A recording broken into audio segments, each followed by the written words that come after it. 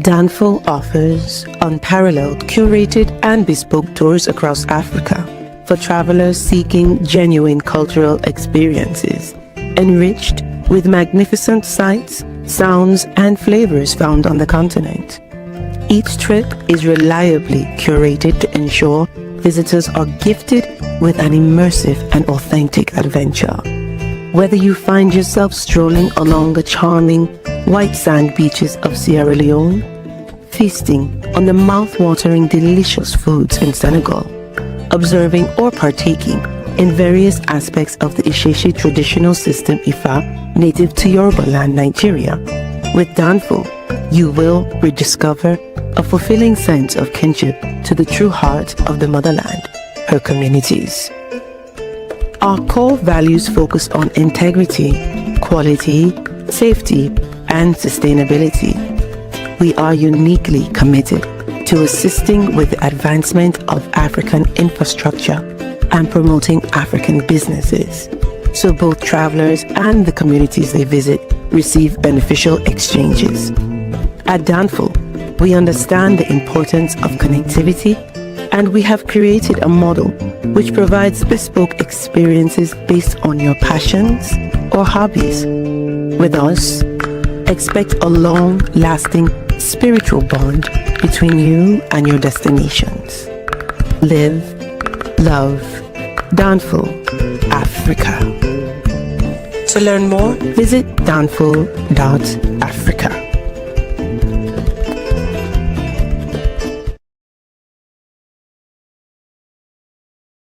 History isn't just what happened, it's who we are. And now you can explore Africa's incredible past like never before. Introducing the new and engaging course catalog from aelearning.net, a world-class provider of interactive e-learning focused on Africa's rich and diverse history. From the rise of ancient Nubia and the power of the Mali Empire, to the architectural wonders of Egypt and the development of astrological knowledge by the Dogon people, each self-paced course brings history to life through stunning visuals, immersive video lessons, and interactive assessments. Designed for students, educators, and lifelong learners around the world, AE Learning's courses make discovering Africa's story easier, deeper, and more engaging than ever. With AE Learning, education meets flexibility. Whether you're a student, teacher, or lifelong learner, our platform gives you access to credible knowledge, rich multimedia lessons, and tools that make learning African history engaging and unforgettable. Join thousands of learners already rediscovering Africa's past and shaping its future. Visit www.aelearning.net today. Start your journey through Africa's past today, because the story of Africa is the story of us all. AE Learning, inspiration through high-quality education. Peace, family. We are live again. Dynasty Mirror Search for Huru. Thank you all. Thanks for joining. Hit that like button again. Please hit that like button. Also, make sure you share and make sure you subscribe. What we got going on here? Feeling like Steven Seagal in that meme. What meme we talking about? Shout out to Gustavo for the $2 holla. AES going communist. What will FBA or CIA do now? And I hope he doesn't know communist. Communism has been a complete failure. Yeah, so we definitely don't want to do that. Shout out to our sister Didi Minde Dimples. Shout out to you. Rewriting democracy. No, Chahore isn't. He's simply making sure he can keep power.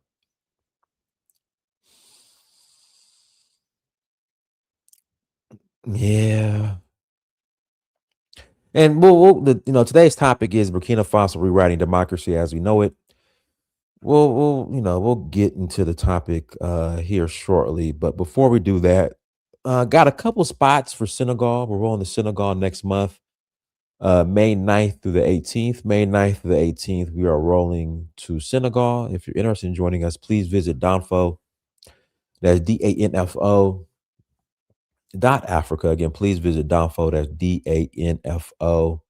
DANFO .Africa to learn more. Would love to host you. on one of our excursions, our experiences. I know Didi Midnight Dimples is coming. We know you're coming one day. So please visit Danful.Africa to learn more. Man, it is already April. We already done with Q1. It went by so fast. I was talking to a friend yesterday about that. Like, we are already in Q2. Again, we are already in Q2. It's going by fast. Very, very, very, very fast. Has gone by. Yeah, man. It's gone by fast. We're also going to Nigeria in August for the Oshun Festival. Zanzibar in September. Excuse me. And then we're going to not only Zanzibar, but we're also doing Ghana and Ivory Coast in November, along with Sierra Leone. So if you're interested in joining, please visit Danfo, that's DANFO.Africa to learn more. Without further ado, let's jump into today's topic. I love what the AES is doing. I love what Captain Traore is doing. But guys, we got to give it 2 years, another 2 years, couple years to really see how this thing plays out. I'm enjoying the rhetoric, the talk coming out of his mouth as far as uniting Africa, pushing Burkina Faso forward, pushing Africa forward. I enjoy it. I appreciate it. I support it. Now, there are a couple of things I disagree with. We've talked about this before. I don't agree with him dissolving the parties.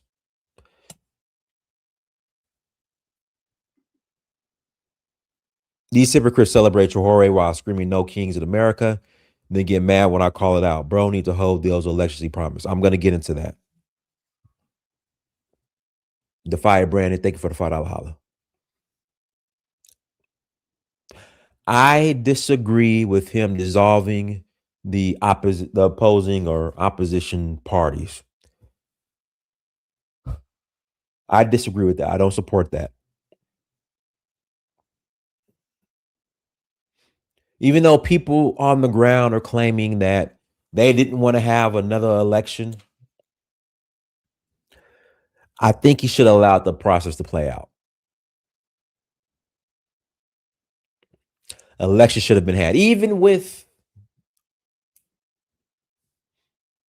the people saying, hey, we don't want elections, stay in power. Okay, I get that, but I still think the elections should have been had regardless.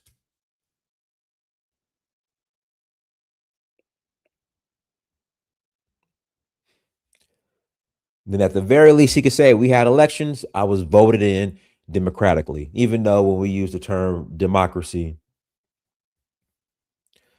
is used loosely because certain countries are democracies in Africa and around the world, but they're really not, if that makes sense. But I think elections should have been had.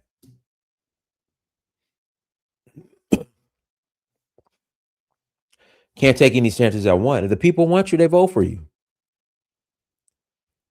Again, if the people want you, they will vote for you. Not saying there haven't been elections that have been rigged. Not saying that. Not denying that. But I really think he should have carried out and had the elections. That's just me personally. Gustavo, thank you for $2 holla. Sounds like what Nkrumah did. CIA on the way. We have a jihadi. We have a jihadist issue in the AES. Hopefully, we get that under control and get that handled.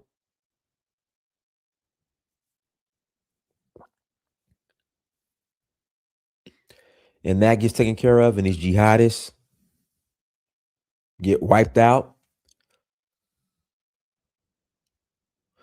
But overall, the brother's doing a good job. From what I see, and of course, you're going to have people who are claiming that he's a dictator and he's ruling with an iron fist.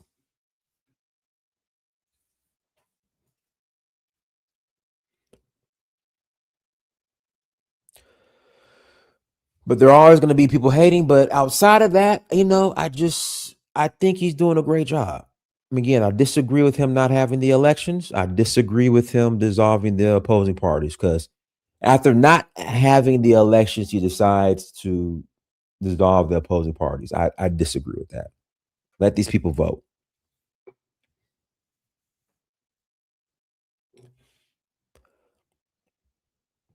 Again, let these people vote.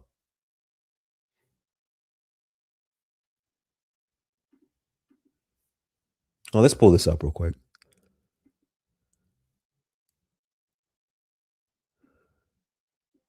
What about a constitutional convention? For what on what grounds? On what grounds should he have a constitutional convention?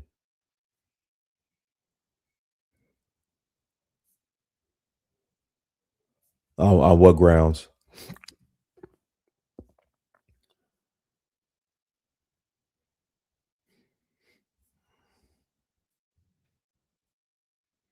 Let's look at this clip.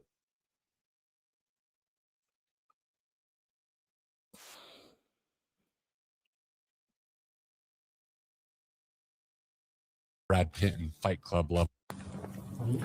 Il droit de l'homme, Monsieur le Président, organisations internationales, on vous a accusé de réprimer la presse indépendante et la société civile. Y a-t-il une place pour les droits de l'homme au Burkina Faso? Il y a les droits de l'homme au Burkina, c'est quoi ils appellent les droits de l'homme? Mais moi, je ne sais pas ce qu'eux ils pensent. Vous savez, personne ne va venir ici financer des gens, les endoctriner pour détruire nos pays. Ça n'aura pas lieu. Vous savez, il y a combien d'ONG au Burkina? Vous pouvez imaginer, faites des recherches. C'est même pas des centaines, hein. C'est beaucoup. Je ne vais pas vous donner le nom. Faites des recherches. Cherchez chaque ONG fait quoi. See, the thing is, you give these people ammunition when they say you're being oppressive, when you don't hold elections, when you dissolve the opposing parties, you give these people ammunition to come and ask these questions. That's why I think elections should be had, if you ask me. Vous croyez vraiment que c'est humanitaire? Donc, il y a des choses comme ça qu'on combat. On dit qu'on combat les droits de l'homme. C'est ça, les droits de l'homme? Nous, on lutte contre le terrorisme pour sécuriser nos populations. Donc, on donne le droit de vie à nos populations. C'est le premier droit, non? Le droit à la vie. Est-ce qu'on ne lutte pas pour les droits de l'homme? On se bat pour que les écoles qui sont fermées ouvrent, pour que les enfants puissent aller à l'école. Le droit à l'éducation, ce n'est pas le droit de l'homme? Qui se bat pour nous? Qui nous aide? Ces mêmes gens qui pillent tous les jours que les droits de l'homme. Personne ne nous a donné une seule cartouche pour lutter contre le terrorisme qui tue nos enfants, pour lutter contre le terrorisme qui ferme nos écoles, qui détruisent nos écoles. Ça veut dire que les terroristes luttent contre les droits de l'homme, nous on lutte pour les droits de l'homme, et eux, ils encouragent les terroristes. Qui lutte contre les droits de l'homme? C'est eux qui le disent. Et je vous parlais tout de suite de certaines choses qui se passent en Europe et tout. Mais c'est là-bas qu'ils luttent contre les droits de l'homme. Sinon, ici, les droits de l'homme existent. Et retenez quelque chose, les droits de l'homme viennent d'Afrique. Hein. Ça ne vient pas d'ailleurs. Ça vient d'Afrique et d'Afrique de l'Ouest ici.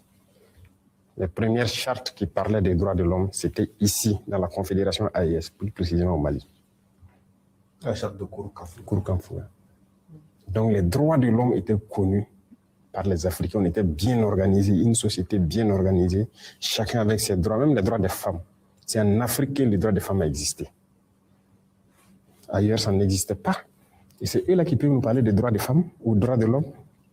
Ils ne connaissent aucun droit. Qui parle des droits de l'homme? Qui a bombardé les enfants en Libye tués? No, let's go back to that. Hold on, let's pause that. Who bombed the kids in Libya? Barack Obama and Hillary Clinton. That's who did it. Let's run that back. So when we talk about these issues in the Sahel, a lot of these issues in the Sahel are due to the removal of Gaddafi, thanks to Obama and Hillary Clinton. Let's run that back. Qui parle des droits de l'homme? Qui a bombardé les enfants en Libye tués? Who bombed the children in Libya? There Qui you go. bombarde les enfants un peu partout, largue les bombes sans distinction, tuer des enfants et trucs. C'est ça les droits de l'homme? C'est pas ce que nous on fait. Nous on lutte pour la vie de nos populations. On les protège. Nos soldats meurent pour les protéger. On fait tout pour ouvrir nos écoles, pour les éduquer.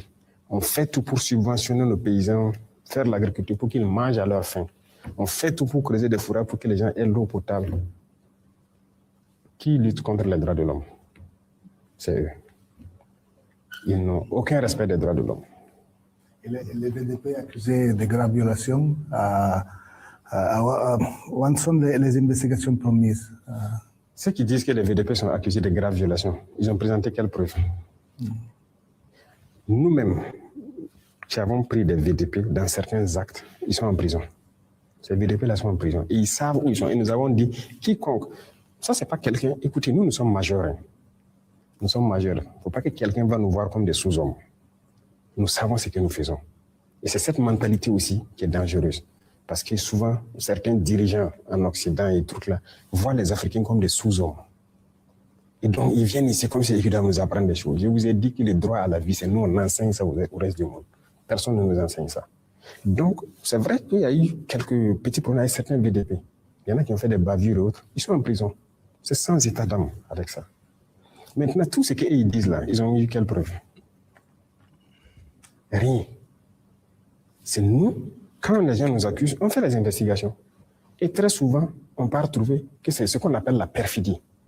Les terroristes, ils viennent, ils font des massacres dans des endroits, avec souvent nos tenues. Même souvent, on dit que c'est l'armée. Et puis, ils partent. Et des gens viennent dans les tenues de l'armée. Oui, mais ce n'est pas nous. Ils mettent nos drapeaux, tous nos insignes, et puis ils viennent faire. Et les terroristes publient des vidéos. C'est ça. Mais pourquoi ils ne nous voient pas? Les terroristes publient sur les réseaux sociaux des vidéos où ils sont dans nos tenues, dans nos accoutrements et tout. Okay, so he's saying that these human rights violations that are being blamed on the Burkina Faso military or police are really the terrorists acting as they're part of the Burkina Faso government or police or military. So that's what he's saying. Ils partent faire des actions et puis après, ils filent une donnée à ces gens, à ces individus-là pour dire que ce sont des forces armées. Ils sont bien au courant parce que c'est eux-mêmes qui partent là-bas. Comment ils ont fait pour avoir le canal avec les terroristes pour avoir des images? Comment ils font? Et il y a des gens même qui ont le culot de nous dire qu'ils ont filmé. Je me rappelle une fois, une ONG qui, par image satellite, ils ont vu des Maliens en train de commettre les forces maliennes en train de commettre des exactions. Ils n'ont même pas honte. Et ils n'ont pas l'intelligence de savoir que ce qu'ils disent n'est pas bien. Pourquoi je dis qu'ils n'ont pas l'intelligence? C'est parce qu'ils voient... So these NGOs that he's talking about were funded by U.S. aid. But when Donald Trump pulled U.S. aid, a lot of y'all were mad. So when Donald Trump said that, you know, a lot of these NGOs, who were funded by U.S. aid, were blowing the money, wasting the money, and in many cases supporting the terrorists. When they said that, when Donald Trump, you know, when they said that and they pulled the money, a lot of you guys were upset. But here's Ibrahim Traore saying that, you know, these NGOs were serving as CIA or, you know, FBI or whatever you want to call it, clandestine organizations. They were fronts. Let's see here. Hex GP, thank you for 499 holla. Is it fair to give him 2 more years to compare him with France, who was there for 15 years? We just got to see how it plays out, man. You know, let's take it year by year. But I'm saying give him 2 years, and then we can really get an honest take on what's going on.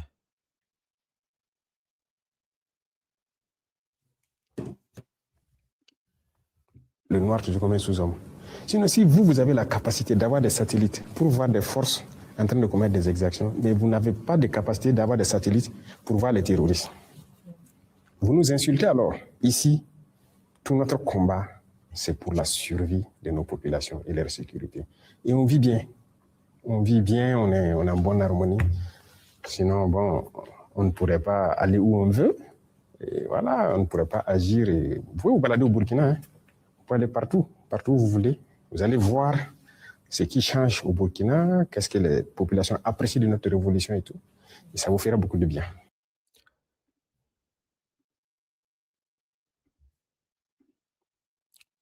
No, there's one more video I want to play.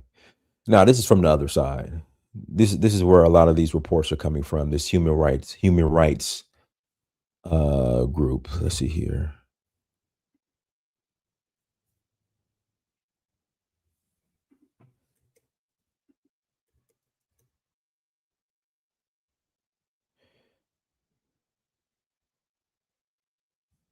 Here we go. I think this is it right here. Okay, so this is where a lot of the propaganda is coming from.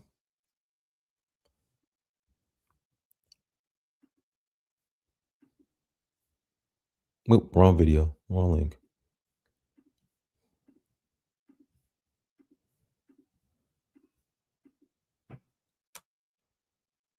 There's a brutal conflict going on in West Africa that many people have never heard of. In Burkina Faso, government forces have been fighting Islamist armed groups for more than a decade.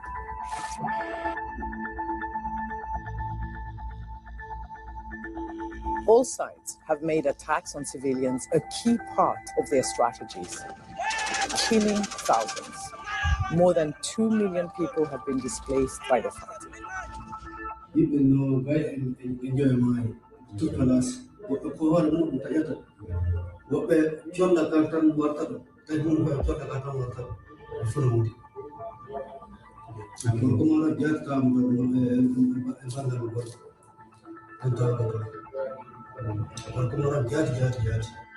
So why haven't many people heard about this crisis? Burkina Faso's military government has banned or silenced local and international media and created a climate of fear to deter people from speaking out.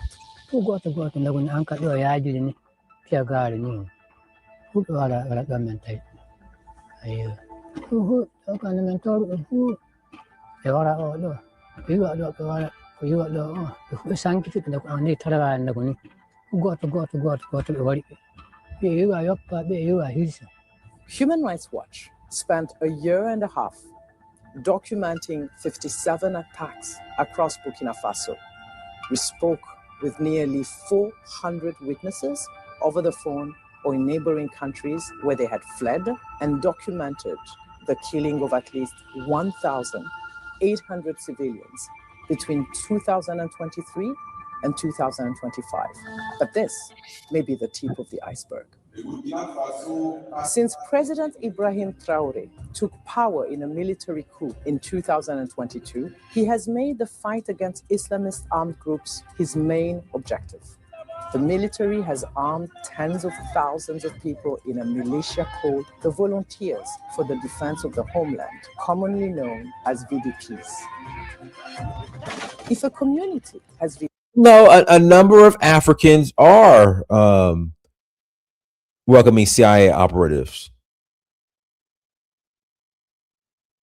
Okay, when we tell the African community that they are welcoming CIA operatives, they think we are crazy. Yeah, they are. It was via a lot of these NGOs who are being fronted and sponsored by USAID.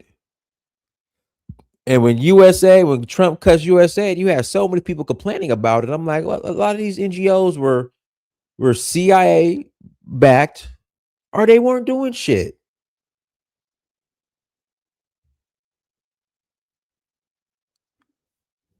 VDPs, Jenin, one of the main Islamist armed groups, often targets the entire population, and government forces have massacred civilians simply for living in areas that Jenin controls.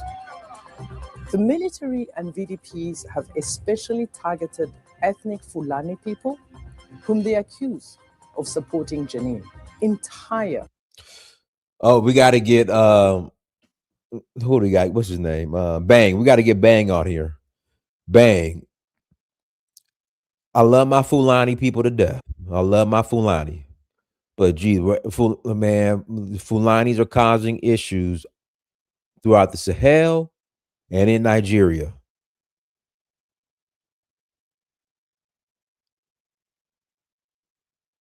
Now, of course, we don't want Fulani communities to be attacked at this place. But we know when it comes to a lot of this terrorism, Fulanis are complicit.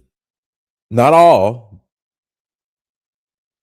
but it's been an issue throughout the Sahel and especially northern Nigeria. Wilfred, you got to connect so I can let you on. And I'm trying to be nice. All right, I got Fulani friends. My best friend in Africa is Fulani. Is Fula. He's cool. But there are just a lot of Fula jihadis that are a problem. Go ahead, Wilfred. Hi, Dinus. Sorry, I'm cooking, so today I can't show my face. No problem. I don't think you're missing too much. I'm not going to stay long. Anyway, I just wanted to say something really quickly about this topic, because you seem to be against the fact that Traoré, generally speaking. Am I wrong? Yeah, about who? Guess what? You seem to have a problem with Ibrahim Traoré. Am I wrong? I don't have a problem with him. No, not at all. I just disagree with him on a couple points. That's all. And we really won't see how him dissolving the opposition parties and him not holding elections. Yeah, but the problem with this is that when Kagame basically organized forced elections, you don't have a problem. But all of a sudden, when Traoré, at least, and Goïta and Tiani do it actually in plain day, all of a sudden you have a problem. When your friend Alassane Ouattara or Patrice Talon are organizing forced elections, you don't seem to have a problem. Why only with the AS? I'm just trying to understand. No, when you say organizing false elections, what do you mean? These are simulacra of election. Well, no. What I'm saying. Go ahead. Yeah, but once again, because I really have a problem right here, right? I know, because once you told me something like, yeah, but better have something like Patrice Talon than others, because at least with them you have economical progress and so on. First, you don't have economical progress in this kind of... Hold on. What did I say that? I've never said that. There was one show where you made a remark, right? Okay. Basically, that was like, that went in the sense that you may not like people like Patrice Talon and so on, but at least you think they're better than the guys from the AS. I've never said that. I've never said that. I have never said that Patrice Talon was better than the leaders in the AES. I've never said that. You got to listen. If I've said that, you got to pull the minute mark and all these live streams. you got to pull the minute mark. I've never said that. Okay. So I'd like. Okay. I have never said Talon or Tara are better than the leadership in the AES. I've never said that. Good. Then I was mistaken. Yeah, you definitely. Okay. Still, I have a problem when you criticize such people and do not have the same energy for, as I said, the Ouattaras, the Talon, the Kagames, right? Who seems to be your man. For instance, right now, all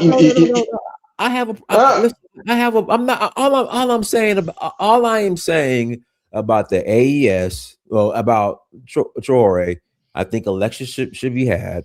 I think the opposition party should not have been dissolved, and that's about it. And then when it comes to Mali, those same things. And then there is a jihadi insurgence issue in Mali that needs to be handled. That's all. Yeah, but that's what they're doing. By the way, this whole story began when NATO, right, And in that case, in an attack led by my president at the time, Nicolas Sarkozy, so from France, Barack Obama and David Cameron attacked Libya, and all these terrorists went down south. So I agree. You can't set a fire and then complain about it. You know. No. And by the way, I just make my point here, right? Because in the beginning, it was just a column of terrorists going down south. Then the whole armies of NATO and the Western world came in, and all of a sudden the problem blew out of proportions. If we are in the situation in which we are in the Sahel, it is not because of what these guys are doing. These guys are fighting against it. And by the way, these politicians, one more point here, right? Because it's always said that, yeah, these guys are power thirsty, the ace and so on. I always remind this, okay? When this whole revolution began in Mali, because people always focus on Burkina Faso, it began in Mali, okay? With the Malian people going on the streets, literally toppling the president who was there, who wasn't doing anything, with the whole NATO armies on his soil. What happened was there was 2 coups in Mali, and people never remind us about it. And first, it was Assimi Goïta who took the power. But Assimi Goïta, what he did, after the first coup, he took the power in order to restore order. And what he did is he gave the power directly to politicians who went straight to Paris. And this is the reason why he had to come back with a second coup named rectification. You cannot, with the current political class that we have everywhere in the black part of Africa, expect anything positive from these people. And that's the reason why there is a reason why they are not organizing elections. Second reminder, Traoré, same thing. When Traoré came to power, I remember about the very first interview you had from this guy when you saw his face for the first time. Guess what he said? He said he was going to give the power back to politicians, to civilians. And guess who refused that he does it? The people of Burkina. They told this guy, you took the power, now you lead the revolution. I disagree, Wilfred. I think the election still should be. What are you talking about? I'm explaining you the reason why.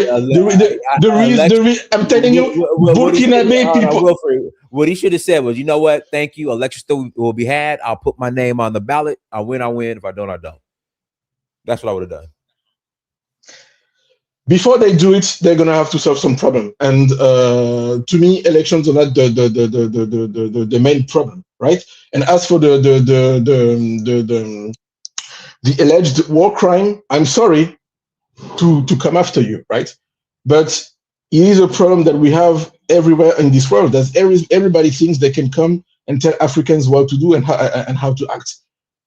Your president is literally right now leading an illegal war, committing in the open, okay? Yeah. Crimes against humanity. But for whatever reasons, you have Americans all over the place who come and try to lecture Africa about their political system. The guy kidnapped a president, is starving Cuba right now. Illegal war that is destroying.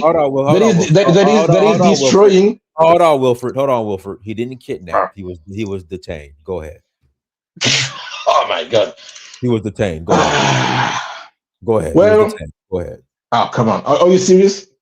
I'm dead serious. Maduro was detained. He wasn't kidnapped. No, he was kidnapped. He was He was detained. Go ahead. Anyway, you're not in a position as an American to come and lecture Africans. And this is actually what, to sum up, Traoré said.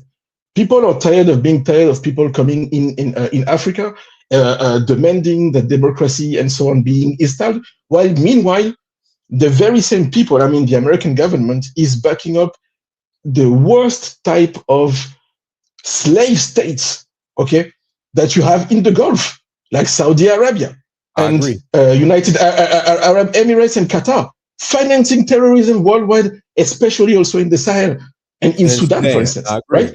But the very same people are opening their mouth left and right. Well, I'm cooking, so I'm not going to stay long, but I just wanted to say that if there was one thing you have to retain from the Traoré interview, it is the fact that it was a masterclass, and basically the message is, if you're not from Africa or African descent and you're not aligned about Pan-Africanism, shut the fuck up and take care of your own business in your own country. Yeah. That's all right, anti-moralist, go ahead. Yo, I'm driving, so I might sound different. Can you hear me? I hear you. Go ahead. Okay, so first, I don't agree with the last person's point specifically where if you're not from Africa, you should shut up. Listen, I'm all for talk as much as you want, but just be prepared to defend your point. That's what I'll say. And the second thing I'll say is that one thing I want to get some clarification for. So you said he banned the main political party or something like that. Can you repeat what you said exactly? Correct. So he dissolved the opposition parties. He dissolved them. So you can't Okay. have like here in America, you have Democrat, Republicans. You like say the Democrats are in power, the Yeah. Republicans, Liberal Party, Green Party say they dissolve all of them. That's what he did. He dissolved all the opposition parties. Okay. But how many parties were there in Burkina Faso? Do you know that exactly? I think there were a lot. I think over maybe Yeah. 100 or 80 There was or about 90. 100. So Okay. my point is that here's the thing. Here's the thing. I'm gonna be honest with you. I'm not a believer in democracy because I have never seen a country develop from democracy alone. Even if you use the United States as an example, it had to deny democracy to its citizens, like Black Americans, for example. They do not deny that. So I'm not necessarily against this. I can't talk too much right now, but the thing is that the first point is when it comes to this idea of democracy is that there has never been a perfect democracy in Africa, for example, alone. Most of the even Paul Kagame is not a democracy, and I'm not saying he's doing a bad job. He's doing a great job for his country. What they're looking at right now is they're in a war. I guess what I'm trying to get is, do you want him to have the optics that he was chosen rather than actually being chosen? Because the last person brought up a point that, and I've seen this said a lot of times, so I don't really know if it's true, but let's just say if it was. He was not elected, but the people didn't want an election. They wanted they wanted him to continue the revolution. So you're saying he should have still done the elections and just accepted the optics? I guess is it. Are you going for the Well, optics no, of an election? when you say the people, like, are you saying all the people of Burkina Faso said that? Like, what's the people? That's very vague and abstract. The people. Listen, I agree. It is very vague, but my You point know what I is mean? that Like when you say the people, like, no, you let the people vote. Then that okay. decides the people. Okay, no, okay. So okay, I wanted to see your point because here's the thing. Me personally, I've looked at this at the end of the day. When it comes to democracy, I've always said the reason I actually agree with the fact that these political parties are banned is that again the NGO thing that you mentioned. Right. That has been used by CIA operatives. And here's the thing about the CIA operatives. It's not like the person working at an NGO is a CIA operative just by default. It's like they use those CIA operatives and then they use the funding to funnel to certain people in certain political parties to get agendas passed.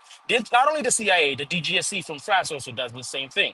They do these kind of things where they basically create these because again, if you look at like countries that are very authoritarian, for example, like there's only one centralized control, and therefore if you want to go through and deal with that country, you have to go through that centralized control. But if you have multiple parties, for example, you can go in with the CIA funding and basically be able to get a better deal for what you want.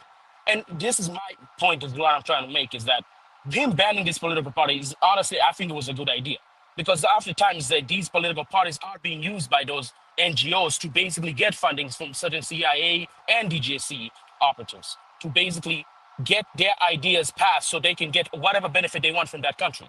And this again, so and also when you say some people were complaining, I want you to be more specific what you mean by that, because me, when I heard Trump did that, I ain't gonna lie, I was like, ooh, this is gonna hurt America in some ways. But all in all, I think this is a good thing because a lot of these African nations need to stop relying on that aid, so they'll be forced to grow. But it will also No, but you know, when it comes to Donald Trump, if Donald Trump does something, you have a bunch of people that complain. It's Bloods and Crips.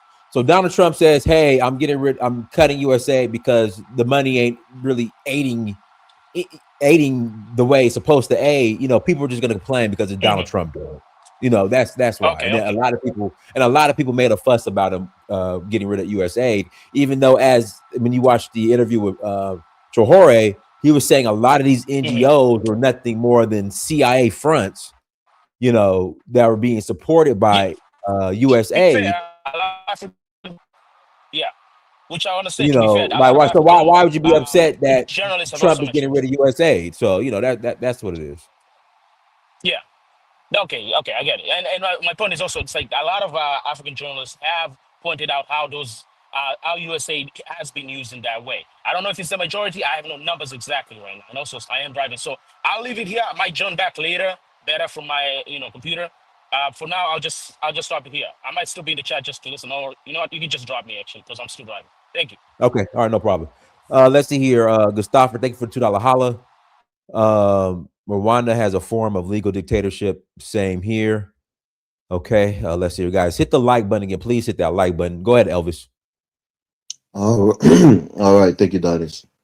Hello to you and the panel. Look, I mean, sometimes when a country have a lack of leadership, a tyrant will come disguised as a saint.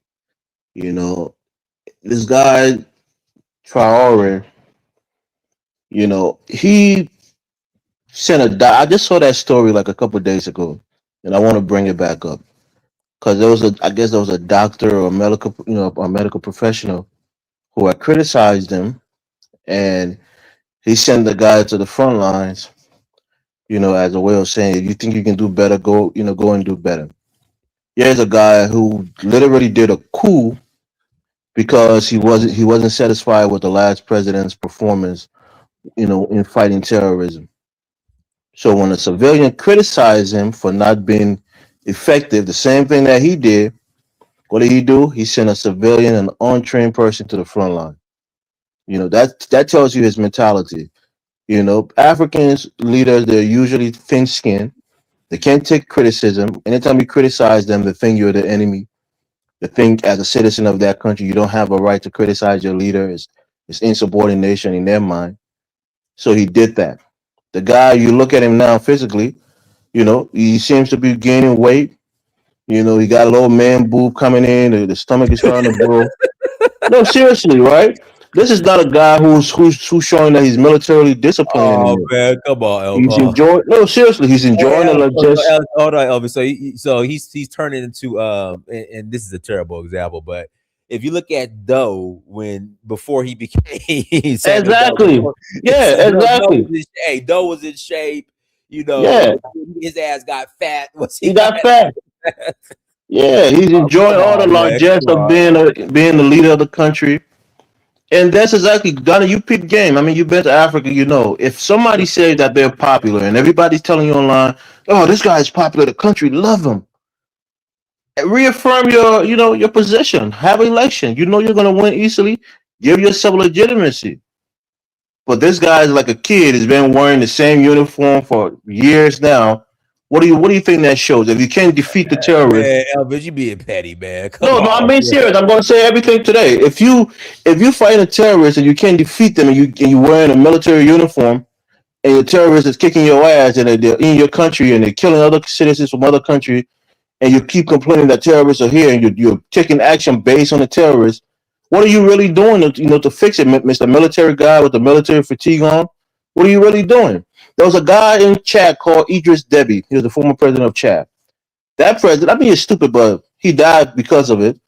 But that was a real military guy. He used to go on the front line and fight the terrorists and fight the rebels in Chad as a president for many, many years before, I guess, eventually he got killed on the front line. But some people think it was an inside job and he got killed by his own men. But Idris Deby used to go on the front line in Chad and fight the terrorists and fight the rebels in his country for years since he became president. So my point here is, look, if you say democracy is bad, all of these people that say they don't live on a dictatorship right now. They're in Canada, they're here in the United States. They don't live on an African dictatorship. Burkina Faso, perhaps it's in their blood because they lived under the dictatorship for 27 years. They got another guy. They felt unhappy with him. They went and, they did another coup. This guy came and did a coup after that coup. And now he doesn't want a coup to happen to him. He thought it was right to do a coup to another president, but he's doing everything now to silence any kind of dissent. So this is the African leadership we're talking about. When people come here, like St. James is on the panel, when people come and say, oh, you know how much we're trying to fight the terrorists? Matter of fact, it's not even the terrorists we're fighting, it's the West, it's other countries. So if the other president would have said that, they would have been angry about it. Traore would have been angry and did a coup against him. But now he expects us to have sympathy for him because he's Traore. While other president was struggling with the same thing he's struggling with now, he wanted us. He wanted us to get him out because they were ineffective leaders. But now he's struggling with that same thing, not making any real progress. Everything he's doing is taking away the rights of the people, plunging that country back into dictatorship from the time of Compaore. And everybody's looking at it like he's a hero. He's not a hero, man. He's a despot. If you want to give legitimacy to yourself, like you said, Dinas, have an election, let the people have their choice. They'll probably, elect you overwhelmingly. Then we know your people truly love you. But thank you, man. I just want to give my 2 cents. I'll pass the mic. All right, go ahead, say James. All right, thanks for having me, Dinas. It's a great topic. I have a question. Do you know you can? There is a way to translate that in English, right? You didn't have to play that in French. You can do it in English. So, So I'm trying to. So it's called auto dubbing, but I couldn't figure it out. But you got auto dub. In fact, right. YouTube is supposed to do it. It's a feature that they have, but they just But go ahead. Yeah. I saw videos where people already translate that and listen to it in English, and I hope that can help because they already addressed the the political party situation in Burkina Faso and other issue that that's related to the country. We live in a democracy, and we are also open to listen to people like Elvis. That's part of the game. We do. So even though they're not part of the country, they are also invited to give their 2 cents. We take that. That's fine. So for a country where it comes from this still doesn't do better compared to Burkina Faso, I don't think it should be over here talking. The country is now going through the same problem, but Burkina, for some reason, on our 2 knees, we're still doing better than you economically. That's a fact. That's something you cannot repudiate. You can check the numbers. Our numbers better than your country, Liberia, straight up and down. So, and some of it has a lot to do with Traore. When you come on here and telling us that Traore is not doing a good job, all the indicators from the IMF, World Bank that some people don't like have come to the country and have noticed the improvement. So why are we here listening to Elvis? All these people who have expertise in the economy are telling you that he's taking the country to the right direction, but someone like Elvis will come here and tell you that it's not. So that's democracy too. We have to accept it. I know if you have a show talking about election in the Gulf states, some people like Elvis, they're not going to call in because these people don't have elections in there. But what's going on? Why we don't have the same energy for them? What Traore said, part of it also, he said it. And people, what they do, they misquote you. There's one on the video that I saw, people are saying that he said he doesn't want democracy. He said we don't want the democracy as it is conceptualized by the West, certain countries. That's what he said, conceptualized. He didn't say we don't want democracy. But people have taken that and running with it that he said he doesn't want democracy. You see what I'm saying? So the idea of the political party, he also responded to that. Dinas, I'm from Burkina Faso. We had over 133 parties, but I'm telling you, more than majority of this party were created by the main party just for them to have an opposition to face them.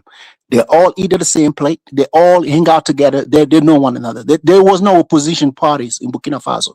The main party created them. So all that coupled with bad governance, right?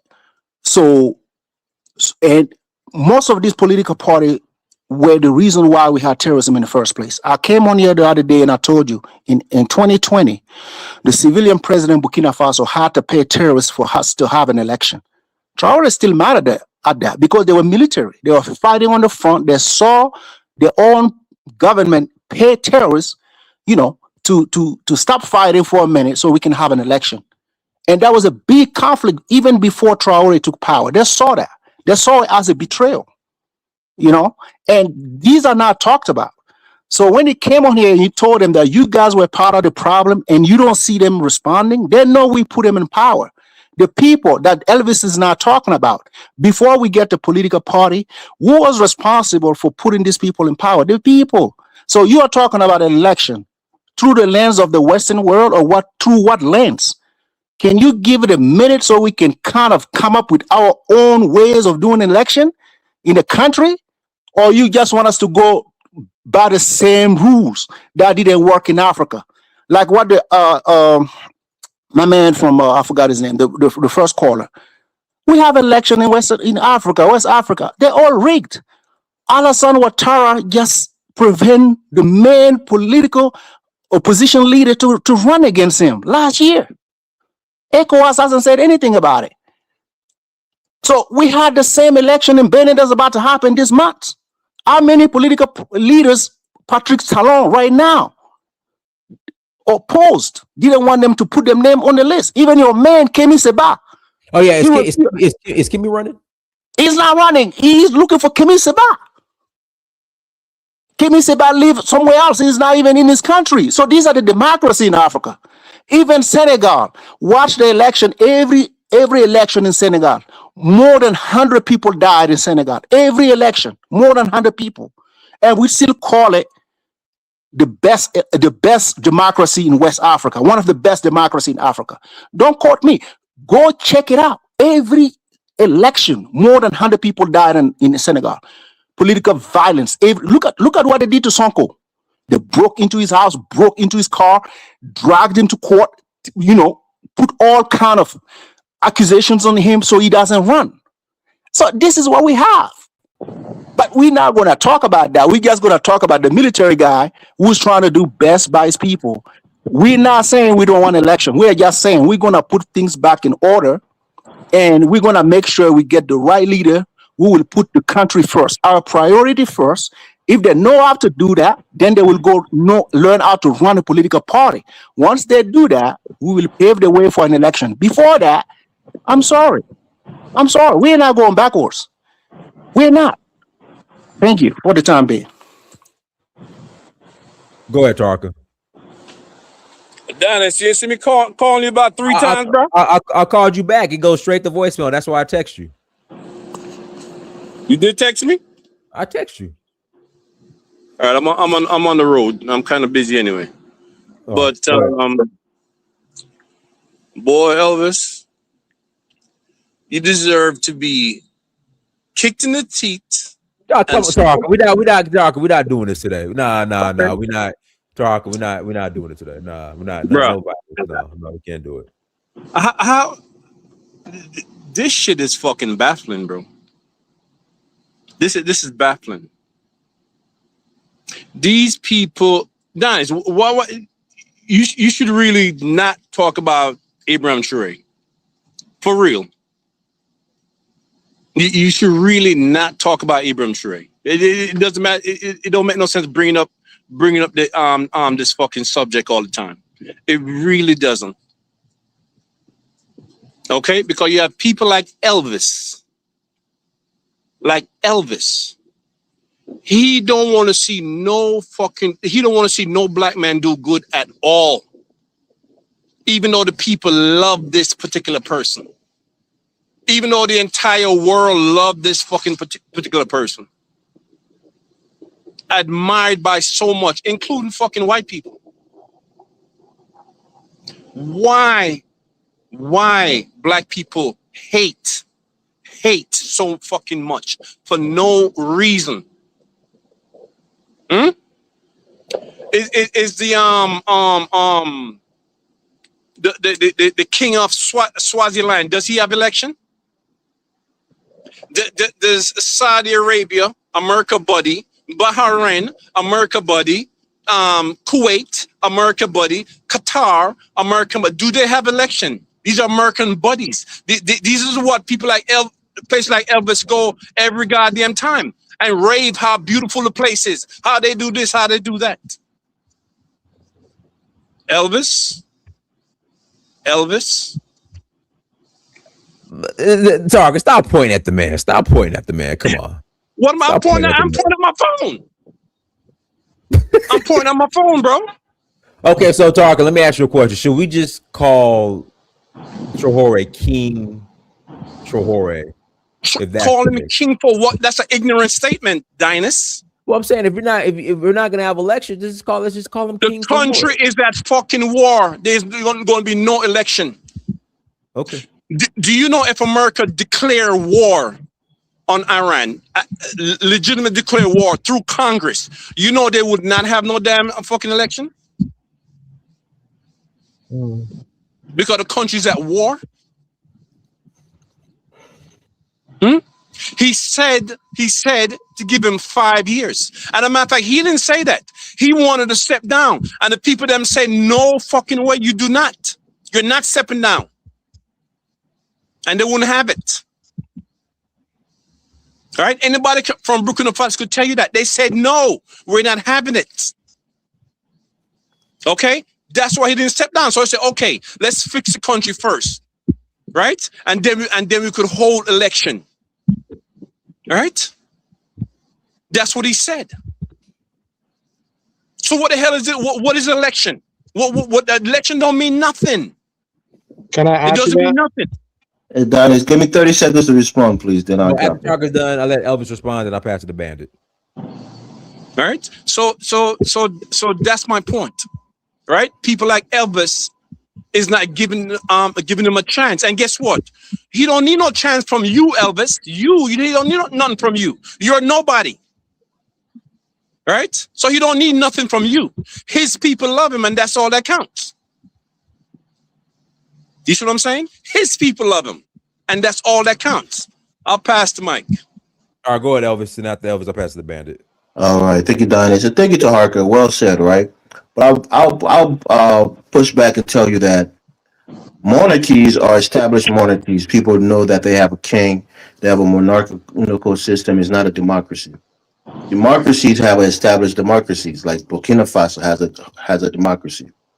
So if you've never lived under a democracy, I don't know. You say you was born in Jamaica, but if you've never lived in under a dictatorship in Africa, you know, I don't know about St. James. I know he's from Burkina Faso, but I'm sure when Compaoré left, I don't know if he voted for any of the presidents that came after, but I'm sure Burkinabés wanted to go out there and place their vote for the person that they wanted.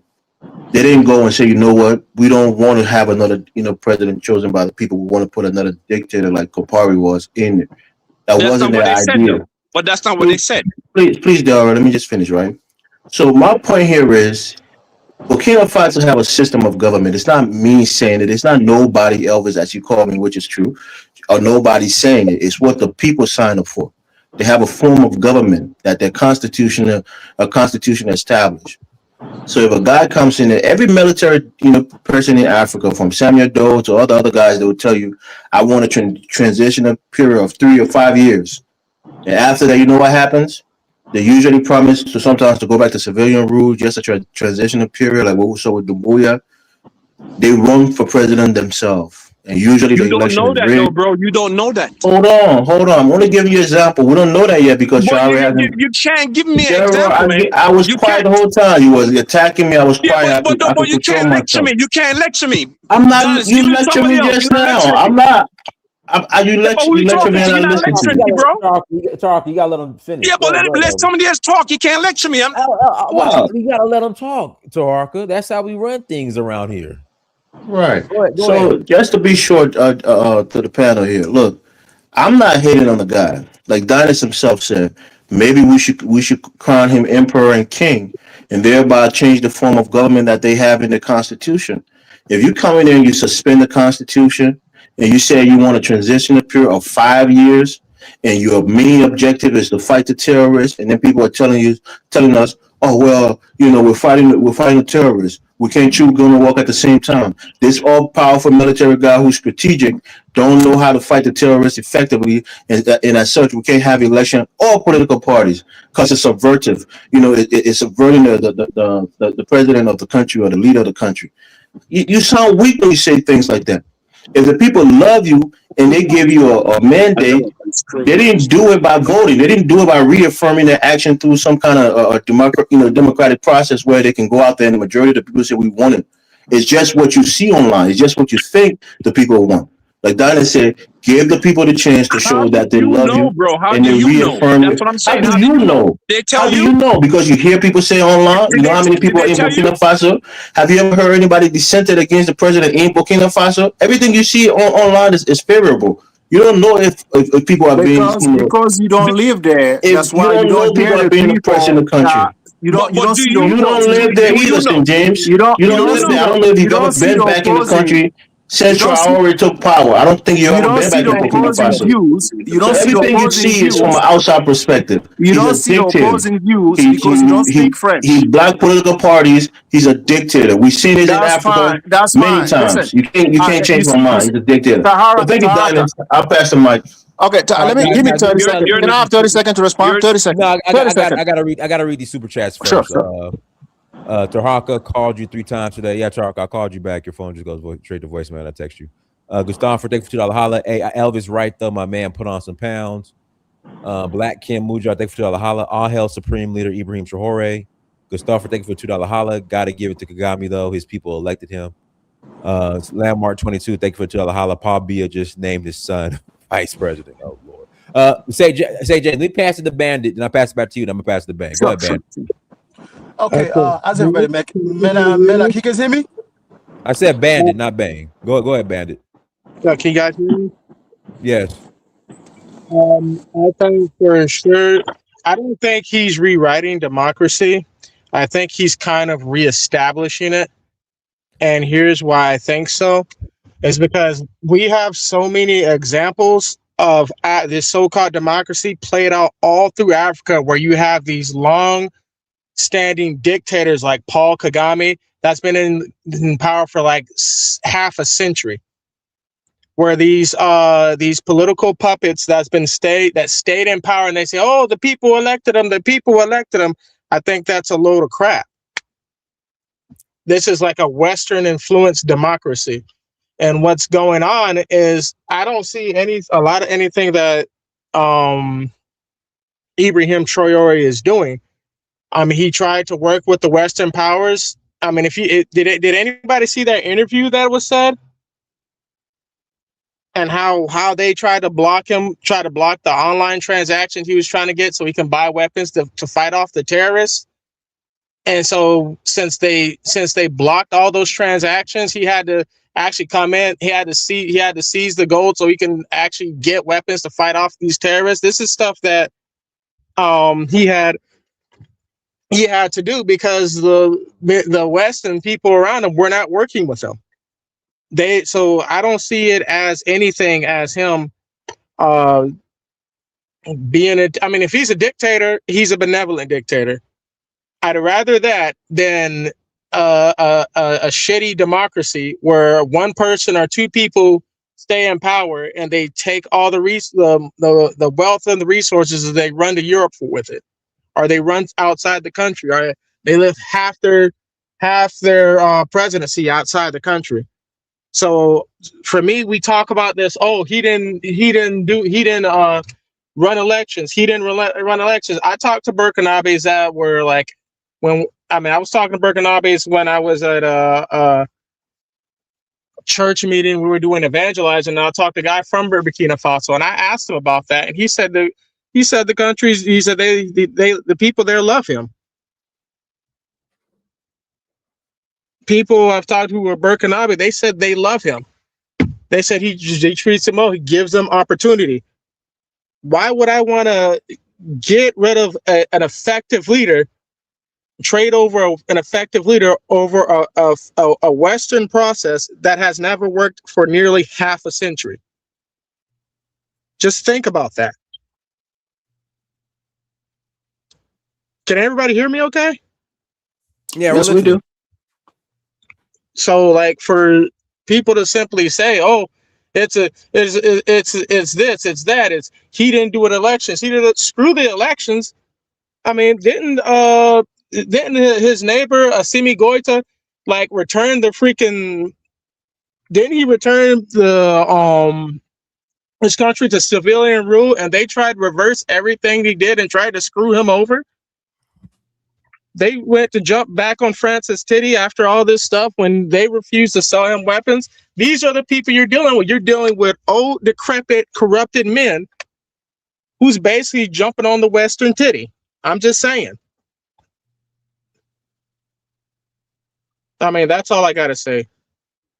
All right, go ahead, say James. I'm gonna pass it to Bang. Hey, yeah, Don, as when we talk about this topic and we discussing good governance and elections, I like to hear from Africans that live under one of those. I want to hear from Ghanaians and other countries that you may see fit, right? I just don't want to hear about countries that don't have this stuff together. For the time being, I don't want to hear it. Because, Liberia elected George Weah. He couldn't even read, but they elected him. So you see these people, bro. George Weah could read, man. He couldn't read, man. Bro couldn't read. He grew up on the street, bro. He was lucky he knew how to play ball. He went to Europe, made some money, came back, try his hand as politics. The standards in Liberia is very low. So that's why he got elected as a president, That's the standard we are talking about. If you want to talk about standards and good governance, I will listen to Ghanaians. I will listen to what country that I have in mind in Africa. I will listen to those people. You see what I'm saying? I'm not going to listen to someone who come from Liberia, who's in fact run away from the war. He chose not to fight. His people didn't want to fight. You see what I'm saying? They don't hold Liberia dear in their heart. Burkina Faso do. That's why they are very surprised at the way we support the guy. Now, say James. I would agree with like that. I'll agree with you on that. I've said this before. Nigerians, Sierra Leoneans, and Liberians are some of the most unpatriotic people you'll ever meet. So I do agree. Go ahead. Thank you for backing that up. Because we see that when we talk to them, we are so enthusiastic because we want to compare Traore to Thomas Sankara. We don't want to compare him to Samuel Doe. We don't want to compare them to those dictators that they are bringing forth to you. We have our standards in Burkina Faso, which was Thomas Sankara, and we hold them to the same standard. The moment you veer from that, then you will hear from us. I'm happy that Elvis said we live under the dictatorship for 27 years. What he missed was that the very people that he's criticizing were the one that put him out, that kicked him out. So Traore know, based on our history, he cannot muzzle the people of Burkina Faso. He know that. So the idea that there is no opposing views, you can oppose. If you see something that you don't like, you will talk about it. So what's the point of coming on here and telling you there is no opposing views? All these journalists that you see, the guy that's from Italy, the white dude that was sitting there, he was the one bringing the Human Rights Watch accusation against him. There was a lady from Sky News, I believe she came from the UK. She has opposing views, and he interviewed with him. He was not even prepared. He just came, he answered the question directly, and we watched it live. They didn't give him the question up front to answer. It was televised live, and we watched it. They asked all their questions, and he answered them to the best. He did a great job. So I still don't understand why people are talking about, having an election. Elvis is not going to talk about Ukraine. The very people that don't want Ukraine to have an election, the European Unions. Those are the ones who don't want Ukraine to have an election because the country is at war. So the same standards are not going to be applied to the AES. And these very people are accusing him for not having an election. And we wanted to do a different way this time, conceptualized by Africans for Africans. Elvis is not going to like that because his mind is not African. He's looking at it through the lens of America. I understand certain Africans. I do. They've never seen something being conceptualized by Africans for Africans. They've never seen that.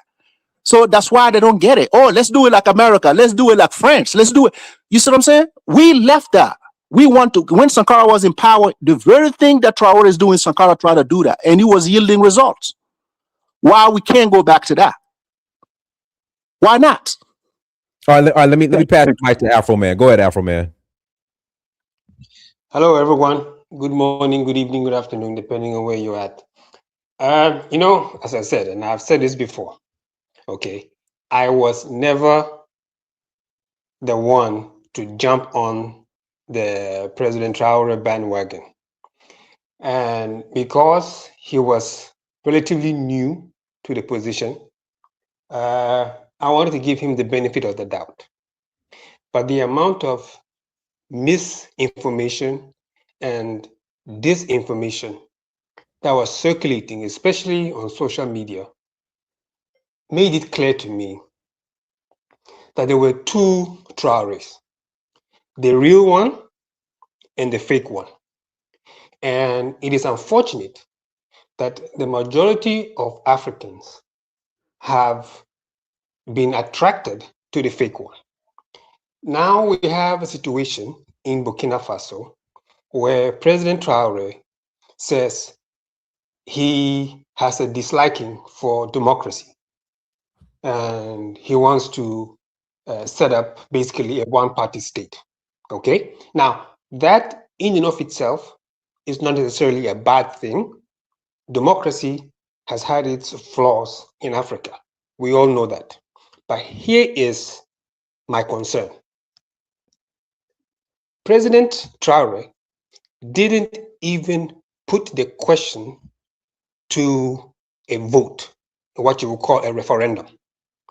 He unilaterally, single-handedly decided that this is the way for Burkina Faso, without giving the people of Burkina Faso the option to buy into his new idea and thereby seeking legitimacy for his new idea. You see, he's showing certain tendencies, and I'm from Ghana. Ghanaians are well aware and are well experienced when it comes to coup d'etats. We had one of the most famous military leaders in Africa, the late Flight Lieutenant J.J. Rawlings. Okay, he came with flowery words. He did his best. Okay, but most of the development that Ghana has experienced has been under the Fourth Republic, which means the current dispensation, which began in 1993 when we started multi-party democracy. You can scan through Africa. Look at all the dictators from Zaire's Mobutu, Togo's Ayadema, go to Gabon, Central Africa, Central African Republic, go to Cameroon, okay? Go all to those countries and see if those countries have, dictatorships, single party governments. And then look at the state of their economies, the state of the condition of life in those countries. They are the country with the highest immigration, okay? Number one on the list is Eritrea. Eritrea is called the North Korea of Africa, okay? Everybody's trying to leave the country, including probably even the president's wife, if she could, okay? That is the state of one-party states and governments that don't give any viable alternatives. At the end of the day, it is the duty of the people of Burkina Faso to decide whether they like him or not. My bets are that most people are going to realize after a couple of years that he may not have had the best interest of Burkina Faso. I yield the floor. All right, go ahead, Cisse. Elijah Cisse, go ahead. I'm trying to respond to some of these people.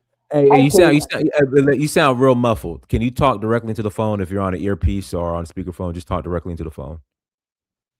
Oh, okay. Let me try to.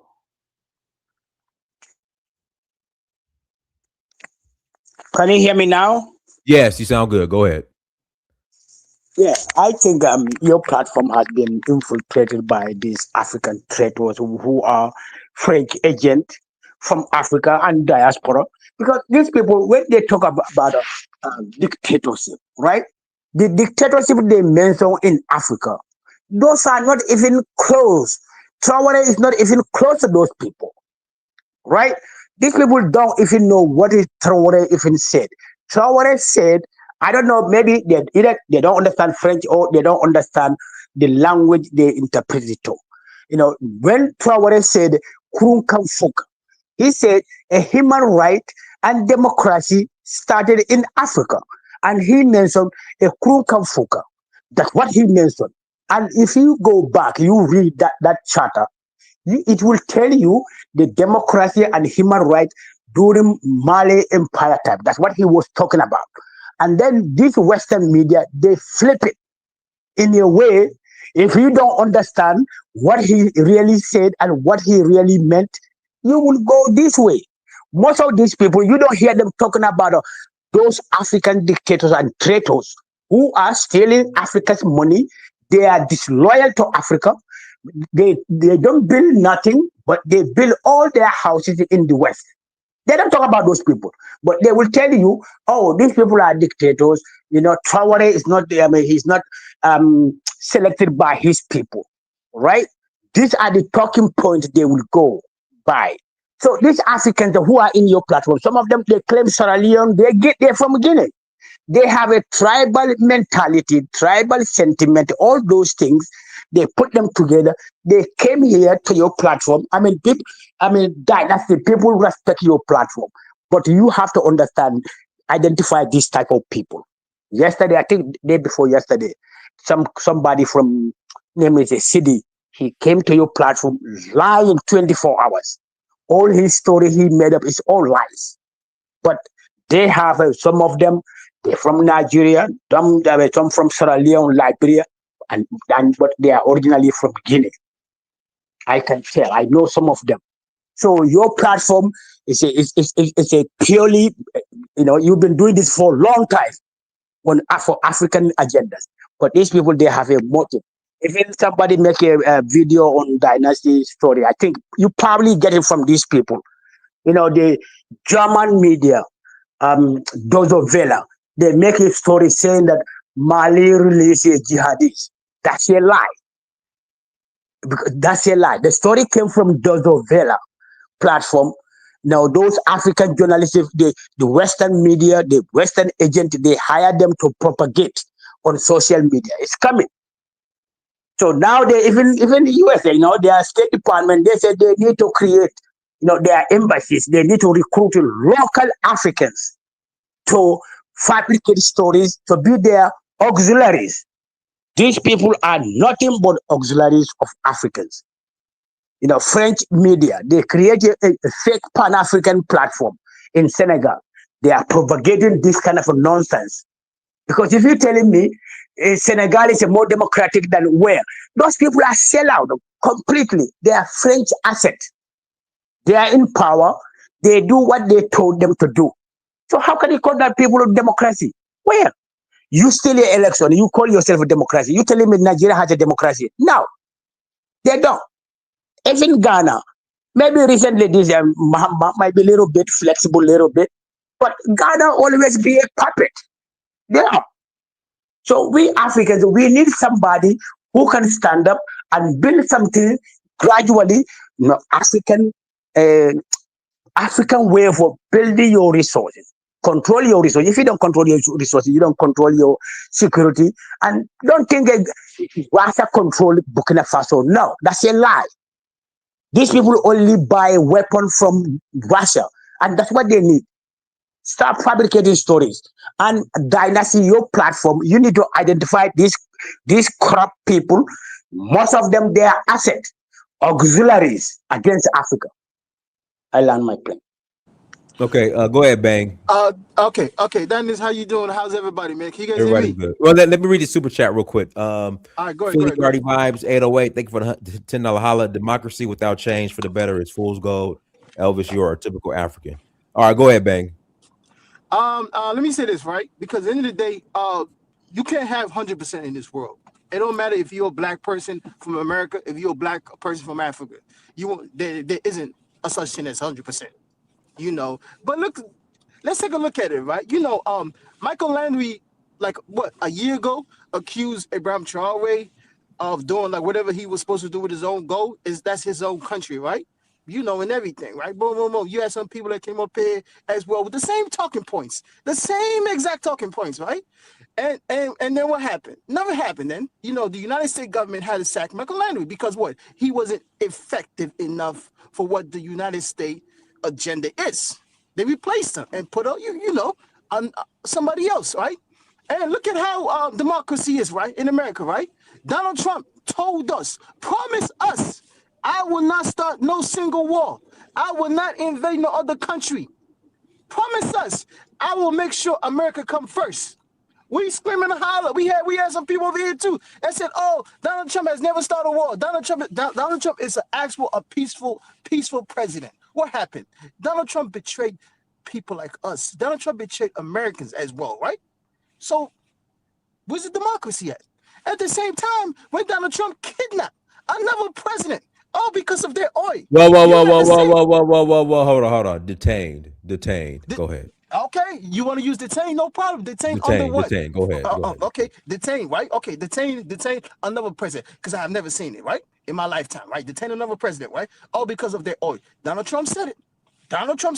Is that so-called democracy around the world? Is that so-called under the UN Charter? Because, some people come up here, they want to read some fine prints and talk about all these rules of law and stuff like that, right? I mean, look at what's going on in Iran. Look what the Donald Trump told him today. You understand me, right? Okay. Yeah.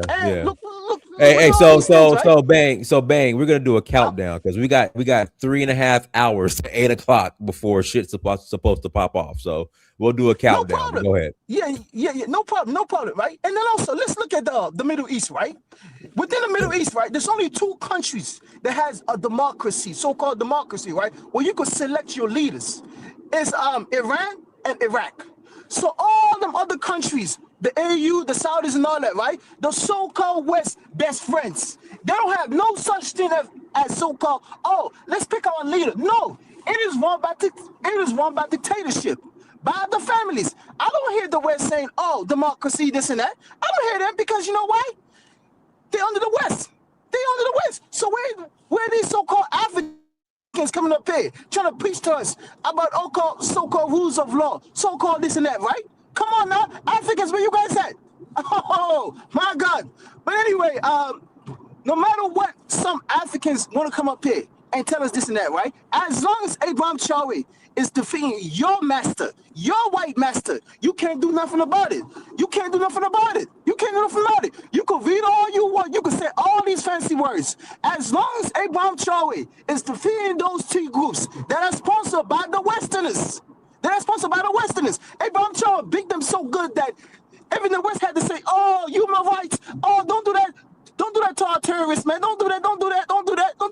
I mean, they're all terrorists, right? You asked for help. Abraham Traore said no. So after that, now when he defeated the same people that you sponsor, all because of you don't have access to the resource the way you used to. 5 years ago, Africans barely spoke about Burkina Faso. Well, all of a sudden, some ridiculous African, insecure African, right, that probably has a white wife at the same time because he hates his own skin color. Right? And wants to tell us about Burkina Faso.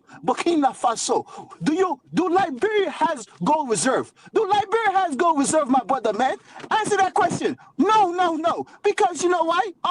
That is wonderful democracy. Huh? Do Liberia has gold reserve? No. So please, it don't matter how many fancy words you twist and all that, right? As long as the AES are destroying your white master, you can't do nothing about it. So all these, now I'm thinking, right? The most dangerous people are in Africa, right? Are the so-called NGOs. Now think about it. If this guy was still in Africa, right? Look how dangerous we would have been. This guy spent hours upon hours on social media talking about African countries. At the same time, he said African does not have the capacity. So which means now your kids that you have, they don't have the capacity because you know why? They have the DNA of African in them. So why the hell are you still up here then and talk about Abraham Traore again? When Abraham Traore is destroying your white master, because you know why? Abraham Traore says our resource benefits us. So I don't understand it. Give the man whatever he wants to do. I do not care. Because you know why? You can't continue the same game plan that hasn't worked. Paul Bear, oh my God, Paul Bear. What the hell Paul Bear just did? His own son is his so-called vice president. Because you know what? Paul Bear, anytime from now, he might pass away. I don't see these so-called ridiculous Africans coming up here and telling us about democracy. Man, shove democracy up your family last name. That's what I got to say. F you and your family last name. But if you don't believe it, go pick up arms against Abraham Traore and scream democracy. Oh, you my rights. Exactly. The same people that are telling you democracy and human rights, what did Donald Trump did? He bombed a school. He bombed a school. Unalive, innocent people, unalive, young people as well, young kids, over 200 and something of them. The so-called democracy. What happened to the UN Charter, the rules of law? I don't see it because you know why? So-called white men could do whatever the F they want, but then when the African decided to do what the F they want to benefit their people, democracy for the white man. Oh my God! Because you know why? You don't believe in your skin color. That's why every time, everything that have to do with African, you always come up here and discuss it. Why? But you said Africans don't have the capacity. Leave us alone. Leave us alone. We will crush your white master. If you don't believe it, just stay on the sideline. But I know for sure the internet know your voice now because you've been talking down on Africans for so long. Your voice now, we know. Anywhere I go and I see in Liberia or wherever, any organization you work for, as soon as I hear that voice, I'm going to save all these things. I'm going to play it. Because the day Liberia has a real leader, oh my God, I don't want you in any close position next to these leaders because somebody like you will probably poison a good leader of Liberia. I swear to God, because I know for sure if the West offer you $5 million and say, you know what, I want you to go do something to that leader, you will do it because you don't believe in your skin color. No matter what, Burkina Faso, you guys are doing awesome. Mali, you guys are doing great. Nigeria, you guys are doing great. My country, Sierra Leone, we got gold. Where's our gold reserve? 99% of it goes to the foreign, goes to the bang, countries. bang. Let me pass the mic. Let me pass the mic. Go ahead, Shaw. Yeah. Go ahead. Because I keep going. Go ahead, Shaw. Unmute yourself, Shaw. Okay. No, I was trying to get out of the Safari. I was Googling conflict for civilians something. See, this is a simple little research, right? They said the Human Watch Rights nonprofit was the ones who were saying that recently there was some violations against some Burkina Faso citizens or something like that. Now they said that about 3 years ago when there was 200 people village people, kids and women that died in Human Watch Rights group, and we were talking about all of this stuff. And so they're throwing this out like, see what they're doing? We're watching to see what they're going to do, what Traore is going to do, because he's new, and people are saying, well, only time will tell if he's going to really do the right thing. So kind of early on, they were like, well, what about all these people dying, right? So now they just came up with this again, the same organization. And I did a Google while in these conversations in this room. And what I found out is that there was a new executive director, Federico Borrello, had just left this other nonprofit called Conflict for Civilian something, whatever. I just saw it. And so I said, well, who's funding these organizations? So I couldn't find anything on Human Rights Watch Group. I found something on this other conflict group. It turns out there's a person by the name of George Pearson. Pearson Foundation Family Fund or something like that is funding that organization. I was just looking at their annual report right now, this conflict group where Federico Borrello was executive director. He moved to Human Rights Watch Group. So, and see, we don't know when we start looking at the major funding, that's one of the major funders or was. And George Pearson was a person who was best friends with and working with, what's the guy's name? John Birch. Y'all ever heard of the Birch Society? I mean, these are folks from the 50s and 60s that were the first Koch brothers and Trump these were right-wing people who did not like us and were about, no government, and it's just right-wing to the max. Read about John Birch Society and what's that, Iron Rand or something like that? Yeah, you're losing me. Where are we going with this? What we're going with is that when we do a little searching, we find that these organizations that are doing these nonprofits are funded by right-wing groups that are very right-wing, and that to me says it all. Now we're talking about what's going on now. All I can say is we're the first democracy. Which groups? Human Watch Rights Group and the other nonprofits. We need to look at all these nonprofits and where their funding's coming from. Well, the NGOs were getting their funding from USAID, and Trump cut that out. Yeah, USAID, some of them, yeah. Like the one that's the educational group that the commercial that you're showing, where they're getting their funding from. I checked that out too. Yep, that's true. They're getting their monies from the USA. There's something travel group or something. They're getting it from USAID. At least they were at some point. So yeah, I look into these things to see where the money's coming from, and sometimes you kind of can't avoid it in a way. I mean, you can, but then you're going to be struggling if you don't have people with deep pockets that can fund your stuff. Because that's all I used to do. I used to try to get funding for my little nonprofit. So that's one of the first things I do when I look at organizations that are funding our organizations. Where's the money coming from? So now we fast forward to what's going on today. This brother who's talking about what's going on with Traore, we know that the people love him. He's doing good, and that's more than I can say for the countries that are supposed to be so-called democracies. And we're the first democracy in the first place. Study the Igbo, study the Bakongo, study the Oromo of Ethiopia, and you'll see traditional indigenous democracy systems. And we can make our own shit up. It could be a little of this and a little of that. But at the end of the day, what Cameroon is doing is a democracy. That's a fat zero. What Ivory Coast is doing is a constitutional coup with changing the constitution. What you name it. What Macky Sall tried to do in Senegal, he tried to have a constitutional coup there, but they didn't allow. He didn't get away with it. So those are the democracies that we're dealing with that ain't delivering. They're not doing shit. But Traore is delivering, and I say, good job, brother. All three of those countries, keep doing what you're doing, and let that spread to all the rest of Africa. And all No, of go you ahead. coons, sit down. Oh, go ahead, Tarka. Yeah, Dennis. Yeah, Trump ain't gonna do shit tonight, bro. Well, we'll find out in 3 hours and 18 minutes. Yeah, he's full of shit. He ain't gonna do shit.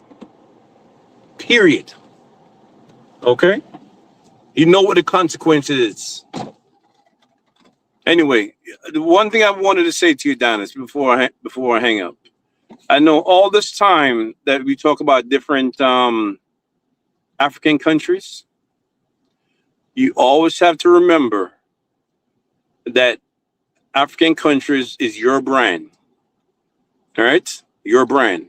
I could understand constructive criticism, right, on each country, but it's in the end, it's your brand, and you shouldn't let nobody come up here and dog your brand as what some people do on the damn panel. All right, this is your brand. So if I didn't know better, or somebody else didn't know better, and they hear some of these people talk about these African countries, they wouldn't go. You see what I'm saying? Which you are trying to promote. Why should somebody go to Africa if people come on the chat all the time and dog it, say how fucked up it is? They don't have no running water. They ain't got no bathroom. They live in thatched houses and whatnot. You see what I'm saying? You have to protect your brand also. You really have to think about this. That's all I'm gonna say. Okay. Africa, go ahead, Africa. Oh, good evening, everyone live, on the channels and the chat. Basically, we all know what's going on in the Sahel. Obviously, we've been talking about this for years. And the reality is, I actually brought the in-depth study of what's going on in that region. It's a very ancient thing. We have, as I said the last time, we have the farmer and the mansa. There's two different types of rulership in West Africa throughout the history. You have the mansa, who are what you call democracy. I think Cisse was slightly touching on that earlier. And you have the farmer. Now, if the mansa fail, the moral authority is the farmer that stepped in. This is not a new thing. It's a very old system. So I don't know why people are always getting so emotional about it. It's always been the case. We had empires, unfurled between the empires and the neighbors. And when these chiefs cannot deal with it, the farmer come in and say, look, this is what people, the consensus is. Let's, deal with it and come together eventually and sit on the table and move on and and expand. This is how West Africa has always been throughout the history of the continent. People that don't know, they're not reading the history of West Africa, pre-dates the Mali Empire to the current, don't know what they're talking about. They just think, people like Traore, Assimi Goïta, and Chiani, they're just, entering a new battle. It's not. I said this, in fact, I gave you the presentation the last time, Diners. This is what's going on. It's nothing new. All this problem that you see going on in Sahel is nothing new. It's been going on for centuries, and people make peace, just fix this problem, and they come back again, and eventually, they live together for hundreds of years, and then you're going to have another problem. But the reality is, the only thing that's new this time, there's outsiders who are heavily involved in it. And the reality is, we know for a fact, these outsiders that's in it, they're in there for their own reason. In the past, we don't have that. The only outsiders we had in the past who was in it was the people who we had connection through trade routes. And these are the people that came to settle where you call Northwest Africa today, like the Moroccans, and where you call the Mauritanians today. And obviously they deceive us eventually, and they move some of our people further down to the other side. But you can see the Malian people are learning from that, moving on. And I made my presentation in the past, and I hope people can actually go back and listen to the whole thing. I can drop the link. In terms of human rights violation, I mean the head of the military officer in Burkina Faso, if they're claiming that the Burkina Faso are actually violating my people, well, the reality is the head of the military officer in Burkina Faso who's leading the battle at the moment is from my people. Are they saying that he's actually sending soldiers to kill his own people? That's what they say. Question. You see, He's been put in place to. He's been put in place to. They even use cleansing. They use for the first time I heard ethnic cleansing. I almost fell out of my chair listening to it. Yeah, because and as I said to you the last time, one of the reasons why I'm actually a bit happy with him, with Traore, is because I've seen the documentaries where some of my people are actually going back to their homes. They're helping them building their homes because of they've been ravaged by the jihadis. These people, obviously we know there's some of our people on the other side and some of our people on the battlefield also fighting them. So it just shows, this is what we're facing. And so since Traore been in power, of course, this guy, the senior military guy, Diallo, he's been gaining a lot of ground and he's been recovering a lot of the land for our people, and they're rebuilding the areas. Actually, Traore did said that in the interview that I was listening to. I don't want to cut you off, right? He did respond to he specifically did a video. I'm going to try to see, if I try to find that he specifically did a video. Musa Diallo, he specifically did a video towards the accusations. And one thing I want some of the Fulani to listen, when these terrorists, when they go to the Fulani town, first they try to recruit the people there, right? So anybody that opposes that, those are the ones that get killed and get televised and put on the back of the military. You see what I'm saying? Wow. So when our military get there, basically what Traore has been doing, when he gets to a Fulani town and these Fulani cooperate with them and he feels like they're in danger, he removed them from that village. You see what I'm saying? So they can bring them somewhere else. So when those people come, they don't see them. You see what I'm saying? So most of the people Fulani being killed, they are being killed by their own people, but because they refuse to cooperate. Yes. Right. You see? Yeah, you see? That's what happened. So sadly, even there was a video, right? Al, there was a video. When we first got our drone, Traore got the drones to use a drone against them. Guess who they used who they use as a shield? The same Fulani they use as a shield, pretending they're protecting, and they put the Fulani first and they put the army behind. So when the drone came to hit them, we know how this bastard operates. Thank you. So when we do that, then they try to fabricate like all these massacres in videos and give it to the Human Rights Watch that these Burkinabe soldiers are doing that. You can see in the video the drone arrived and they aborted the strike because they saw the Fulanis in front. There were civilians, right, and they stopped. right. You know, And and we have also, all that and also recording, St. but James, it's yeah, I crazy. say I got where you're coming from, and also one of the closest attempt Traore had been wiped out. It was aided by a Fulani girl who worked who was from the University of uh, is it Bobo Julaso or one of the top universities. She's actually very one of the top engineered students who know how to deal with the drones. Okay, she's the one that saved him. So if the people in the Fulani people in Burkina Faso was really against Traore, I don't think she would have done that. She would have intervened. But the reality is, we all know what these people are about. Okay, they inject fear into the people, and also they finding a reason to come into the land and conquer. We have our own issues. We all had our problems, in the past. I know. Listen, I know the sentiment that Elvis is coming on from. Right, Elvis is coming up from the sentiment I was on with you in the past, St. James. Is because of the war in Liberia. They still think you people in Burkina Faso are the one that destroyed their livelihood, which I understand because us the Sierra Leone. It's a fake accusation, Al. It is a I know, fake accusation. But when we have to go over, we have to get over that because the reality is, Al, we have to put things in context first. As adults, yeah, that live overseas, but and also we have Elvis access people, to resources. also Elvis people are the one that destroy Sierra Leone. Nigerians destroy Sierra Leone. So it doesn't mean I don't speak to him. So this is the problem we have. It doesn't mean I have to hate Liberia. So we need to just get over this emotional, thingy that we tangle up into, and get in. Let's be more realistic and trying to be more finding solution and build a cohesion because nobody's going to do it for us. Bro. Nobody. Let's not have this mindset. I know.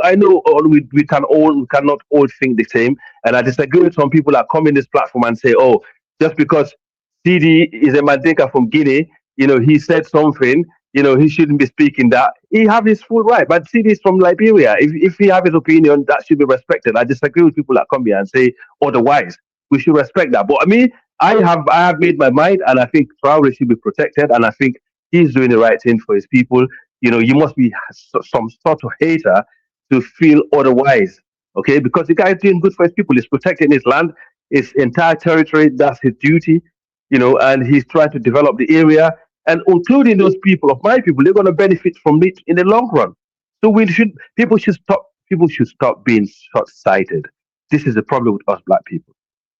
We have to feel the pain to get the long-term gain. Right. So you gotta look into the plan you put forward, like to develop Burkina Faso. You gotta see that plan, and you gotta see everything has been doing to even all this impoverished area. When he first came in, he told this political leader he spent his time in these remote areas, connecting with people, understanding the need. He wrote letters to the president. This is a guy who has a plan, actually has a plan, and like connecting roads. That without roads, you cannot bring development, right? He's building roads right now as we speak, factories, bringing people to work. And those guys who are saying that it has to come with some sort of referendum, right? We have our referendum. Just look at the amount of money the Burkinabés are putting towards the programs. That's your referendum right there. So for my guy from Ghana, look into the amount of money the Burkinabe within the country are putting towards Ibrahim Traore's plan in terms of monetary contribution. Look into that. It's a lot. Where was Ghana was Ghana when Burkina Faso was going through all this hell? Because I saw a documentary. This is about over 5 years ago when this war just started. I saw a Burkinabe general sat on his knee crying. Okay, he said, "We have looked for help everywhere. No one is coming to help us." And this is where I know he will find a solution. Because when you get to that point as a man, and then that's when you realize, whoa, I have to look deep inside to actually save myself from this. Okay, that's when I see situations start changing. Ghana was nowhere to be found, and what Ghana did, they signed this anti-terror pact. Why? Why did they do that? The same people who bombed Libya who destroyed Libya and bombed Gaddafi and let all the Tuaregs run into our territory between Algeria and Mali and the South Black Africa and the Tuareg. We had the longest treaty in the world before that war in Libya. We used to fight for these people. We got history. We're going way back. We used to fight with these people for so long, and Obama bombed him and I, we came, we saw, and we left. That witch, Hillary Clinton, they bombed Libya. Okay? And then what happened? All this hell broke loose. Yeah. Everybody's pointing finger at the Sahel like we have to protect the entire Sahel. No one wants to help. When we talk about help, right? When we talk about help, we are not talking about bringing your military or doing anything. When we say help, you can pick what you can do best and help the region. That's what you should do.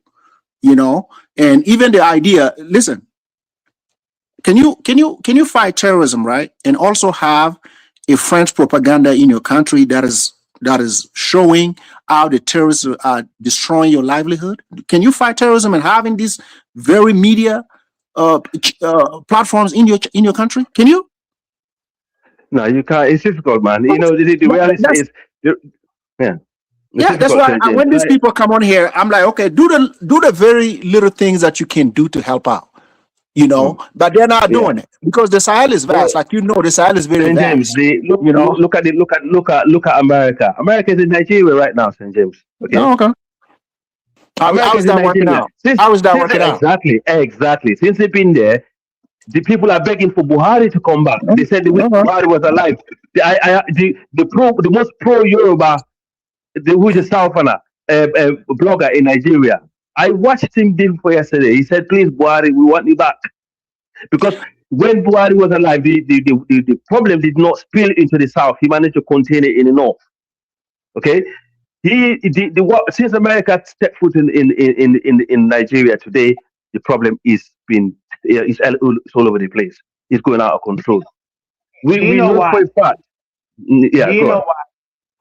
Yeah. The reason why Africa, we have all these political parties. All these political parties are funded by this NGO. If you look at Burkina Faso, yeah. If you look at Haiti, how do they destabilize Haiti? Haiti has 282 political parties. All of them are funded by this NGO to destabilize. They don't have no loyalty to. Hey guys, let me read the super chat real quick. Gustavo, thank you for $2 holla. This is for you, Bang. Where does dude live to scream like this? That's for you, Bang. All right, go ahead. Okay. Yeah, go ahead. So, yeah, even 2 days ago, when I hear this somebody named Sidi, right? Leave Sidi. He's not here to defend himself, please. He's not here to defend himself. Leave him. I'm just trying to protect the platform. I mean, this platform. If Diners have problem with CD, he will say it. Leave him, please. Okay. All right. Thank you. So this is the thing. No, my thing is, Dynasty is neutral. He know Africa more than most Africans I know of. I mean, especially he's not those riff-raff Africans. So his platform should be completely independent. We can come and express our opinion, but not like to hijack it for those traitors of Africa. That's what I don't like. And I see them showing up. That's why I come. Normally, I mean, sometimes I come here once maybe in 5 months or something. But when I get that information. Where are you from? Where are you from, Cisse? Huh? Where are you from? I'm Mali. What country? Mali? Yeah. Okay. Are you Mali? Okay. Are you? Me, I'm from Sierra Leone. Yeah. Okay. These are the things. So when I saw the information, I mean, Dynasty is trustworthy for me personally. So I think he didn't do that maliciously. So maybe misleading or misinformation, because on social media it's a double Dejo a German media. So they are the one who screenshot something, they post it, and then some African run with it. So probably he catch it, and then he thinks that was the truth. And then luckily, the Malian government came and then cleared the air. So because of it, you associate people who come to your platform misinforming, because I know there are people in Africa today who are operative of Western media. You have to know this. It's very, very active. Many Africans, you see them on social media, they are fake. They are foreign informant, foreign agent. They have agenda. So they will attach themselves to a credible platform like a dynasty platform. Who he's black American, but at the same time he's neutral. All right, so they will come to this platform spewing nonsense. They have a tribal sentiment. They have an issue. Probably their issue is in Guinea Conakry. I know that. So because I hear him, one of them say, "Oh, Guinea Sekou Touré is not. Sekou Touré get on a life many mandingos before Fulani, but because of France, use a tribal sentiment on society to recruit more people." No, You I know don't that. want you to bring that, man. You about the city of man, Fula, Madinka, Bambara, we all live together. We have intermarried for years. Let's leave this tribal thing, please. Okay, please. Thank you. Let's just talk about the issue, because this is the problem we have, because when we start bringing the tribal problem, you don't finish, because we all want, Guinea helped Mali right now, without Guinea, you see Mali will struggle with, because most of the stuff come from the port of Conakry, please. Can I say something? Well, Yeah, yeah, go yeah. on, Go ahead, yeah. go ahead, Wilford. Go ahead. Yeah. Okay. I went back. Sorry, I was eating basically earlier. That's why I had to quit. But now I'm back. There is something very important that has to be said about this topic, that the President Traore clearly said for the first time, as far as I know, right? That has been said in Francophone Pan-African spaces, but that for the first time came out of the mouth of not only the president of Burkina Faso, but the current head of the AES Confederation, because it's a confederation, right? Including Mali and Niger too. Because we're focusing on Burkina, I don't even know why. Fact is that I think that St. James that mentioned it earlier. Oh, by the way, hi St. James. Glad to have you here. The thing is, Traoré talked about the Charter of Kouroukan-Fougan, which was basically a, let's say, human right-based African charter that Mandinka people used to create back in the, I think it was 1,200 or something like this. But the point is, and I think that's the most important thing regarding this topic, Traoré clearly said what I've been saying, I and many others on this show for years now. This is the fact that Western democracy is not going to be accepted as the model to build an African political system. What is getting built now by the AS is a new African-based political system based on. You cooking, man. Keep going. No, we lost him. We lost him. Yeah, I mean, But let to be me honest with read you, this. see Let me this. read this super chat. Landmark 22. Thank you for Okay. $2 holla. ECOWAS European control over West African stuff. All right, go ahead.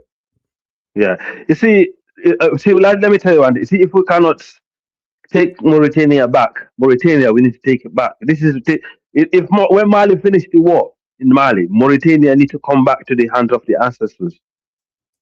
Without that, it's going to be a problem. Because if Mauritania need to be invaded. That's what we need to do. Seriously, bro. We need That to place needs to invade come that back. country, man. Take it We need to over. come back. Bring it back to Ghana. Bring it back to West Africa. Swear to God, trust me. The thing is, they're no good people for that region. They have taken us for granted, and they've deceived us, and they settle in our lands. They come in, they intermarried with us. We know these people. We have the closest proximity to them. And I said this before. the reason why you see Niger Republic is more safer is because the Fula and the other tribe, they had to form militia against the Tuaregs. That's why Niger is quiet. Bazoum is where he is because the people have one unity against the Tuareg in Niger. That's not been formed in Mali and Mauritania. What Niger Republic have done, how the Hausa, the Fula, and the Kanuri, they teamed up, and some of the Mande group, the Songhai, how they teamed up to keep the Tuaregs, way away from us. That's what Mali need to do after. They need to go for Mauritania, because Mauritania is one place that been troubling our people, bro. They treat our people like second lower human. And right now, they are causing trouble because what the West will do, they will use Mauritania to actually dislodge Mali. That's what they would do. That will be their end game. I guarantee you. They will use Mauritania to destabilize Mali. If Mali get all the peace, again, all their territory, okay, they bring it back together, they will use Mauritania. They will do. And the reality is, we can't afford that anymore because this war is costing money. This money that these countries are using to fight this war. Can you imagine that money being focused in developing the people? Yeah, but it's not like if they don't want to do it. And by the way, I'm sorry, but I have to end my point. The point is, so long as Africa will not have its own political system based on African values, nothing will be done. And I double, triple, quadruple down on this. And that's why, sorry, I think I was misunderstood when I said that everyone who doesn't agree with, who's not part of Pan-African or African descent has to shut up, is the fact that at some point, people are going to have to accept that African people are allowed to choose their own political system, whether you like it or not. Period. And I'm tired of hearing people always having this fire, this smoke for Africans, Black Africans, by the way, because they never have anything to say about people in the North, deciding about which political system they have, which differs from anything you have everywhere else. This is so annoying. My so brother, annoying. also, in all fairness, you should focus your energy on Paul Biya, man. That you're from Cameroon. I'm glad you talk about it because it is exactly the next one I was about to talk. Let me end my sentence. Let me end my sentence about Paul Biya. Paul Biya, I'm glad you talk about it. It is the quintessential example, okay, of an official democracy, right? The African style that we have. And that people are always trying to serve us as being the right things to do. Central Africa is so behind West Africa to a point where I don't even think it's recoverable in my lifetime. But this is the kind of stuff you're going to have over and over. To your credit, right? Hold on. James, James, have him speak. Have him speak real quick, right? Sure. Let me say this real quick before you guys continue, please. It's funny how you guys mentioned Paul Biya, right? And then at the same time, people that have issues with so-called AES, right? Yesterday or 2 days ago, right? They mentioned, Islam T groups, Islam this and that, right? Islam this and that, right? I mean, Paul Biya is a Christian. He's a Catholic. These are the same people when they talk about Paul Biya, they don't attach his religion into it, right? Because we all know. I'm not a Christian, but for sure, I'm not going to come out here and say, look at what the Christian is doing because of Paul Biya. You understand me, right? That means I have an agenda. That means I have an agenda. I don't want Africa to be developed in the way it is. I'm trying to create chaos and confusion. This is the problem with us as Africans, right? We have to separate certain people mentality. They don't have the benefit. The better for Africa, man. I don't care. So we have to be very, very critical with some of these people, man. We have to. And then also, I'm gonna end this, right? If the white man could do whatever they want, what's the difference with us then? Do whatever we want in our continent to protect us. Some people want us to be, a slave to these people because some people do not believe that one day the Africans is gonna rise and defend what God gave them. God gave us this. It ain't put it nowhere in England. It ain't put it nowhere in France or Germany or so-called some of these desert Middle Eastern countries. Because when you check it, what the hell they have? It's just gas and oil. That's it. So for us, I want us to have the same mindset as Africans. We have the right to do whatever we want in our continent to benefit us. If you don't like it, F you and whoever you work for, and F you and your mindset. The white man's doing it for the past 500 years. That's all. Right. Yeah. I mean, let's be real. This is out there today. All the thing that we're talking about is no secret. Back in the days, this is like a fringe conversation. It's all on the mainstream radio stations in the UK. Yeah. If you listen to the main radio station in the UK today, they're talking about the Syrian terrorists. They actually talk about him. Even the British, the most well influential radio station in the United Kingdom called LBC. I don't know if you guys, any one of you in the UK, you can talk about it. You can download it on your app. Listen to what these guys are saying. And this radio station is the one that drives opinion in the United Kingdom when it comes to election. They have, what's the concern, James? They have the Western world, right? How they're able to play Africans. Let me make this quick point, and James, you can come. They have said, how dare the United States of America lecture people about terrorism when they have someone like the Syrian president in the White House and also parading the United Kingdom. This is not me saying it to say I am against the West or I'm against the United Kingdom. I'm against anyone that's against Africa. Okay? I am all for my taxpayer money to go for the rights good so it could go to help people all over the world. Okay, just like every single UK citizen. That's what they want. They want their taxpayer money to go helping people, not to go and destroy life. And this war in Iran have shown that the people in the UK had enough. They're like, no, this time we're going to wash our hands in this.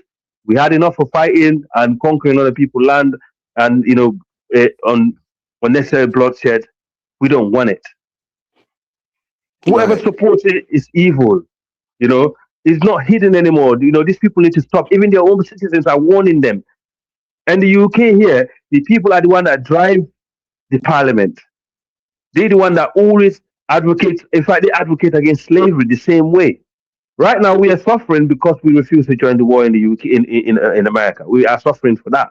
But the people are happy to pay extra bit of money on the pump just to make sure they don't get involved in killing innocent people in Iran. I pass the mic, James. Thank you.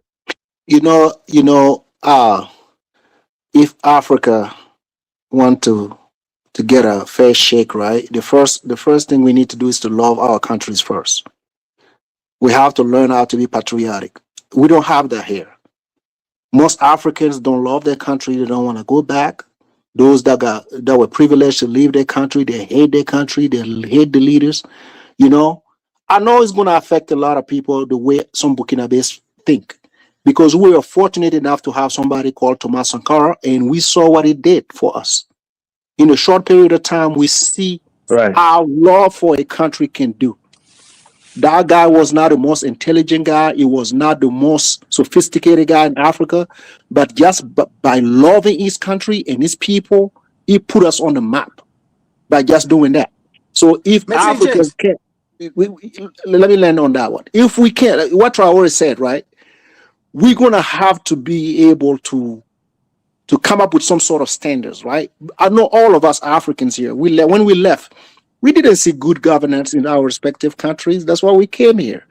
So why are we going to have 100 and 200 political party? And when you ask the youth within that nation, what is good governance, they will tell you, we haven't witnessed one in a long time. But when one comes and shows you what good governance means, law for a country, us becoming patriotic, that will be the reference that we will use for every single leader. That's what Traore is doing. Judge me based on my accomplishment, not because of my uniform or whatever else you have against me. Good standards. Africans don't have that. We want to compare that by having political party. All these people are sellouts. They are sellout. They're already proven they don't love Africa. They don't have Africa's best interests at heart.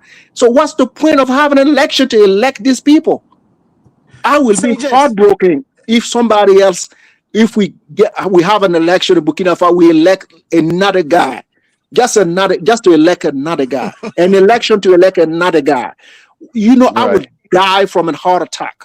Because what the guy's been doing, I'm not there to see it. Every time when I call home, my folks are telling me, come home and see. Come home. Right. Come see this little progress that we are making. You know? So go ahead, man. Let me ask you a question, St. James, right? Okay. Do you believe, right, in some Yeah. way, in somehow, certain African people, right, that come from certain African countries, Right. they feel some type of jealousy within Burkina Faso and all these other countries, right? Because to me, I know for sure they know their leaders are corrupt, right? Do you think that it's like some type of jealousy? So then at the same time, they just want to talk down on the country. They wishes that it just collapse because of they know their position of their country. They don't have the right people. Because look at Nigeria, man. Look at Nigeria. 200 people get unalive. 300 people get unalive. 50 people get unalive. The president told the people, meet me at the airport. And then he said, oh, have to go. Because you know why? The light might go off. What type of country is that? When did that happen? Hold When did that happen? on. I got it. Hold on, Bang. I gotta pull that video. This is so embarrassing. He really did that. He did that. He really Yes, did that. he really did. Yes, what type of country is that? When did that happen? Can you break it down? I'm gonna what I'm gonna do. Say, James, I'm gonna pull up the actual video. It was I'm as a Nigerian, I'm so embarrassed. I was so embarrassed. Wow. So you know what happened in you know after Bang's people, they did what they did in up in Jos. You know, so Tinubu, he goes, instead of like going to the city and meeting the people in the city or whatever, he has them come to the airport. So then they come to the airport and he's like, pretty much, you know, hey, we have no power. And then, y'all, I gotta leave in 10 minutes anyway. So, but I'm sorry what happened. He leaves. I swear to God, bro. I was so embarrassed. I mean, obviously, like, you know, Dynasty is a little biased because his president is a Yoruba. I understand. But think about it. What type of country is that? He's always with the Southerners. He always with the Southerners. What country is that, man? Well, it's fine. You know, he's Yoruba. He's Yoruba. St. James, yes, sir. Right. St. James, please answer that question. Do you think these people are jealous in some way? Please. You want my honest answer? I am very confused right now. I'm being honest with you. I don't even know what it is. I mean, some of them are honest. St. James, let me tell you, they are. And I'm glad you said this, Bang. I can sense a lot of jealousy regarding the AS, because the problem being, you have guys, okay, who are there since 2021, the second coup in Mali, so when Assimi Goïta really began having the power, and who are achieving much more than the sellouts, pieces of shit, so-called elected, so-called democratically elected presidents that we have in all of Black Africa within 5 years. These guys have been achieving more than these guys. Just an example. How Traoré said, for instance, in his masterclass, that Burkina basically has the means to pay by controlling basically the central West African bank because they have gold. The problem being, before they came, these guys. Wilfred, what did you say about the West Central Bank? Did you hear that part? No, I just finished. Okay. These countries didn't have gold reserves as major gold producers before these three came. How come? This is ridiculous. They didn't even have one fucking gold refineries before they came. And all these Democrats that used to precede them didn't do shit. It's only now that Traoré comes that he's making a four-way, building a highways between the major cities in these countries. While most of what you had until now were kind of dirt roads. Wait, Dennis is showing the video. 1 second. Hold on, yeah. Let me play this video real quick. This was just Jesus, this was just so embarrassing. At the airport, and I have to fly back to Bola Tinubu was in Jos yesterday to console or commiserate with the bereaved of the recent Jos attack. Hold on, let me find the entire speech, but it was bad. Crazy. Yeah, it was bad. It was bad. Hold on, it was embarrassing. Yeah, it was bad. Guys, hit the like button. Links in the chat room if you want to call and add to the conversation. Click on a link and add to the conversation. But yeah, this is embarrassing.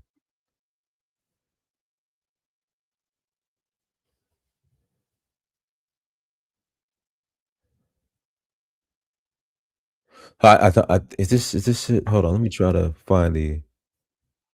Mm. You know, we don't have enough electricity, so I am not going to be long, just in case we get blackout and the terrorists come and kill me.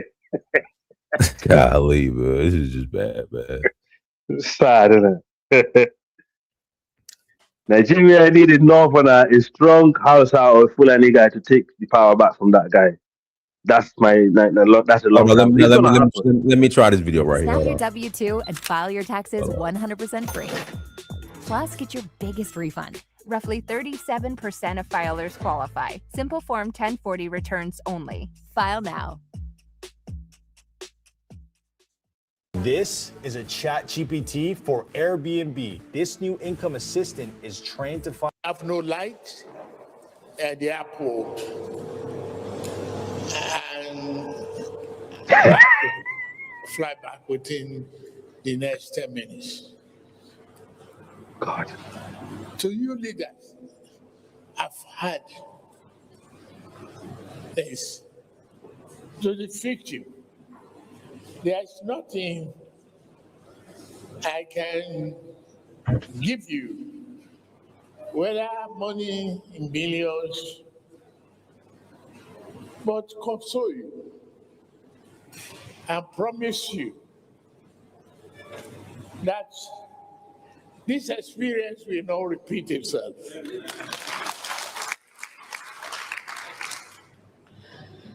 I take, for example,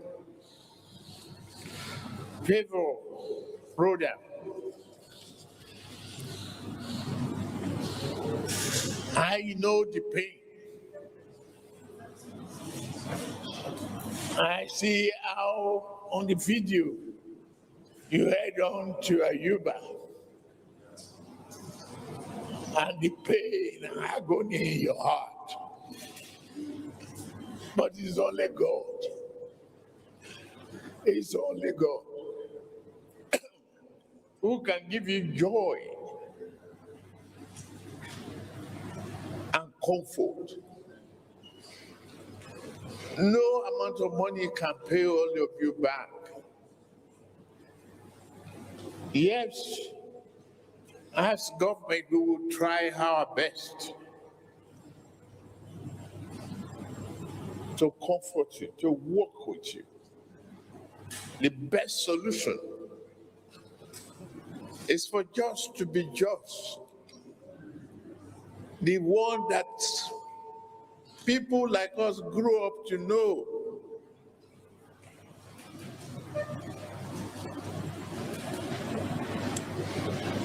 Please have your seats.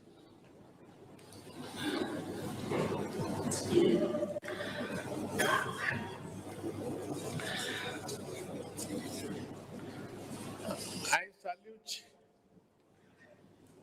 all of you leaders. But I've had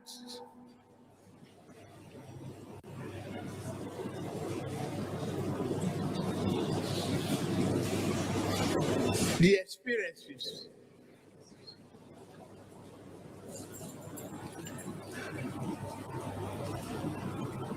of the past.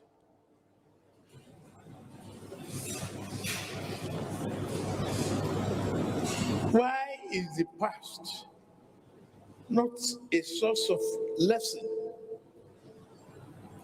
for us?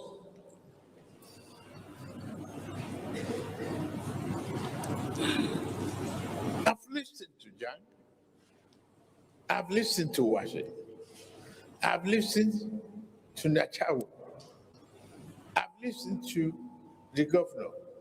Governor, you and I were elected on a promise of peace and prosperity. not to comfort and create widows and widowers.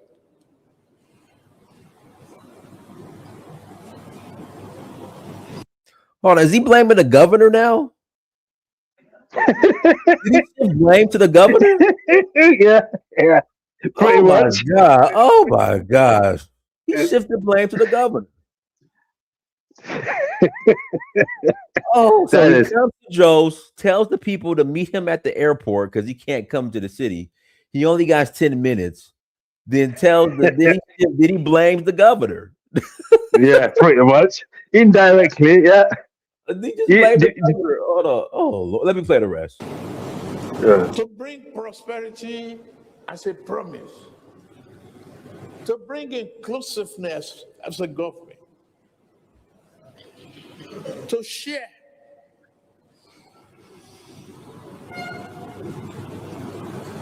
The hope and aspiration of everyone. To lead our youths. And if they are represented here, let me give this assurance. I don't want to be here commiserating and consoling. I want to be here to establish peace.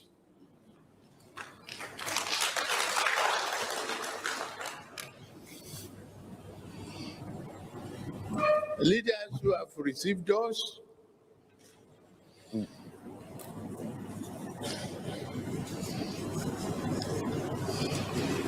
who had accommodated us politically. I brought the symbol of this cap to break the shock.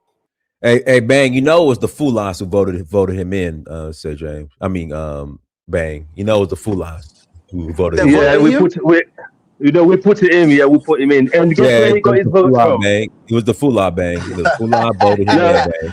But then hold on, Africa, one second, right?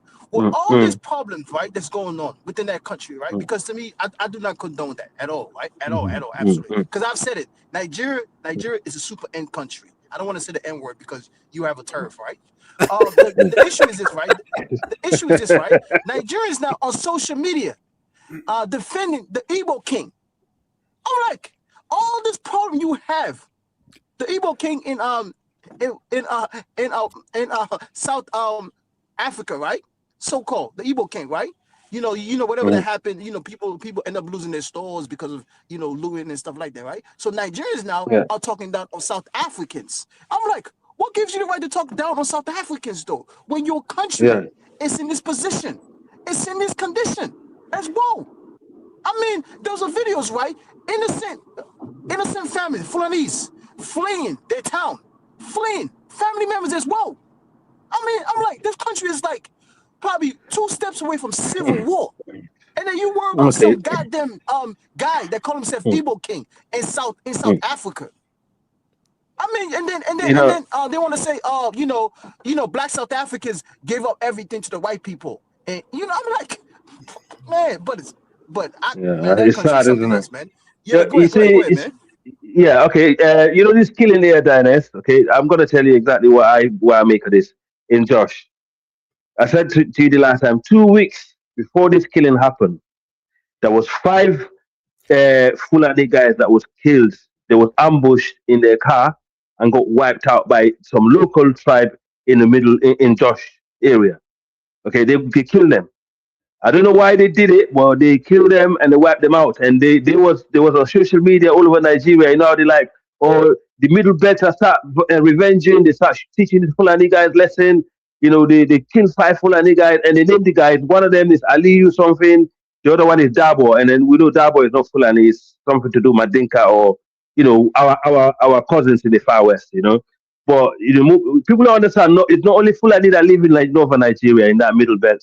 Northern Nigeria was part of the Mali Empire. People forget this. They actually forgot the Nigerian Republic was where the great Mansa Musa base used to be. That's where he used to live and travel to the pilgrimage.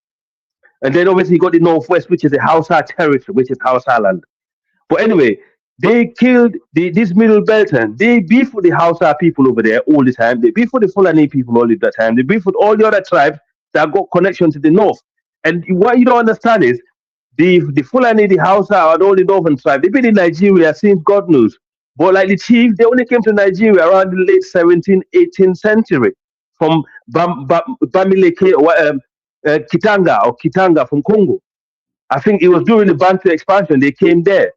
So really, truly, don't really belong to that territory. But because we're all black people, they come and blend in. They think, oh yeah, this is our territory. You know, you cannot bring your cows down here anymore. This is the problem. There's a lot of ethnic problem going on in that middle belt. That's got nothing to do with religion, got nothing to do with anything else. But they try to use it because they know how to play the propaganda. They the one that control the handles, the social media handles in Nigeria. If you notice, it's all to do with the Southerners. You don't hardly see any Northerners on social media talking rubbish. They don't do it. They just act. So when that killing happened, when this Fuller guys and this guy called Dabo, when he got killed because he named the people who got killed, 1 week later, this Josh killing happened. And they said it's the Northerners that did it. So that kind of makes sense to me, because if you're killing the Northerners, or you're killing the group of Fulani guys in the car, you're bound to get someone coming back and pay back. This is how tribal conflicts happen. And everybody knows in the middle belt of Nigeria, this communal issue has been going on for years. But they use this communal issue as a religious thing, again, a sellout. They go to America to lobby America and say, oh, this is not to do with communal, it's to do with religion. And of course, we know terrorism in Nigeria is very complex. We have Boko Haram, we have ISWAP, we have the Ansarul, and we have different terrorist groups who came from the north who descend in there. That's no doubt about it. But these people are people of all ethnic groups, and I've seen it. And also, you have the problem in Zamfara, where it's the Chinese people who are arming the local youth to cause havoc so they can extract the mining, the stuff that's going on in there. Yeah, so the reality is the Middle Beltons don't like the Northerners, the Arewa people down there. And that country called Nigeria, when the British came, the reason why the British said the only people that can rule this country and keep it together are the Northerners, are the Hausa and the Fulani, is because they know they saw what's going on in the whole territory. They was in the south. They know there was in the Igbo area, they was in the Yoruba area, they was in the northern area. They know. The only people that can keep Nigeria up together and keep peace in that country are the Northerners. Anytime you get a Southerner that rule Nigeria, Africa, this is what happened. Yeah. Africa. Let me tell you a story, right? Somebody told me this story, which was 100% true, right? The Nigerian military, right? They went to a village, right? You know, capture innocent people, right? They asked them, where's the gun? Where's the weapons? Where's the terrorists? Right? They couldn't find nothing at all. Right? They placed these people on this house. Right? They was trying to burn these people alive or shoot them and stuff like that. Right? So the reason why they was able to do that, right? Because within the army, it was a Fuller guy that was there. The Fuller guy told them, do not do that, because the people they were trying to unalive, they were Fuller people. So imagine if that guy was in there as a soldier, right? And then he wasn't a Fuller guy. That means that those innocent people would have gotten unalive, and then the Nigerian military would have come out on social media and said, oh, the terrorists did all this, right? And blah, blah. And so basically blame it on the terrorist people as well. So Nigeria is a very complex country. It's a very, very complex country. The government has their hand in it as well. They have. What happened was it was the kidnapping, and then the so-called insecurity, right? They had got it out of hand for the past 20 years now. The Nigerian government knew about all these things, but they never dealt with it the way they were supposed to. So now, the last 15 years now, it had completely got out of hand. So this is what's going on. And then when you have a country like that, Fulani people that have the cows in the bushes, right? They're the one that suffer heavily. Because then now, imagine somebody steal 200 cows. Dennis, do you know how much money is that? That's a lot of money. 500 cows. So then now, at the end of the day, these people then now, what they did was now they some of them, I'm gonna say this right, some of them became terrorists. They do you know the problem starts in Benway? No, I agree on that also. Yeah, and also the ban, the Nigeria, they do not separate between a Tuareg, who is a dark-skinned Tuareg, a Fulani. Even if you're what's his name? There was a guy that used to call me Amal, he's a Mandinka brother from Gambia. He said when he went to Nigeria, to Lagos, people used to call him Fulani because if you come from far West Africa, you look like Senegambia or you look certain way, you're Fulani. You understand? So and also if you look certain type of way, you light skin or you wear that turban in your head, you're Fulani. These people don't know no difference between. It's only recently they actually know the difference between the Hausa and the Fulani. The reality, the Northerners, because of Islam, they intermarriage over the years, they blend in, they have their own, clique. You know what I mean? They work together. They might have their own dramas, but they always stick together because they know their real problem is those in the South who always been a sellout. They always sell out. They use religion and then they blame the Northerners for using religion.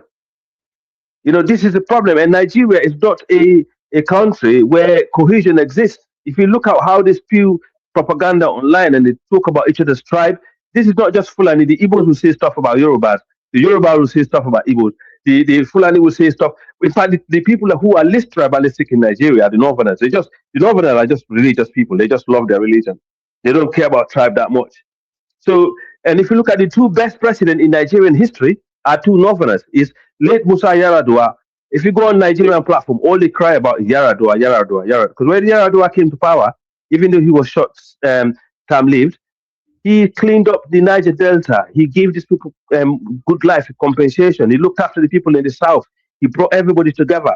He had a guy from the South as his vice president, who is Goodluck Jonathan.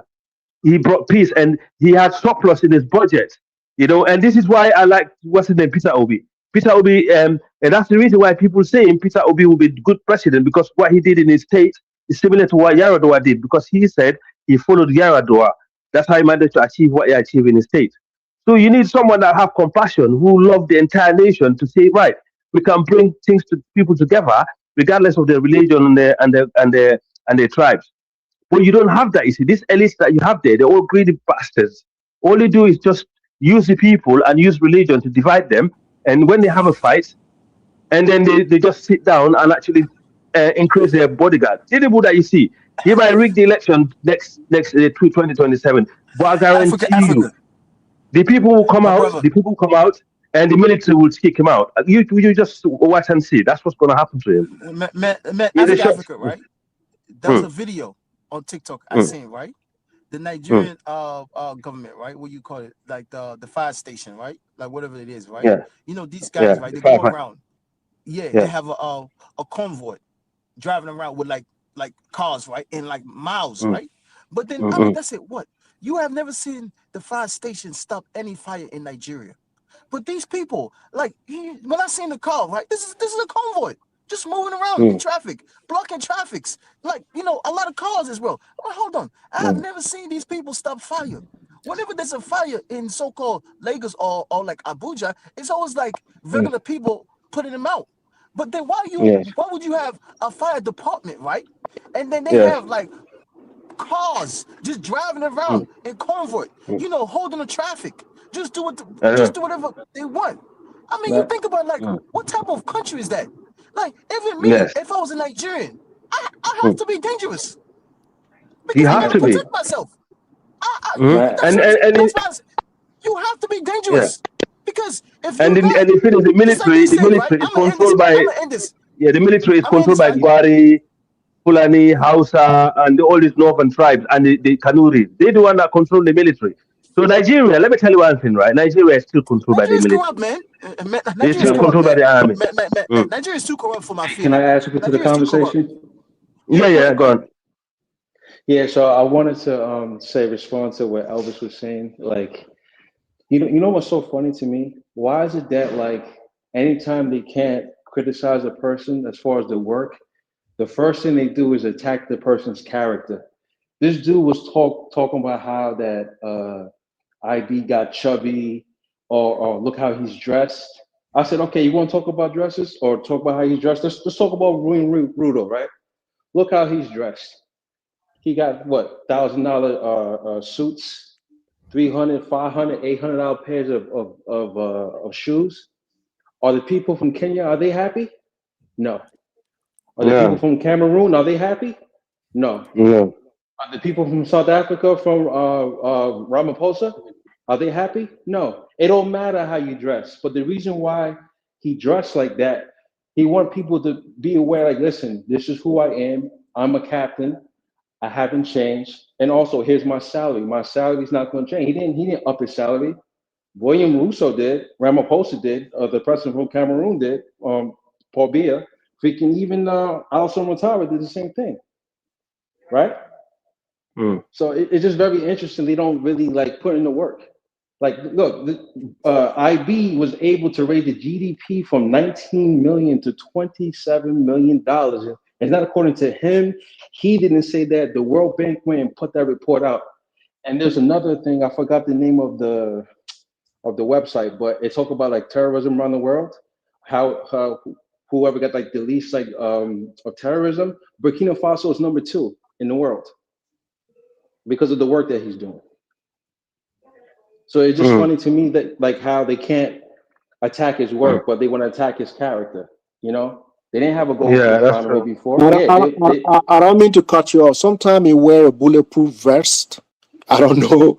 Sometimes you can see through his like his body side, like you can literally see that he's wearing a vest. Sometimes he take it off.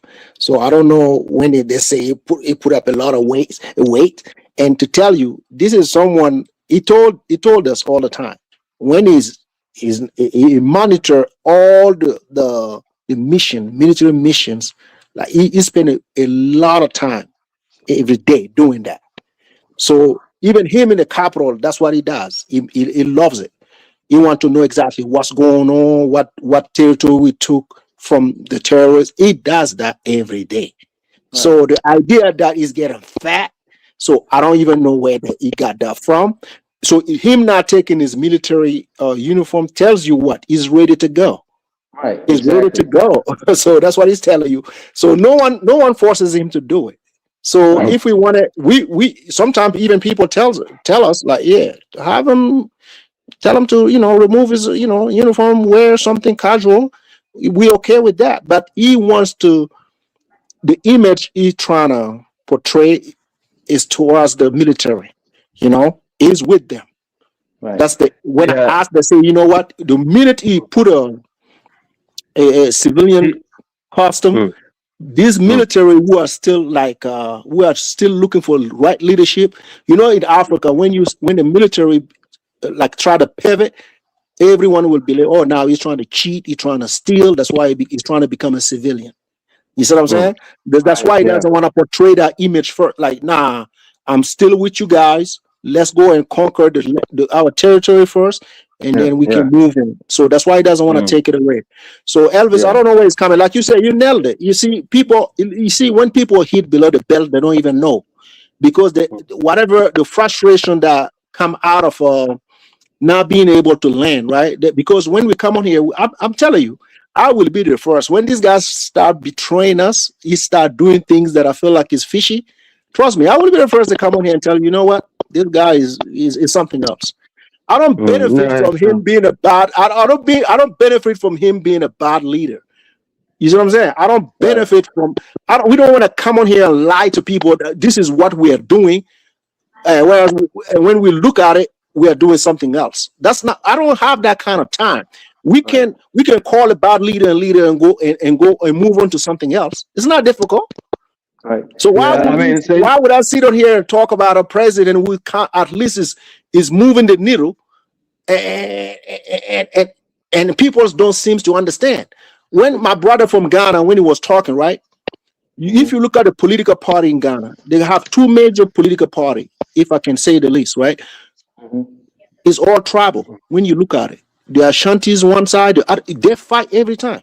They don't even have, but somehow, some way, they are peaceful. They manage the country well. They are peaceful people, but it's not. When you look into it, you see a lot of dysfunction in those places.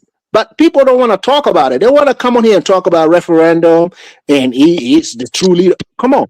It's based on actions. It's not based on your opinion. In America here, right? Any president can take us to war. Congress can fund the war, but the president can make a decision to take America to war. He has that right. Right? It's not going to go to a who gave him that right? That's the Constitution, right? Yeah. Let me come in. Hold on, can I get like 30 seconds?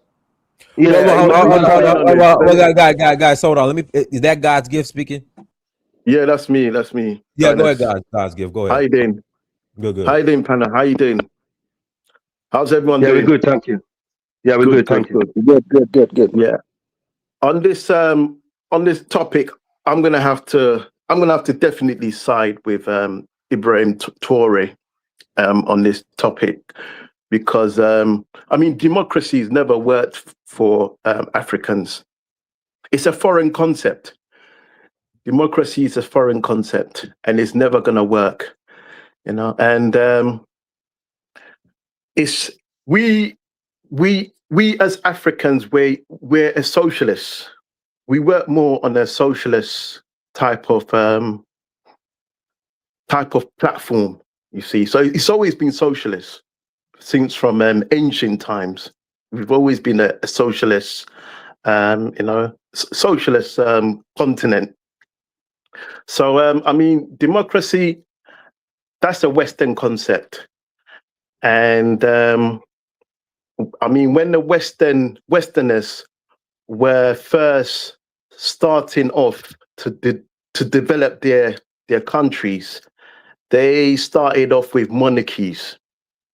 Now, I've said this in my previous discussions with some of you lot.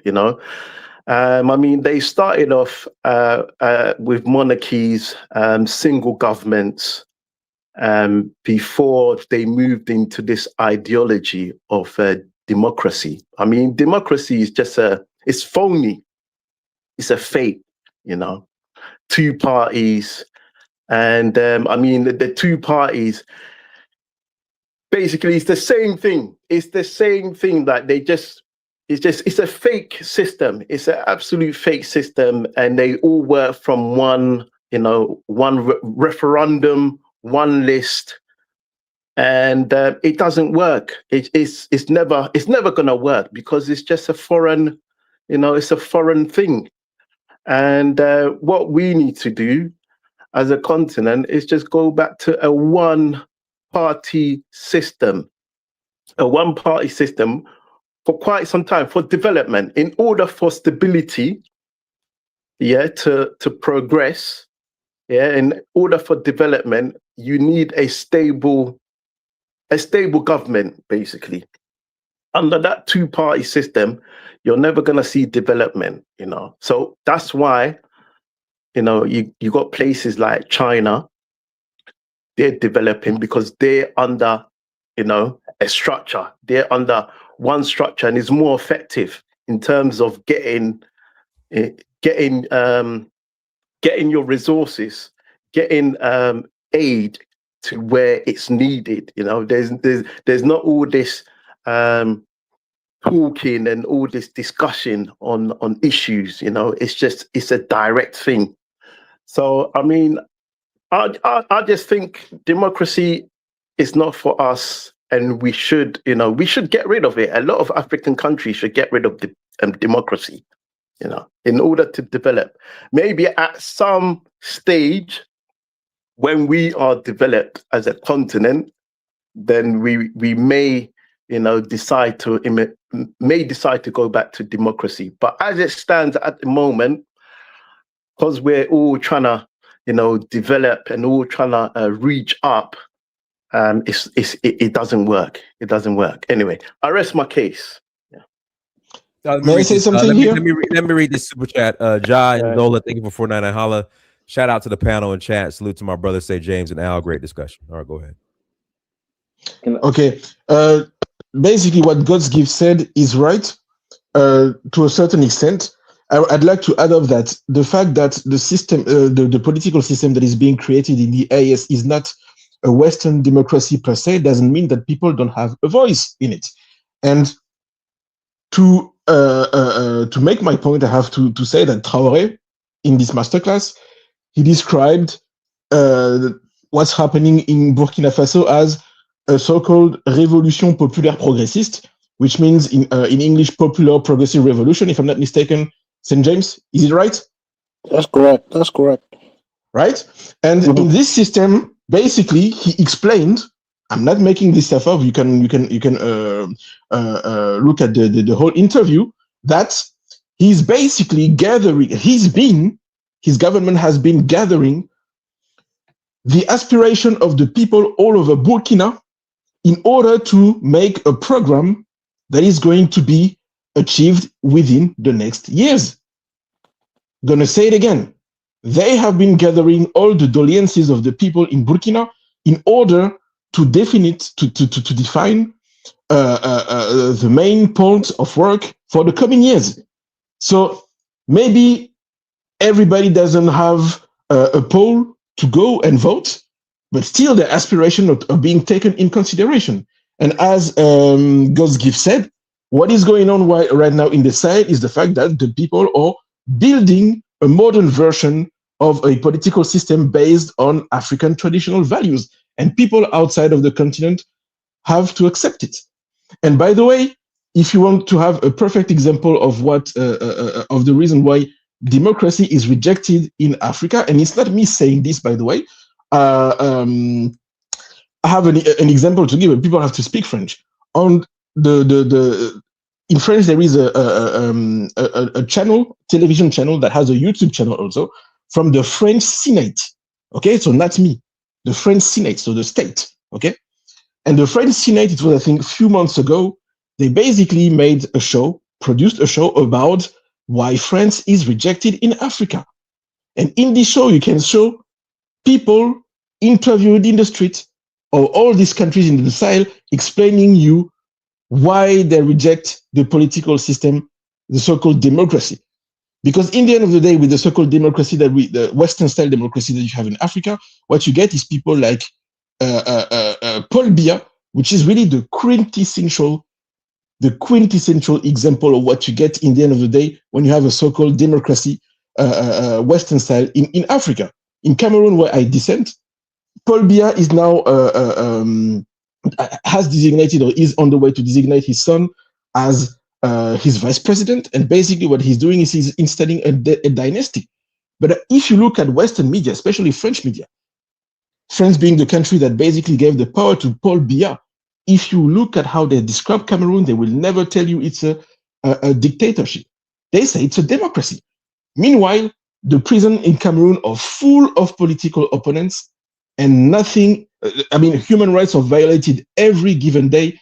There is not even a good road between the two main cities in Cameroon. But Cameroon is basically, sorry to use Donald Trump's term, but it's a shithole country, a typical shithole country, which is officially democratic. And the problem being, so long as we have this type of political system, Africa is not going to go anywhere. And I'm saying this as a Cameroonian whose family members have been trying to go back and were prevented to go there. It reached a point where in such countries, if you want to build your country, okay, I'm not even kidding, you're going to be preventing to do it. So in that case, I'd rather have Ibrahim Traoré, who he may have some flaws, he's human, or Assimi Goïta or Abdourahmane Chani, but they're taking back their country and they're developing it. And also there's something we have to always keep in mind. These things takes time. These guys have only been there since 2021, so less than 5 years. And they've been achieving already way more than the 60 year previously where we were living in so-called democracy, Western style. I rest my case. Wilfred, Wilfred, that was great. Wilfred, That was great, Wilfred. Yeah, let man speak, yeah? Because he haven't spoken. Sure. Masek hasn't spoken yet? Oh, go ahead, Masek. My bad. All right, give me 1 second. Hold on. Like 5 seconds. Hold on.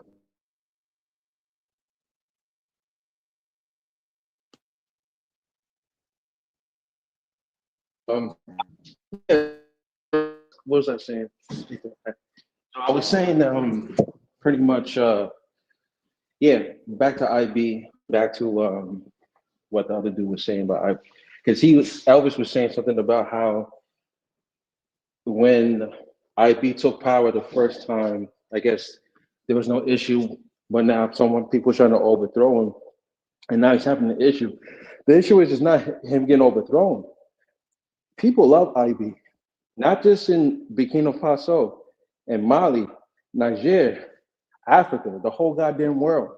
If people had saw that AS summit, in fact, I sent brother Dinus the video. I think it was like 300,000 or 500,000 people at the AS summit. Did anyone see that video? Yeah, I saw both of them. You talk about the first one they had in Niger? No, it was the second one. No, the second one in Bamako? Yeah, it was like almost like 500,000 people. Unbelievable. It's like some numbers that I've never even seen before.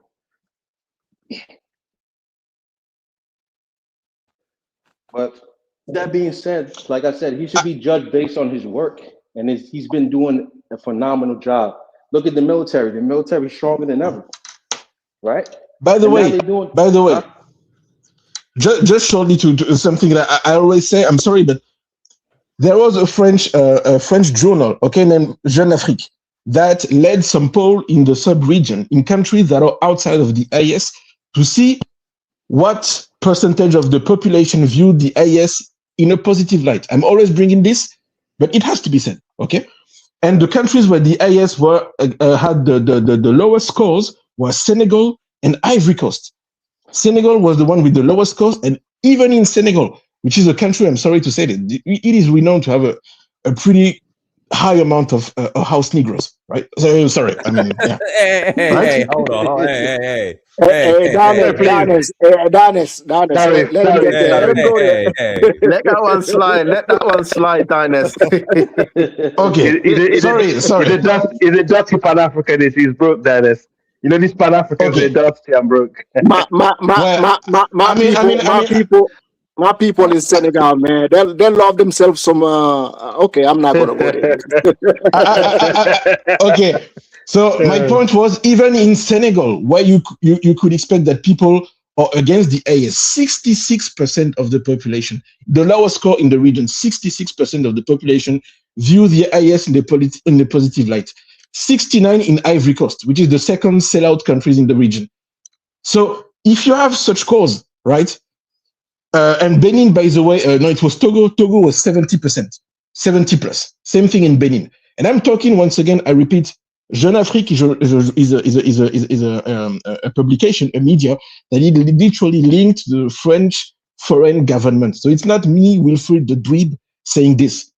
Okay, if you have such high scores, legitimacy is there even without elections.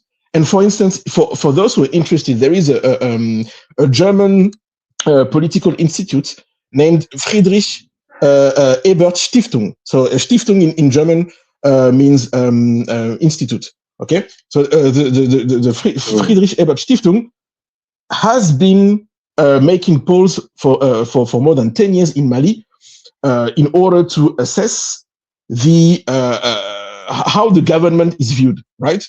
And till this day, every year, the Malian government, for instance, so it's in the IS, doesn't go under 80% since Assimi Goïta has been taking power. So, I mean, at some point, yes, democracy, Western style is good for Western countries, okay? And I'm not a hypocrite, okay? I'm living in the West. I'm glad that we have a democracy, but it's that's the kind of political system that fit the West. It doesn't fit everybody in this world. Ask the Chinese if they want a Western-style democracy, they will tell you no, because they found their own system.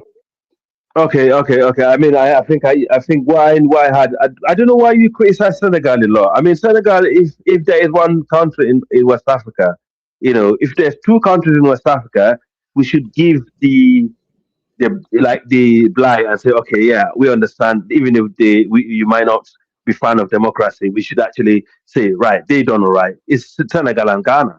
You know, they have exchanged power between, you know, over the years, and they have managed to develop and have cohesion in the country. Let's be fair. No, So we are fair. Ghana, once again, Ghana, I have nothing to say about Ghana, but Senegal, there is a lot of people. We are fair. But what I was talking about, we are fair before an election. When election time comes in Senegal, just watch the chain of event in Senegal. That's what I was saying. I'm confident because somehow, some way, they manage to have an election every 4 years or 5 years, and they kind of have a stable nation. I give that to them. But when every time they go through an election, it's a chaos there. Let's not leave that part out. It's there. Yeah, it's easy to say you have an election. It's easy to say you have an election when you basically put when you take away the candidates you don't want to run. And this is exactly what's going on in Senegal, in Côte d'Ivoire, in Benin, in Cameroon. Ghana, I don't have anything to say about Ghana. Ghana is legit. Let's stick to Cameroon, please. I think Senegal and Ghana are doing all right. Let's stick to Cameroon. Why are you No. Senegal and Ghana are not the same. I was trying to respond to Wilfred regarding Cameroon. We can blame the situation in Cameroon, right? But we are Francophone Africans. I give credit to the Cameroonians because they kept their foot on the gas when it comes to Pan-Africanism. I give them that. You have the Franklin Yamsi, you got the Natalie Yams, Thank you very much. The Cameroonian, they haven't lost hope. And it is something that people who are not in Francophone space do not understand. If you see everything you see in IS, all these presidents have been highly influenced by Cameroonian intellectuals. That's the paradox with Cameroon. That's correct. Okay? That's something that also has to be said. Thank you, St. James. Okay, my point is, Senegal managed under democracy. They managed to exchange power. They managed to have clean tap water and provide electricity and kept the peace. They're surrounded by a war zone. Okay, and they managed to keep that. So you gotta give them credit for that. No, we do. We give them credit. No, I give them 95. Well, I give him 95. Yeah, thank you. I give him 95. Yeah, thank you, St. James. And I mean, Cameroon. Come on, man. Since Aïdjo passed away, when the French kicked him out, and he died in Senegal. Aïdjo was the himself. No, I don't want to hear it. Don't stop me. Let me speak. I'm not defending Paul Biya. I don't know what your problem is. No, to me, you're not criticizing Paul Biya enough when you come here, but you beat around the bush. You don't. Are you serious? You don't. Are you serious? I want you to. Every time you talk about Paul Biya, the only thing he said about Paul Biya today, he's trying to leave a dynasty. He's trying to make sure his son, stay. That's the only thing he said. But you're not being critical like how other people are critical about their nation. You're not. You serious? I'm sorry. I haven't heard that today. I haven't heard that today. No. Stop. There is a moment. I have never said anything positive about Cameroon, about Paul Biya. I'm not saying you did. I'm not saying you did say anything. Yes. So what's your problem? So what's the problem? You literally talking as if I'm defending this guy. Are you serious? I'm offended. Yes. No. Calm down. Calm down. I don't calm down. You insinuating. I haven't criticized Paul Biya enough. I haven't. Is the topic Cameroon? The topic is the AES. That's what I'm talking about. The AES. I'm not like you Nigerians who always hijack the show and talk about Nigeria when Nigeria is not the topic. The topic is AES. I talk about the AES. Oh, I'm not Nigerian, but anyway. I'm just saying I want to hear more. Constructive criticism. The topic is AES. Hold on. That's true. We talked about. That's true. But I want to hear you say something that what should be the solution in Cameroon also, because AES, they're solving their problem. What should be the solution in Cameroon? And also, we have the longest. If you want to hear me talk about Cameroon, Dynast make a video named a situation in Cameroon. I can't even fathom what you're talking about. Because you guys, I'm sorry to have to say about it, but like you did earlier, You've been talking about Nigeria for literally 45 minutes. Nigeria is not the topic of the video. I'm not the kind of guy doing this. I stay to the topic. No, What are you talking about? No. I don't like what you're doing there. If you want to criticize me about something like this, then you have to be you have to do it the right way. Let's talk. Let's say now the topic is Cameroon. Then I'm going to talk about Cameroon. Don't talk to me as if I refuse to talk about it. What the hell are you doing? Wow. Okay, what we're doing here, we're talking about how the West, the outside, not only the West, how other countries have infiltrated our leaders, like your leader Paul Biya. Okay, not just Nigeria, not just Cameroon, not just Sierra Leone, not just Liberia, every other country. Bro, nobody talk about. I don't know. You have to stick to the topic, man. You have to stick to the topic. Yes, exactly. Yeah. I'm sticking to the topic. The guy is accusing me of not doing about talking about Cameroon. What the hell is this? Wow, God damn it! I can't believe what I'm hearing here. Okay, but no, I know why you're angry, but I understand why you're not happy. That's cool, but that's part. I'm angry because you're talking shit. What are you talking about? My God, every time I open my mouth on this show about Cameroon, it was to diss Paul Biya, and you come here and tell that I'm not talking about it enough. You know what I'm thinking here? I think you have a problem with me, and you don't know how basically to hit me, and you have to find this angle. This is ridiculous, really. The topic is yes. Let me say something. Whoa! No, I can't stand the kind of stuff. Maybe you haven't met him before. He talks about Jesus Cameroon. Christ. Jesus, I can't believe it. Maybe you haven't met him before. No, okay, I haven't. We're talking about sellout leaders, right? And people who have sold out, and we mentioned. Yeah, and I said Paul Biya is a quintessential example of that. Haven't you heard? I said it several times today. What are you talking about? All right, then listen to what I'm saying. No, I don't calm down. I can't stand this kind of stuff. What is this guy? What are you talking about here? All right, okay, I'll pass the mic. Oh, monsieur, calm down, man. You see, is that how you touch you now? When you get to other people, like they're very good at criticizing others, but when you point the torch on them, ooh, how dare you? But anyway, the problem is no. You can't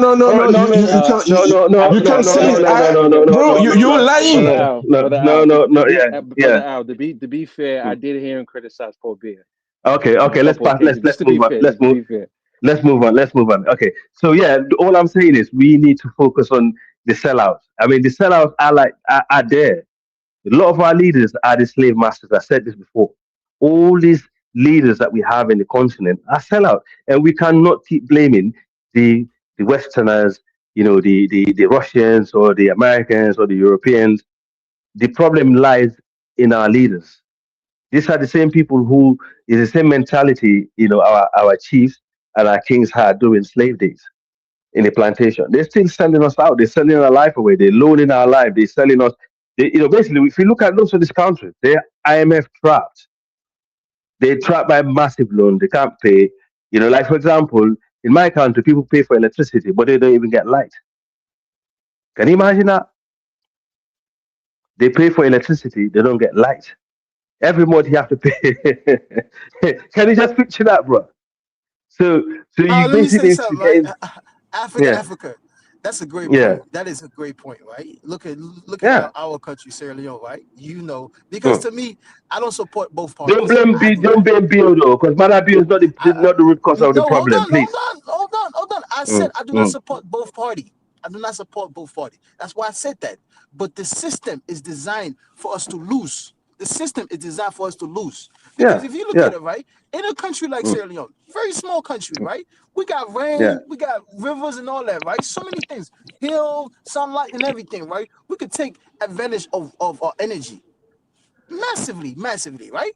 But then, so-called leaders, they act like they don't see these things. They act like, they don't know how to create these things. You know what I'm saying? Like, they don't know how to, because we do have a dam, but the dam was built, probably 60 years ago, and then the British built it for us, right? If you look at it 60 years ago, probably our population was, less than 2 million people. But now our population is, 7 million people? So common sense, we were supposed to extend our dam years ago. That's just common sense. But then when you have these leaders, right, their mindset, They're not about, developing the country. And then why would I Mm. come up here, right? Living in Western country, right? Benefit of the system that my people did not build in America, but they complain when another leader is trying to do the same thing to benefit their people. This is what I don't understand about saying Africans do. You understand me, right? Yeah, because at the end of the day, if you come to a Western country, right, you live there, right? Your people did not build the dam that you get lights and all that, right? The pipes, through the city and stuff like that, right? My people did not build it, but I do benefit from it because every time when I go inside the house and I turn on the faucet, water comes on. So what about African leaders that refuses for years, and then it's just this comes. This complaint, this lies, this still, this complaint, this stills, right? And then when you have somebody that at least have the mindset of something like that, but then our same people comes and talk down and make up all type of things. When you did not even build such a thing as well. That's to me, that's what drives me crazy. That's what drives me crazy. It is. Because at the end of the day, we cannot live like this for the next 50 more years, or we are done as people. If we don't come and be honest with ourselves, and truly be honest with ourselves, and say, you know what, we deserve better. That's why that's why sometimes when FBA talk down on us, we deserve it. We deserve it, man. You deserve it. We're deserve seeing it. black people in America, right, say a lot of things. We deserve it. We deserve it, man. Because look at how like two hours ago, a couple Africans come up here and telling us about, so-called democracy, when his own people in his own country cannot even have, 24-hour lights, cannot even have 24-hour water. And guess what? Right? Guess what? He's one of the first people I would say, oh, we blame he's a Muslim. When we know that Liberia is a majority Christian, Muslim Christian country, we know. It's a majority Christian country, and also they're highly Liberia are one of the countries who successfully fought the people who came to develop their land. How can you imagine that? The African Americans in the diaspora who came and built a sophisticated economy in Liberia and help them and educate them and actually show them, how to live in a modern way and educate themselves. They fought them out.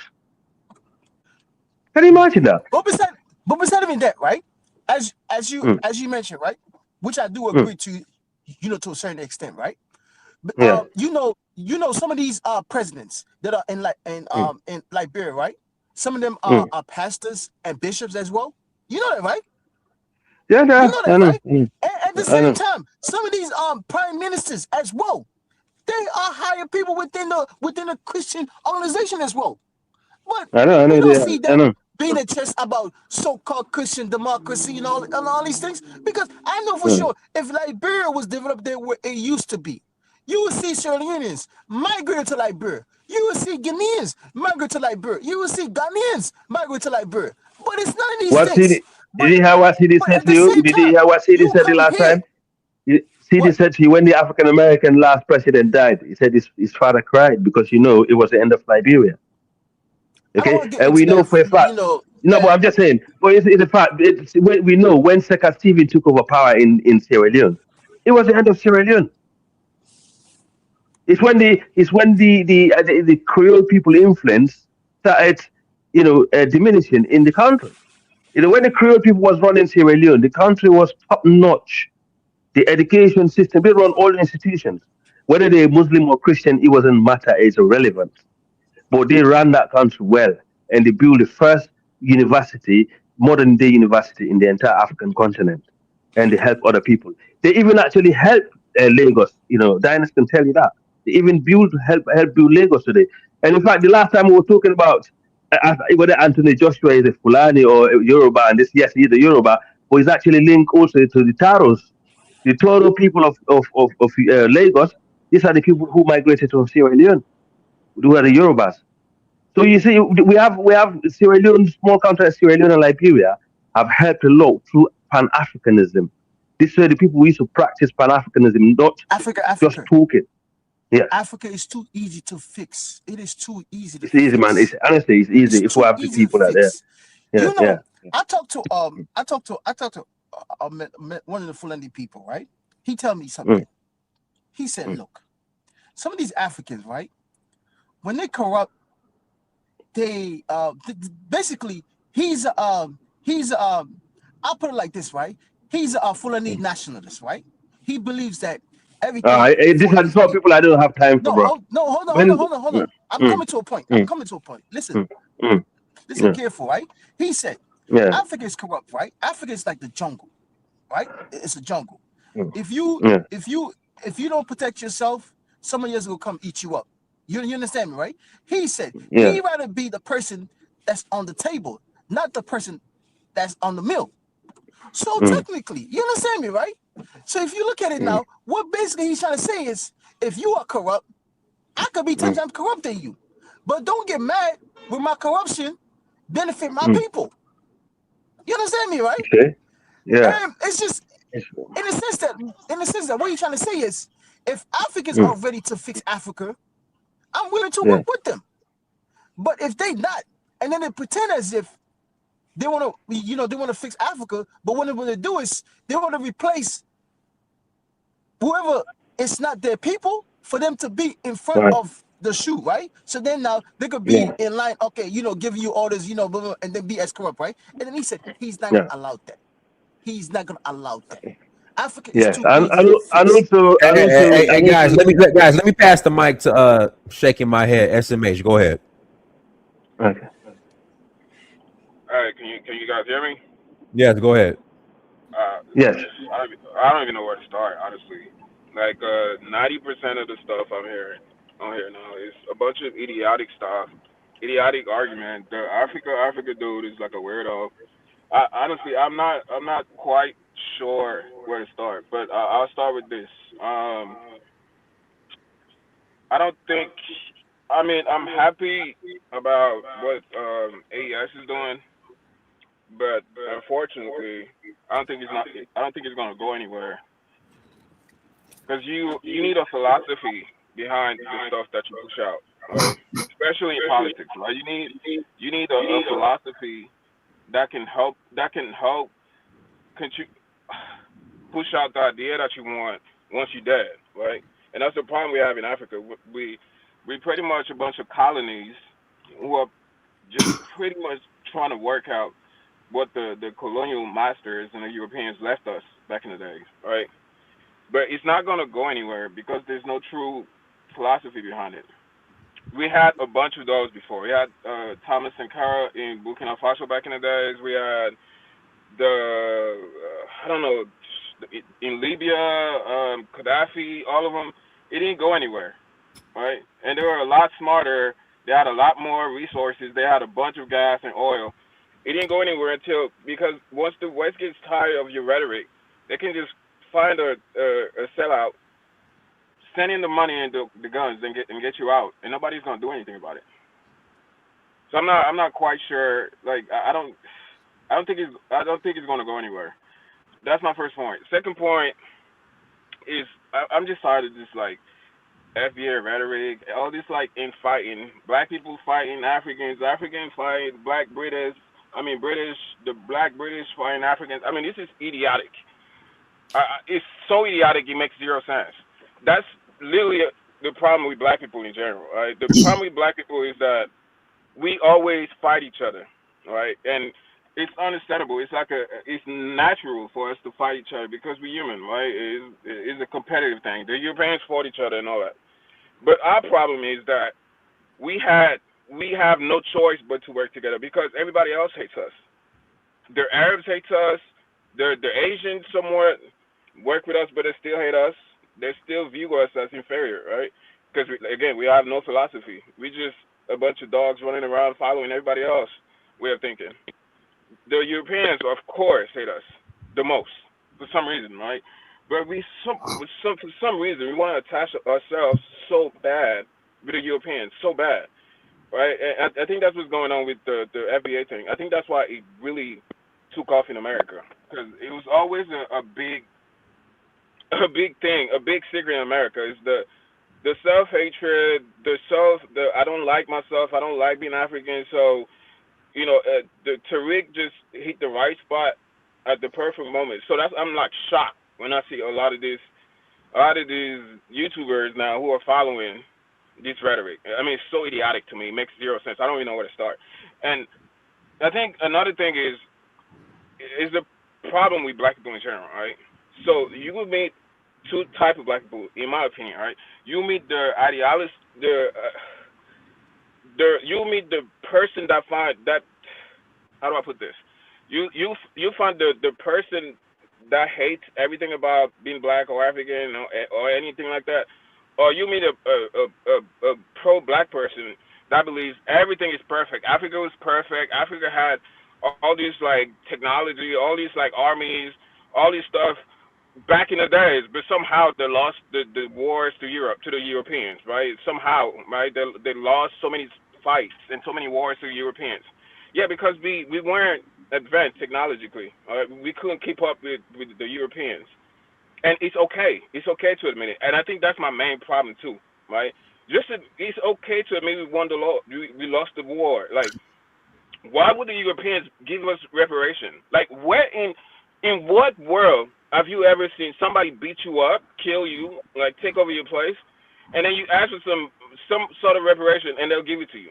Like, where in the history of the world, right, where someone lost the war and for some reason you have to pay him something for losing the war? It's not going to happen.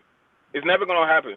And that goes back to my point, right? Like, the Europeans are pretty much dangling this like weird reparation like rhetoric. It's not going to happen, right? And black people are ready to fight each other, kill each other to the end of the day. I mean, to literally until there's nobody left because of this little bit of money. Money isn't real, right? It's not a real thing anymore, right? It's anyway. I don't. I have too much stuff. I'm going to partially respond to you before you go. Just one question. I got a couple of questions for you, right? Can I ask a couple of questions to the brother that was speaking? If it's done. If you're not done, I'll let you know. Speak. That's fine. Hello, I'm done. Okay, let me ask you a question. Yeah. I mean, let's say James asks a question. I'll pass to you, Louis. Okay. So America wasn't built overnight, right? The UK wasn't built overnight. All these powerful countries that we talk about today that we're enjoying, they didn't build overnight, right? Right. So when someone is taking the step towards the right direction, why are you telling us that you don't believe the philosophy? Before Gaddafi died, he has the best country in Africa. Is that a fact or not? Let me get to. We can learn from mistakes, right? Like what America, like I said, America wasn't built overnight. So when someone is taking the step towards no, there is a philosophy there. Maybe you haven't read it. It's there. So when he said, we have to reconceptualize democracy to fit ourselves, that's a philosophy too. So So when he's doing that, you yourself don't speak on that. You want to see the failure on the long run. That's basically that. You say you don't trust it. You say you don't. It's not going to go nowhere. You say it's not going to go nowhere. Do you know what? I'm going to respond to him, but I just pass it. Before we get to the sellout, right? Before we get to the sellout, the first step that you have to take first, you have to have a team. What's your team? If you are team A, B, and C, you have to give all you have to your team. You understand? You don't throw rock at your team and say, I'm part of the team. That's what a lot of people do. You have to be a critic, but you cannot say this is not going to go nowhere while the person is taking the steps and it's not complete. Africa, the AES is not complete. It's not a complete situation. Like kids, literally. Can I, All right. Thank you. All right. Hey, bro. Hey, Donis, I'm not taking personal insults, man. Thank you. Let me come in. Like, see, that's my point. People are like little kids, right? Like we little kids, little emotional kids. That's a really critical thing for a few. All right. Thank you very much. You're contradicting yourself. You sat here. You said you're contradicting yourself. You do have a philosophy. But you think changing the names of the streets from the French colonialists to African indigenous names, from changing the roles from the judges to traditional clothing, from saying, "Hey, we're gonna build the roads. Hey, we're gonna create jobs." That's not a philosophy to you? Because Do you know what? Some people. The thing is, some people come here. Some people come on there. They don't have no country that's objective. doing that? Man, I mean, can you name me Manta, another country that's doing that? I don't even know what they're talking about, bro. I didn't even say any of Manta, that. You Manta. Some people have. you sat here. You said Burkina Faso has no philosophy. If they don't That's have no not what I said. philosophy, See, that's not what I said. That's my everyone point. sat here and Hey, heard you say they didn't have What did I say? philosophy. It's not working. guys, don't put your energy behind this dude, bro. I'm Yeah, being That's not what I honest, that's said. what I man. said. Don't I'm do not. it. Yeah, That's yeah. not what I said. It's, That's not what I said. That's not what I said. Okay, That's not what I said. but you sat here. You literally I want to said hear that. You said the the Ghanaian, man. philosophy of I want Burkina to hear the Faso is Ghanaian. not working. And I and never said that. apparently, I never even okay. So mentioned well, Burkina Faso. apparently, I guess everyone is just dumb, deaf, and blind because we all heard what you said. Everyone Nah, understands what he you came said. here. He came here I never even accusing mentioned Burkina people of. Faso. So He came that's here. how He came idiotic. here doing the same thing he's accusing other people of doing. Idiotic stuff. I never even mentioned Burkina Faso one time. I said You AES. literally just said that. Like, Yeah, yo, the I AES. swear to God, Yeah. you just literally said that Burkina Faso Never said has no Burkina Faso. philosophy. I told you, the more energy you put on this guy, the more battery you put on his back. You're He a has liar. nothing to You're a share. liar. Nothing. Nothing to offer. Yes. I think I we need know. to I have a know. But yet positive you can't even mindset. admit what you were saying. You're a liar. Let You're a straight up Louis liar. come on, please. Yeah, We need to have a positive mindset I on literally said the AES. There's no philosophy behind what the AES is doing, which is great. Okay, Amazing. so And if you're and saying they provided so a again, philosophy, some philosophy to you as an example, but you still right. repeating yourself. So that So means you again, don't. You're not even on here to listen. You want to hear What just are to you talk. talking about? What philosophy Okay. is that? Okay. Building roads, Okay. that's a hold on. So philosophy? having a gold refinery Okay. is not a philosophy. I think Changing Louis is clothing waiting for. names from I think French to Louis indigenous names is not Mansik. philosophy. Having local manufacturing is not a philosophy. No, that's not a philosophy, dickhead. That's my Oh, point. oh, You don't know Okay. what you're Okay. talking. You don't know what And he's then saying. also Okay. having Hey, Donis, Hold on, the God. personal. Hold on. It's a lot of personals over Oh my here. God, bro. This is the host talking. Estimate. You don't Hey, know hold what a on, philosophy estimate. is. You don't know what. I gotta mute you. Like, let's not do the name calling. We're doing so good. Go ahead, Prince Louis. Go ahead. Hello, Dinas. Listen, Brad. We love your show, but don't let your show become a mouthpiece for dictatorship on the continent. Okay. I've been listening 2.5 hours. All I'm hearing anybody dare says anything against AES. Oh my God, they're down on the floor. But I'm not gonna say too much. You know, they choose to go that way. I want you to say too much because we all here today. Let's Hello. do. Right. Listen, you know me. Defense I don't package. Defense package. Okay. Hey, Listen, guys, let him talk. Let him talk. Go ahead. Listen, Ben Pussy. Right, don't let me go there. All right. Oh my goodness, Donis, come on, man. I'm gonna use that I can't name. even I'm talk. gonna use that name. Hey, We respect. Thank you very much, Right man. there. I like that name. Hello. Do you want me to give you the beating I gave to CD yesterday? Please do, bro. Let me speak, Please bro. do. You know how we handle our business in the Sahel. You've been knowing that. Go ahead, bro. Hey, big Louis, loud Go out, ahead, man. bro. Go ahead, Louis, bro. loud it, man. Defense Hey, package. Donis, Defense You're better in package. the Sahel now. Now the Donis, Sahel is the better. Donis. Can I tell something to Donis? Donis, there is a video out there, right? No. Before we speak, right? It's my time to speak, bitch. Donis. Hold on. Look, we got to stop the name calling. Okay, we got to stop the name calling. All right, Louis, Please. no name calling. All right, no one interrupt because we got to close out soon. And then we got 1 hour and 30 minutes. And Trump said he's gonna nuke the planet anyway. So yeah, we got 1 hour and 30 minutes. Oh God. We'll be out of here. So go ahead, Louis. I only just turned up, and this man's trying to shut me down already. That's how they're treating the people in Burkina Faso. That's the way they want to go. That's up to you, lot. Well, I don't care. We're at different levels in Africa anyway. So if the Burkina Faso boys want to go that way, something we went down 15 years, 20 years ago, that's fine. Let them do their thing. All right. All I'm gonna say is black, this, dickhead. right? Who are you speaking to? Oh my God! Shut up, man. No, I want to hear you. Shit.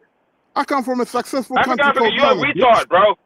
Right? Trust me, I don't even want to get into it with you, bro. You're a retard. Country called Ghana, bitch. Okay. All right. Yeah. Hold on. We're not guys. This is the African leadership. Don't interrupt him. Go ahead, Louis. Okay, they're so afraid of anybody saying anything that's obvious, they want to shut you down quick. You ain't gonna do that to me, bitch. Okay? When you got success, we will talk. In a couple of years' time, we'll talk, see how well things are playing out for you. But at the moment, I'm not gonna knock you. Okay? All I'm saying as a Ghanaian, I don't want to see none of your Islamic bullshit in my country. Keep your Islamic bullshit, your poverty-stricken Islam that's brought nothing but fucking poverty to Africa. Keep it to yourself. Don't be bringing it to Ghana, because we're gonna take that shit to you. We are tired of Islam in Africa. It's brought nothing but poverty. You stupid blacks still want to follow that shit. That's up to you. That's what I'm gonna say, Donis. It's a nice question. Donis, can I respond to it? Go ahead. Peacefully. Go ahead. When we say some Ghanaians are not Pan-Africanism, do you see what he said? Is not religious tolerant, is tribal. That's what I just told you, that the political party in Ghana is toxic. Yeah, and that creates those kind of people. Hold on, say James, but 1 second. But Louis, northern Ghana is predominantly Islamic. I know that's what they said. He said we don't want that. What he means, his own people are Muslim. You see what I'm saying? Yeah. So he was brought to the UK as a kid, right? Donis, he said he doesn't want to be interrupted. He can't even respect his own, Thank you. What I'm saying, the more you listen to some Ghanaians, right? Not all, great Ghanaians, like you said, Northern Ghana, they are my people, right? The Zongo community, shout out to them. Donis, let him speak, Louis, please. But when you hear people like this guy, right, Prince Louis, you need to take the prince out of his name because he represents nothing. Nothing. He's just a lonely guy in the UK who's been delusional about others people. When you talk about success, Louis, me and you, let's go toe to toes. How much did the Ghanaian government get from the revenue on gold compared to Burkina Faso? Let's do the numbers. How much did you guys get from your gold last year? No, let's go. You said if you see success, you will talk. Let's compare how much the Ghanaian government made from their gold revenue compared to Burkina. Let's do it. Let's do it. No, it's not, bro. You said you see some success. You're led by a 30-year-old fucking No, God damn it. Adonis, you see, Africans, right? They're afraid of evidence. I'm not saying Ghana is not doing better than Burkina Faso, but I'm pointing out success, right? He doesn't want to talk about it. Louis, put your camera on and show how much Ghana made from their revenue on gold compared to Burkina Faso this year. You see who got more. Yeah. Let's do it. And also, you start and criticize the Muslim countries. Sierra Leone was a majority Muslim country who actually invested a lot in educating your people in Ghana and Nigeria. Sierra Leone is trash. Now after the war, yes, dummy. But before the war, we invested. Go and Google it. You like oh God, look at you. You sound gay to me, bro. So I don't really talk to orange and orange men and also rainbow color. You sound like you sound like a tranny, bro. I don't interrupt tranny. Donis, be careful. Be careful. Anybody who's Pan-African, anybody who's Pan-African heading to Ghana has to be afraid about these guys like Prince Louis. Like you won't talk to me like that in person, bro. Man, that's a match, man. You got problem with everybody. What's going on with you, bro? Everybody today. You got mental issues. You got problems with yourself. Africa is like a mentally retarded child. You said. You know what? Okay. You know what? You know what? SMH. You know what? SMH. You said that 10 times. We heard you. Can I say something real quick? St. James. No, I have to make sure you heard me, bro. Because like he's retarded. Hold on. Let me speak something real quick. All right. Okay. Real quick, man. Happy? It's funny. Yeah. It's funny I'm glad. Okay. It's funny how some Ghanaians come up here. And then they want to bring up the north of Ghana, saying that we're trying to protect ourselves because of the Muslims, right? All these other things, right? I mean, if you're trying to protect yourself, right? Why do you need the white man then? And then you're talking about Burkina Faso. Why do you need the white man then? No. Ben. The president right now, the president that he was praising is any Muslim? Is a Dramani Muslim? Is a Dramani Muslim? He come from Didn't Dramani go to Russia, you cunt? Let me finish. Didn't Dramani go to Russia? You fucking Look at our assholes. grown man. Look at our grown man. Look at our grown man speak in the UK. Louis, let me exactly. Let me finish Louis, my thoughts. you're gonna get kicked out in a minute, Louis. Louis, you're gonna get kicked out, you know. Give me 30 Islamic, seconds. 30 Islamic seconds. fundamentalists. 30 That's what you seconds. fuckers are. 30 seconds. You're Louis, a Louis, 30 seconds. your landlord is gonna evict you tomorrow, bro. Your landlord is gonna evict you You can go tomorrow. back. Louis, you can go back. Screaming Hey, you can go back screaming louder. But you let me went finish to my Russia, thoughts. a Christian Let me country, finish not my a Muslim thoughts. country. Prince You went to Louis, Russia, a Christian you're a country, fake, you're a not a fake Muslim prince, country. right? You You went came to on here. If you you see went to success, Russia, you Islamic said Let me finish my thoughts, Louis. you said no. Let me finish my Guys, thoughts, Islam's Louis. gonna kill you lot. You guys, stupid. Islam wants to Let me kill finish you my lot. guys, thoughts. guys, guys, guys. In the history of the world. Guys, Can I Mecca finish was my the thoughts? biggest slave trading market in the world. Can I And you come in dumb real blokes quick? still follow them. Can I just come in real quick? Hold on. oh my God. Hold on. Look, yeah, I think No, please, we need bro, to please, approach please. things. I don't Look, want to hear what you got to say, bro. Please stop, please. You too look, dumb, bro. Like, please stop. I think we need to Hey, approach things Darnus, more can you positively. save SMH, man? He's having a mental breakdown, man. Can we save him? It's funny. It's when you listen Well, to his guys, let me voice, read you this super can chat. tell. You can tell he's not mentally Let me right. read this super chat. Gustavo, thank you for $2 holla. It's Ghana Guys. versus Burkina now. Now, how do we get here? Listen up. I swear this is meant to be a Because you know Pan-African. why? It's meant to Because be a you know why? Pan-African channel. Ghana. Yo, Man, Ghana's shut up for a so second. scared. Shut up for a second. Ghana- Hold on. Man, Ghana Be got so quiet. Be scared quiet. of Be Burkina quiet. Faso. Hold on. Ghana got Hold so on. scared Hold of on. Burkina Hold on. Faso. Guys. Once at a time. Once at a time, man. Hold on. Look, I swear this is meant to be a Pan-African channel. You know, Exactly. I don't know what's going on there. I don't know what this is between Ghana and Burkina Faso. No, it's not between. Somebody just hit the link. Somebody just hit the link and he's trying to make it about Ghana. Listen, it's petty. It's petty. It's a petty thing. It's not going anywhere. And we ain't gonna allow It's not going anywhere. No, It's not going anywhere. We got for it. Listen, Louis, it's not a personal thing. Yeah. It's not a personal issue. Do you understand? It's not a personal. This discussion doesn't evolve around personal ideologies. St. James makes it I agree. Okay. No. Stop it. You want to bring it down? Calm down, bro. What you're doing? Calm down. Louis, Louis, I got time for you, bro. Calm down. I got time for you, bro. Let me tell you something. We have to have a positive mind frame. Do you understand? Yeah, we have to have a positive mind frame on what you. It's like what you project. Yeah, you know, if you're projecting negativity, that's what's gonna come out. You have to project positivity. Do you understand? So, I mean, the way I look at it, yeah, the way I look at things is that at the moment, as it stands, like Africa is still under some type of colonization, and you can see it. You can just see that from the discussions with Tinubu. He's not in the right frame of mind. Do you understand? He can't coordinate properly.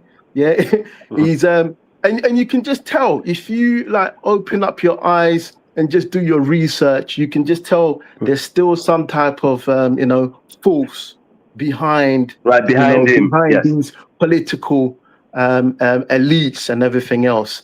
And I mean, I can only just praise the Sahel. I can only just praise. We can only just praise them because they're trying, you know, and to come out of that, to come out of that type of system, to come on top of that, it takes a massive effort. You know what I'm saying? And it's the pressure that that's on the Sahel and them three leaders is a phenomenal pressure. Do you understand? Yeah. So for them to like break out and try and do stuff by themselves, we have to give them all the praise. Do you understand? Because it's a big thing. It's a big thing, and a lot of leaders have tried. A lot of leaders have tried, and a lot of leaders have failed. So it's like we have to have a positive mind frame towards them. You know what I'm saying? All this petty stuff is not going anywhere. Do you understand? And one thing I want to say as well, Like this is to my guys. Hold on, real quick news. Trump. So there's a 2-week ceasefire, completely reopening Strait of Hormuz. So Trump, Trump did his thing, kind of. What a go shame. ahead. Wow. 2 weeks ceasefire are gonna come down. So Dynasty, I'll give you the credit for that. Trump is a funny guy. I mean, I give it. I hate Trump, bro. Trump's an interesting guy, man. Anyway, let me finish off. Nah, we knew he wasn't going to do that. No, but he got his deal. 2 weeks. He got a deal. Yeah. Let me finish off. Are you sure that's official? Dennis, are you sure that's official? Are you sure that's official, Dennis? I'm sure. Yeah, we have to go and check that out. But anyway, let me finish off. Look, it seemed like it. I'm watching it from the outside. Look, this is for guys. Let's have the host. Let's have the host regulate, right? Let me finish. No, guys. Let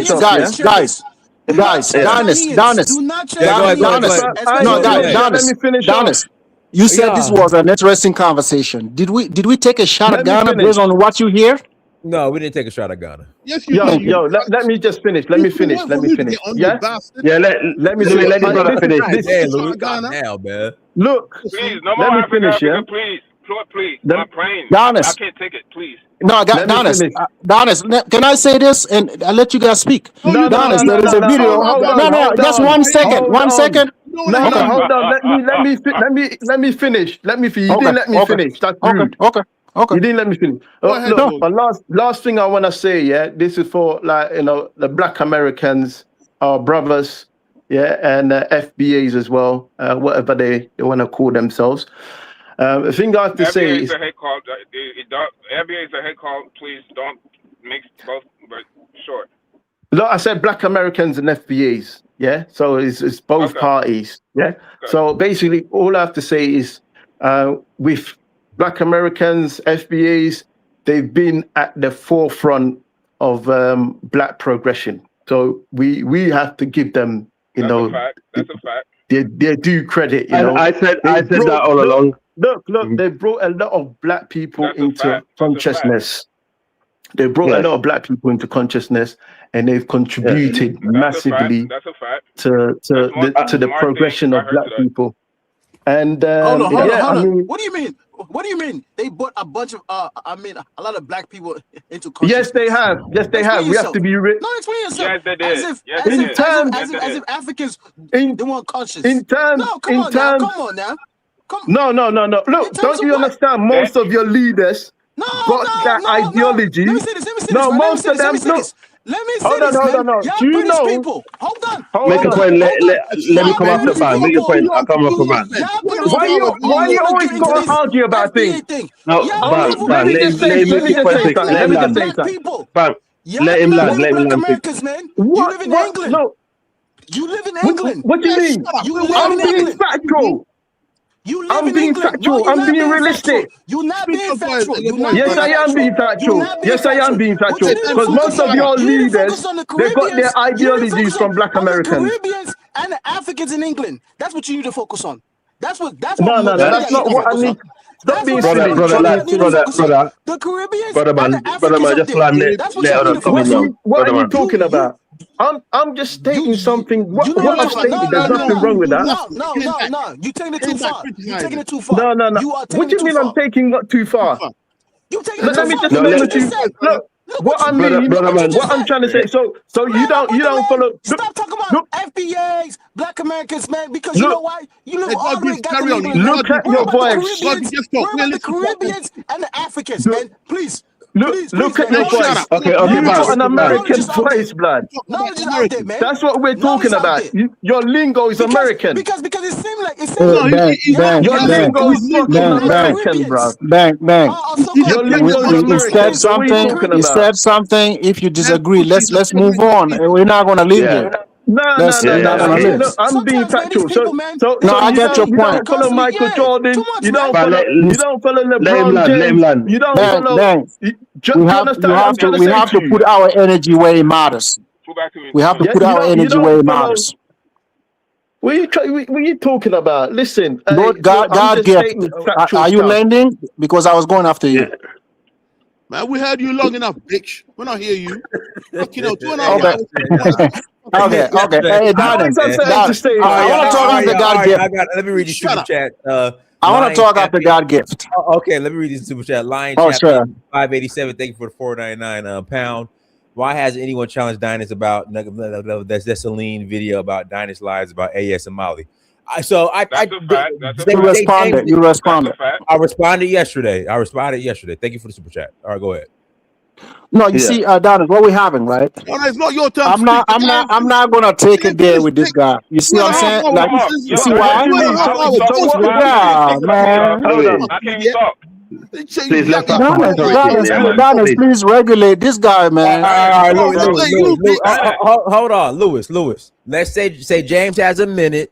Then after his minute, you can retort. Lewis, give him a minute. Don't He's been talking for I should get 2 minutes because he's cutting me off. Yo, St. James, what you done was wrong, you know. I've only talked once, bro, for like 5 seconds. They cut me No, off. SMH, man. You got personal. I got another super chat. Gustavo, thank you for the $5 holla. Fact check. St. James, Ghana versus Burkina, gold versus oil revenue 2025. Ghana gold 20.9 billion. Burkina oil 2.9. No, we don't even produce enough oil for me to be getting to. I talk about gold, not oil. So you really want to go there? We go. No. Donis, come on. Can you help me? Can you help me? Can you help me? Hold on, but guys, let me make this announcement. So it's official. U.S. and Iran agreed a 2-week ceasefire, completely reopening Strait of Hormuz. So, hey, Trump was like, "Listen, I'm wiping out y'all civilization tonight at 8," and they came to the table. Yeah. That's crazy. No, okay. That man is it looks like we call him a nutter. It's a nutter. Hey, listen, y'all getting wiped out tonight at 8, and they came to the table 2 weeks. No, you shouldn't be laughing at that, bro. I mean, that's okay. We don't know the ins and outs, you know. We don't know. No, that's okay. That's okay. Everybody has an opinion, but let me. Can I respond to but Donis? Yo, Dinus, get up. I only talk one time. Oh man, golly, stop it. Okay, guys, please. I'm getting a headache. All right, St. James, you got a minute. Then Lewis, then SMH. All right, go ahead, St. James. Then me, please. Thank you. When I come on here, right? I'm trying to take your show. I'm trying to take your show to the Francophone, right? Because we're having a great conversation, and I've been doing this for 2 hours.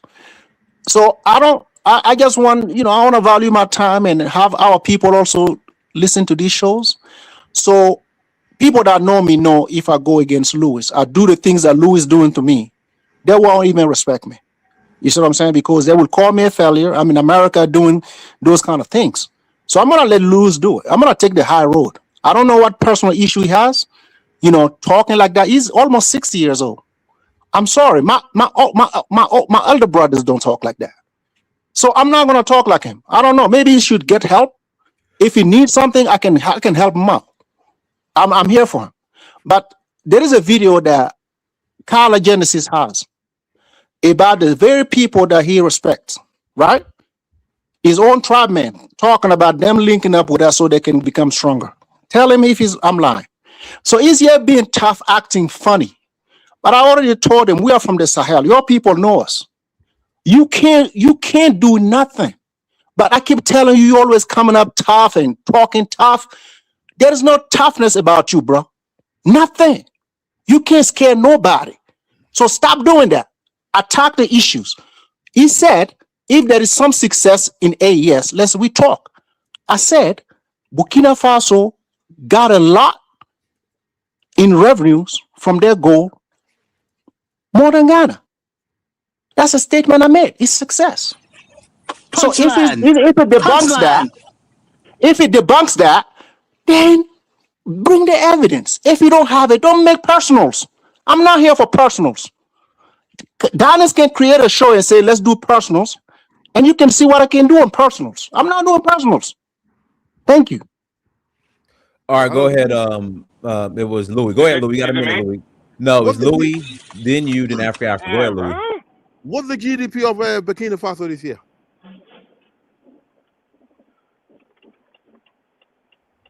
You see where it's taking the conversation. You see what I'm not. I said Ghana is doing better than Burkina Faso, but he said success. I'm not saying success overall. I'm giving you where we. Okay. Okay. Hey, Louis. We are nobody, but you depend on our tomatoes. Heavily depending on our tomatoes. You depend on our farmers to eat. No, you depend on our farmers to eat. No. Hold on. Say, James, don't interrupt because he didn't interrupt you. Go ahead, Louis. Yeah, speak up. No, I thought he was asking me a question. Let me tell you a little story, you stupid idiot. Okay. Personals. Your people be making stupid decisions. Hey, Louis. Hey, hold on, Louis. Call him a wanker. You wanker. Right. Yeah. Right? Listen. Louis is Southeasterner. They obsessed with foreign. Very carefully, right? Your people be making stupid decisions for a long time. Okay, many years ago, we were living under the Mali and Songhai Empire. An idiot, Islamic worshipping idiot, went to Mecca, right? By the name of Master Musa, and came back and demanded that everybody under his empire become Islamic. We, the Ashanti, said no. We got the fuck out. And that's how we end up where we are. I've always felt that way, exactly. Islam has done nothing for Africans but become a harboring house for these bloody Pakistanis and bloody Arabs. They screwed you over for years as fucking slaves, and you still want to be under their ass. Kwame Nkrumah joined independence, came up to Upper Volta, which is Burkina Faso, and told you lot, come and join us. The guy next door, but that stupid Kosi Boahen, they call him Ofu Boahen or whatever his name is, right? He said, if you're ready to leave your mother, we're not ready to leave our father. We had the same response for the leader of Burkina Faso. And now you're suffering because the French fucking... No, you're lying. You're lying again. Hello, let me finish. You're lying. You're lying. Let me finish. Okay, I'm here. You lying. You don't even know basic law and order. I'm gonna respond to you because you're lying. Basic law order. You have no man in your country. That's why a 30-year-old gunman can run you, and you following behind him like a little child. We're gonna get you the video about his tribesman. Finish, you bastard. I'm gonna show you. I know. Listen, I know word, bitch. So shut up. A prince that talk like this. Hey, hold on, Louis, you got 30 seconds. A prince that talk like this. Man, fuck you. You got me worried, man. You got me worried, bro. Honest, I responded. Honest, one day I responded to him. He wasn't there. One day I responded to him. He wasn't here, right? No. Let me respond to something he said. Kwame Nkrumah did come to Burkina Faso, right? He did come to Burkina Faso, and he spoke to the first president of Burkina Faso. They all went to the border. They kicked a rock as a sign of them coming together. Guess what year Kwame Nkrumah got overthrown? 1966. Guess what year our president got overthrown? 1966. We never said to Ghana that we will never want to link up. Never. This guy is over here lying again because I'm here. I can retract everything he said. Kwame Nkrumah, no, we have our people in the northern part of Ghana. We are the same people. So there is no way Burkina can tell Ghana we can't link up. You see what we're doing right now? 3 countries coming together. That tells you our patterns. We want to reunite Africa, West Africa. That's why you can find us in Mali, where we originally come from too. That's why we're together with them in Niger. You guys are nowhere to be found. Tell me why. Louis, you call yourself a prince. Are you a real prince? Because your chief was telling you, you better link up with the Mosi people, my people, so you can get tougher. Was he lying or not? Was he lying or not? Was he lying or not? I'm asking you. My father is the chief. I'm from No. Are we lying or not? Lying what? Lying what? Are we? No. If you are not lying. Hello, say it like this. What are you lying? What are you talking about? The Ashantis betrayed Kwame Nkrumah. The Ashantis.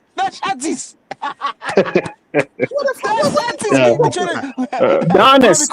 Ask him if what I said is a lie. If it's a lie, this guy's here. Carla Genesis is here. He has the video. You play the video. You will see the Ashanti telling them they better link up with my people to get tougher. This guy's lying. When Carla Genesis played our video, That guy was so embarrassed he wouldn't say a word. Genesis Bro, never don't sit played no here. Don't video with Ryan no, bro. Howard. He Don't never play played tough no with me, video, bro. my Don't friend. play tough with me, You didn't Louis. play no You are video. not a prince, Hey, my bro. friend, what you just said You is are a lot not a of bullshit. prince. You are not a Huh? prince, man. Oh my Remove God, that bro. prince out Okay, of your name, tell me bro. why I'm not a It's prince. my No, turn, tell me bro. why I'm not a Remove prince. the prince. No, tell me why I'm not a Let prince. Because Hey, you just tell come me. on, man. I don't My want to use the word, father is bro. Jacob. Look My at how father you is Jacob. speak, bro. Now Look tell at me why how I'm you not a speak. prince. Look at I'll how you speak to speak, you. bro. I'll speak Look to at how you you the way speak. you deserve to be All spoken to. right, guys. I'll speak to you the way you I have deserve to be guys. spoken Hold to, on, you piece of shit. Fucking wanker. I gotta pass the mic. I gotta pass Burkina SMH. Hold on, SMH, Right. and I gotta pass the anti-moralist. Go ahead. Okay, I'm gonna try my best to calm down. Well, hold on, hey, guys, real quick. Naturally Shy. Shout out to Naturally Shy, our moderator, y'all. Shout out to her, and shout out to It's Miss Chambers, y'all. Shout out to her too. You know, It's Miss Chambers is, she's been on a couple tours with me and has supported me. She paid her $50 tithes last night because she didn't. The door. Hey, listen, I was gonna lock the doors. The doors is about to get locked. And shout out to Marie Shy, our fearless moderator. No matter how many times she's threatened to quit, she always comes back. We love you, Marie. Go ahead, SMH. Miss Also, Hallo sister. before I get started, shout out to us too, bro. I was there when you had like 50 subscribers, by the way. I don't know why we I don't never appreciate get a you. shout out or anything. Okay, so I'm gonna try my best to calm down because I understand most black people kind of think like Africa and CB because it's kind of like mentally challenged. But I'm gonna get to the point, right? I feel like Why is this guy obsessed with oh me? my God, bro. Can I talk, bro? I let you talk, bro. Can I talk now? Yeah, my brother, come on. I still All right, respect I'm you. gonna Go on. come Cool. down. Yeah. So this is what I really wanted to say earlier. All right.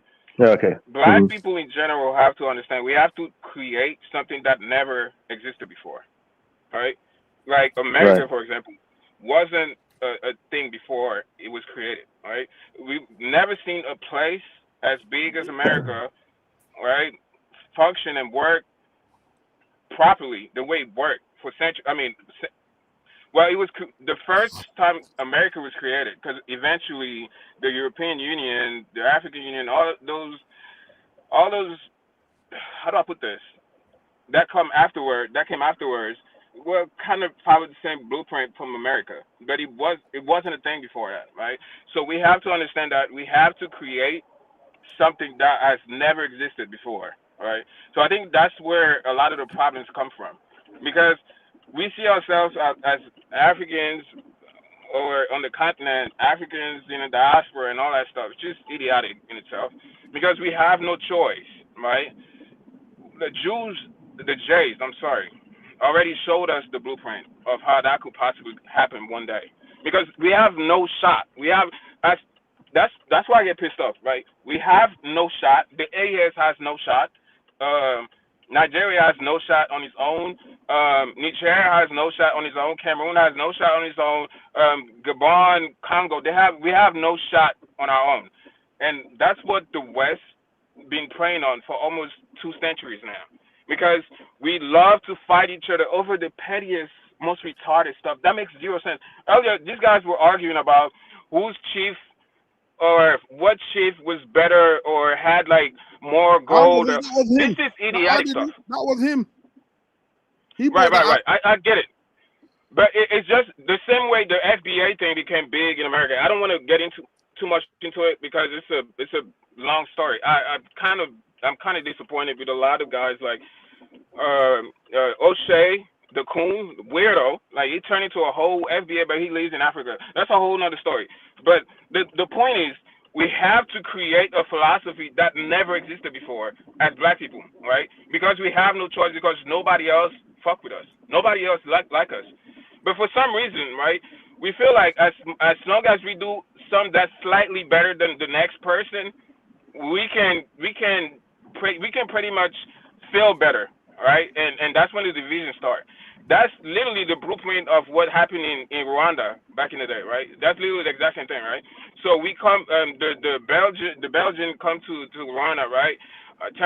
run into a colony, right? So they go, hey, you know what? The light skin, that look a little better than the dark skin ones. We're gonna put them in charge, even though they're a minority in the country, right? And the corruption and them abusing power, right, made the Hutu be upset with them to the point where they committed a genocide afterwards, right? Literally, it happened everywhere. It happened in America, right? The house slaves, right?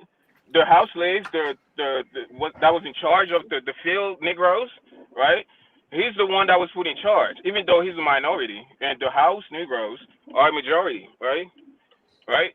But then he has the backup of the white guys, so that's why it was never really truly successful for the field Negroes in America to take over the plantation. Even though it happened a couple times, but it never really had the true success because in America, black people lost the war, and that's my point, right? Haiti, they won the battle. In Haiti, they won the battle, but they lost the war because they had no backup, right?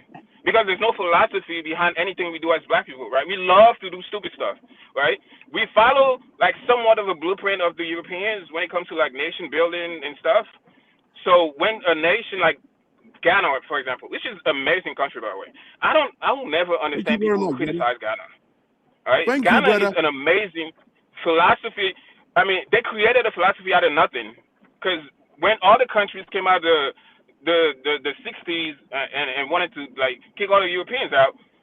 So for some reason, Kwame Nkrumah somehow went to America, right?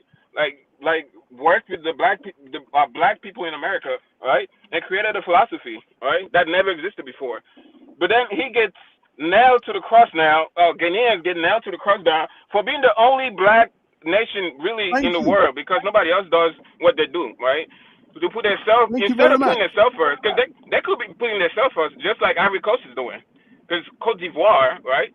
They put themselves first. They don't give a fuck. They don't give a about helping nobody else in Cote d'Ivoire, right? Because at the top, the person that's at the top, even though he's doing a good job at managing the country, right? Because he has the investment like history. He worked for the IMF back in the days. Like he's really good with money, right? So it looks good on the outside, but he really is not doing anything for Africans in general. No, he's changed doing the law nothing and kept to help himself the in black people power. in general. He's changed the law, kept himself in power. Right. And That's what another thing Burkina too, Faso is right? going to do as well. But he That's how looks Traore good on the gonna get down. outside. You know they get down. Right. Right, but he looked good on the outside. Ghana is the only place where even when what's the general that I can't remember his name, but the general that came in power, right, got rid of the corrupt leaders there, right, and Jerry left Rawlins. the power, Jerry right, Rawlins. Rawlins, right, left the power, and he just didn't care about the power that much, right? Exactly. It's because Ghana has an amazing mentality, right? They have a beautiful, what is like the blueprint, what should be the blueprint of what all black nations in the world should look like. Even though they still haven't developed, they still haven't created that philosophy itself, right? Because the philosophy is not just, we like people, no, it has to literally translate to everything you do in a nation, right? Yep. That's why white supremacy is a thing, right? Because that's a philosophy, and it works, right? Sorry to interrupt you, brother. That's because we got a history of the chieftaincy that was ruling before. They're still in part of parliament. They're still part of what the basics. What we don't do is chuck it away and bring up Islamic fundamentalism and then say we're an Islamic country and we can't do nothing. We can't even teach our children how to read and write because it's against Islam. Burkina Faso was never Burkina was never an Islamic country. Oh God! So I had the. We never said we were an Islamic country. Anti-Moralist was going to come next to last. It's still not that important, right? So when you said the philosophy, right? You're talking about Ghana, right? So how does that all look like when you go and have you subcontract your defense mechanism? You have all these people that you say you are hating. You have them in your country. Guys, hold on. It's actually anti-moral this time. Go ahead, anti-moralist. Greetings, everybody. I'm back again. I was here in the beginning, but first of all, I'm glad we're all being civil and not throwing insults here and there. I'm very glad. I'm proud of y'all. The second thing is that I'm kind of I'm gonna be honest. I look at this discussion. The first thing is that kind of, Islam is the, the problem in Africa and all that. So listen, fine. If that's what you believe, I'm not gonna try to convince you you're wrong or right. It doesn't matter because I ain't convincing somebody you think that. My question is that I think the mistake you keep making in Africa is acting like Africa's probably simply one, Islam or Christianity, even, because I grew up in a very multi-religious society, so I never really had a problem. I think when you remove one label, you won't magically remove the poverty, the weak institutions, elites, because let's talk about those elites, border tensions, and the politics of what I call exclusion, which is you only certain people, even though you may have, let's say, a democracy, there's only a certain amount of people who are actually selected. There's a famous quote: I don't care who they vote for, I care who I select, because at the end of the day, who you select are the same people. They have come from a certain political class. Now, I don't accept that. To me, religion can become a vehicle for conflict, and rarely can it become like the whole engine. If young men specifically have no jobs, have no protection, have no land security or any meaningful representation, no reason to trust the state, that's almost any ideology, doesn't matter what it is, can recruit them. That's the one thing that every anti-terrorism from most countries have agreed, is that when these young men have no reason to actually see about a future for themselves, any ideology, doesn't matter if it's religion, any ideology can be there. There can be religion, ethnicity, militarism, whatever, even nationalism. So when I hear somebody say Africa must create something new that never existed before, okay, I'm not disagreeing, but my first response is exactly what do you mean by new? Do you mean new state model, like a new civic identity, or like an economic idea, or like a philosophy? When you mean by philosophy, what is it based off? Because some people are based off tribe, religion, colonial borders, all that stuff. Now, what I'm trying to get here is that one question actually, before I continue, is that I look at the AES, for example, and there's philosophy. I don't know the name of it, but I can pretty much look at it and say, okay, sovereignty first, security before democracy, and independence from external control. Okay, I can name those things because they've been very consistent on that. So the idea for them is that the state must secure itself and reclaim the decision-making power they have before it can think of any kind of development or political pluralism, which is democracy. So my question is, if that's philosophy, that's the philosophy for the AS. What comes after the security, for example, and what is Ghana's philosophy? Exactly. Like how, if somebody mentioned it, I can tell you, I'll help you. Okay, keep it simple because I still have 2 o'clock. But go on. We are made up of different small nations and tribes. Okay? Different religions, but we have one fundamental thing. Okay? And that's the morality of society. For example, they want to bring LGBT. Everybody, the Muslims, the traditionalists, the Christians, everybody knows we ain't gonna have that. So every fucking president is scared to bring it. Muhammad was going blue. When he got in, he dare not bring it. Those are the bases we can live on. Okay? Then we realized, okay, that our enemies with time were these people. Why? Because we sent students abroad to study, like in Nkrumah. When they came back, the racism they faced, they realized the shit that they've been through.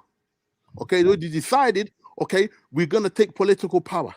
People from different regions, okay, stood up and wanted to be counted. We had people who wanted to separate themselves because they were growing more cocoa than everybody else. So they wanted to split themselves. No, we realized, no, this ain't gonna work like that. And Nkrumah brought this philosophy, many of us gravitate to it, especially the poor. But we had some of the rich ones who believed that they should be in charge. Okay? But in time, they realize no matter how elite they may be, when they go abroad, they get another black purple. Why are you sharing your airport with the U.S. troops? We decided that the best way to do it, after going through military. Why are you sharing your airport with the U.S. troops? I asked him a question. Let's be respectful. I just asked him a question. So we decided, with all that we went through military rules and so on and so on, the best way to do it is through democracy. Why are you sharing your airport with the U.S. troops? Let me. No, that's a question. Is it not a legitimate? No. Donis. Let him do it. I struck a nerve. That's fine. Right. I struck a nerve. So, my man, that's men sick. That who was talking? I was just watching him. Anti-morally. That's how we handle a sophisticated society that can I was just trying to have that. I was just trying to ask you a question you were asking if you him. stop interrupting me, bitch wanker, It's you my might learn turn. something by Okay. accident. Look, thank you for your answer. Stop interrupting me. And let me finish. The man asked me a question. Okay, go. Okay? Go on. Just make it That's quick. how, hello? That's how, that's how, shut up, Oh. damn pussy, you fucking pregnant mosquito. Oh my God. It's my turn to speak. Okay, It's my turn to speak. Stop. Hold on. We call you a pregnant mosquito. Stop it, Louis. Exactly. Stop it. Dennis. Hold on, man. Do you now know? So you know why? We gotta stop. Dennis, you know why they kept him in the UK? His family kept him in the UK. They don't want him to come to Africa. That's pregnant mosquito. I haven't finished. But St. That's James, why you know so funny? That's why Ghana move ahead. That's why Ghana move ahead. Oh man. That's why Ghana move ahead because we have law and order. You don't have law and order in your countries. You're fucked up. Dennis. We have law and we have order. We have freedom. Is my question a disrespectful one? Is my question a disrespectful one? It's a legitimate question. It's a legitimate question. I gotta mute you guys. Anti-moral, let's go ahead. It's still your turn. Thank you. Damn. Okay, I'll be careful next time asking questions. But okay, I'll try to keep it simple. You know, for me, I can understand Ghana. Okay, I think that's Ghana's philosophy. I understand that. That's there. But then, just when it comes to that philosophy, for example, I'm from Tanzania. We have our own philosophy. Now, our philosophy was based on Ujamaa and the Julius Nyerere. It was centered on equality and rural development, self-reliance, and national unity. What that means, everybody got to understand each other, okay? Administrative reach means the state has to reach in those areas, and also that the villages matter just as much as anything else. Now, economically, that philosophy has been criticized, and I'm not going to act like it was the best. It was not good for our country, but also add on to the fact there was like the SADC movement, they're helping Zambia get access to the sea, building a railway, also fighting against apartheid in South Africa. It also added on those factors that made it more difficult to succeed economically. But on the social level, it has made very much like it has made the country far more stable. Okay, and our democracy, we realized that the unity behind that, because before Tanzania was never a democracy. It was a one-party state, and that was what it was until 1992, I think, before I was born. So then it changed from there, and then we're still under the same party. But the thing is, most people have kind of grown up around that environment, and they've accepted the things that matter to them the most is first, unity. Important, but stability is what matters to us, not the ability to choose our leaders, but the ability to be stable and avoid these conflicts and wars. Because the way we look at it is that we have already supported a lot of these African nations and will continue to do so because Mwalimu Julius Nyerere believed in Pan-Africanism, truthfully. But he also believed that first, we must make sure that before we even have any kind of choice, we wanted to build stronger institutions because we believe if these institutions that are strong, that can stand, and we can able to control what we actually export, because we can look at our friends like in Kenya, for example, they have a better economy than us, but they also have less control of their economy when most of the people who are making money are foreigners, for example, and they also own most of the industries. We are very reluctant on that. So that is a two conflicting democracies and just two neighbors. And when I hear Ghana's philosophy, I don't know if I understand it, but if I hear it and I look at ours and I look at Kenya's, there's already conflicting democracies. So I guess what is the philosophy are we proposing? And religious pluralism is going to exist. And if I hear you say Muslims are the problem, I'm looking at, okay, Ethiopia has been the oldest version of religion, of African Christianity. They've practiced the oldest. And Islam also came through Ethiopia the most. So if we're talking about what most Africans, when it comes to practice Christianity, they don't practice the Ethiopian version, they practice the colonial version that came through colonialism. Okay? So I'm looking and say, okay, then when it comes to then religion, which one do we go for? And what if we're saying that Muslims or Islam is the problem? Another question then arises that, okay, then what do you do with the Muslims who don't want to change? you have to accept religious tolerance, and you have to look at these issues beyond just religion. I think when you try to use these words religion and say, oh, this problem is this Islam, the problem is this, and we don't look at the fundamental things that are just human to anybody. Because if you take away religion, there's another thing. Fulanis are the ones being affected most by terrorism, and they're the ones who are also fighting against terrorism the most. When you look at the AES, for example. So again, I'm just going to, my question is basically simple. You are already diverse ethnically, religiously, and even philosophically. You are different. How can you unite those one continent like that? I don't think you can realistically without first looking at each region. Like, I'm not gonna act like I have a solution for West Africa, because I'm gonna lie, every time I come here, you guys fight a lot. I don't know why. Okay, okay. I'm not saying I don't know why. I'm just not gonna act like I'm an expert, because I'm not trying to choose a side. Because at the end of the day, I'm not gonna act like I know what I'm talking about when it comes to. So what's appealing to you, though, based on what you see? What is appealing to you? Right? Sorry, I would just. Let me. Let me read the rest of these super chats. Gustavo, thank you for $2 holla. Donna says, James, you do know we have Google, right? Gustavo, thank you for $2 holla. Ghana, 20.9 billion for Burkina, 6.5 billion. He's lying. He's lying. Gustavo, thank you for $2 holla. Lewis is a prince, as St. James is a saint. Gustavo, thank you for $2 holla. Bro, they mad. Hold on, let me finish. It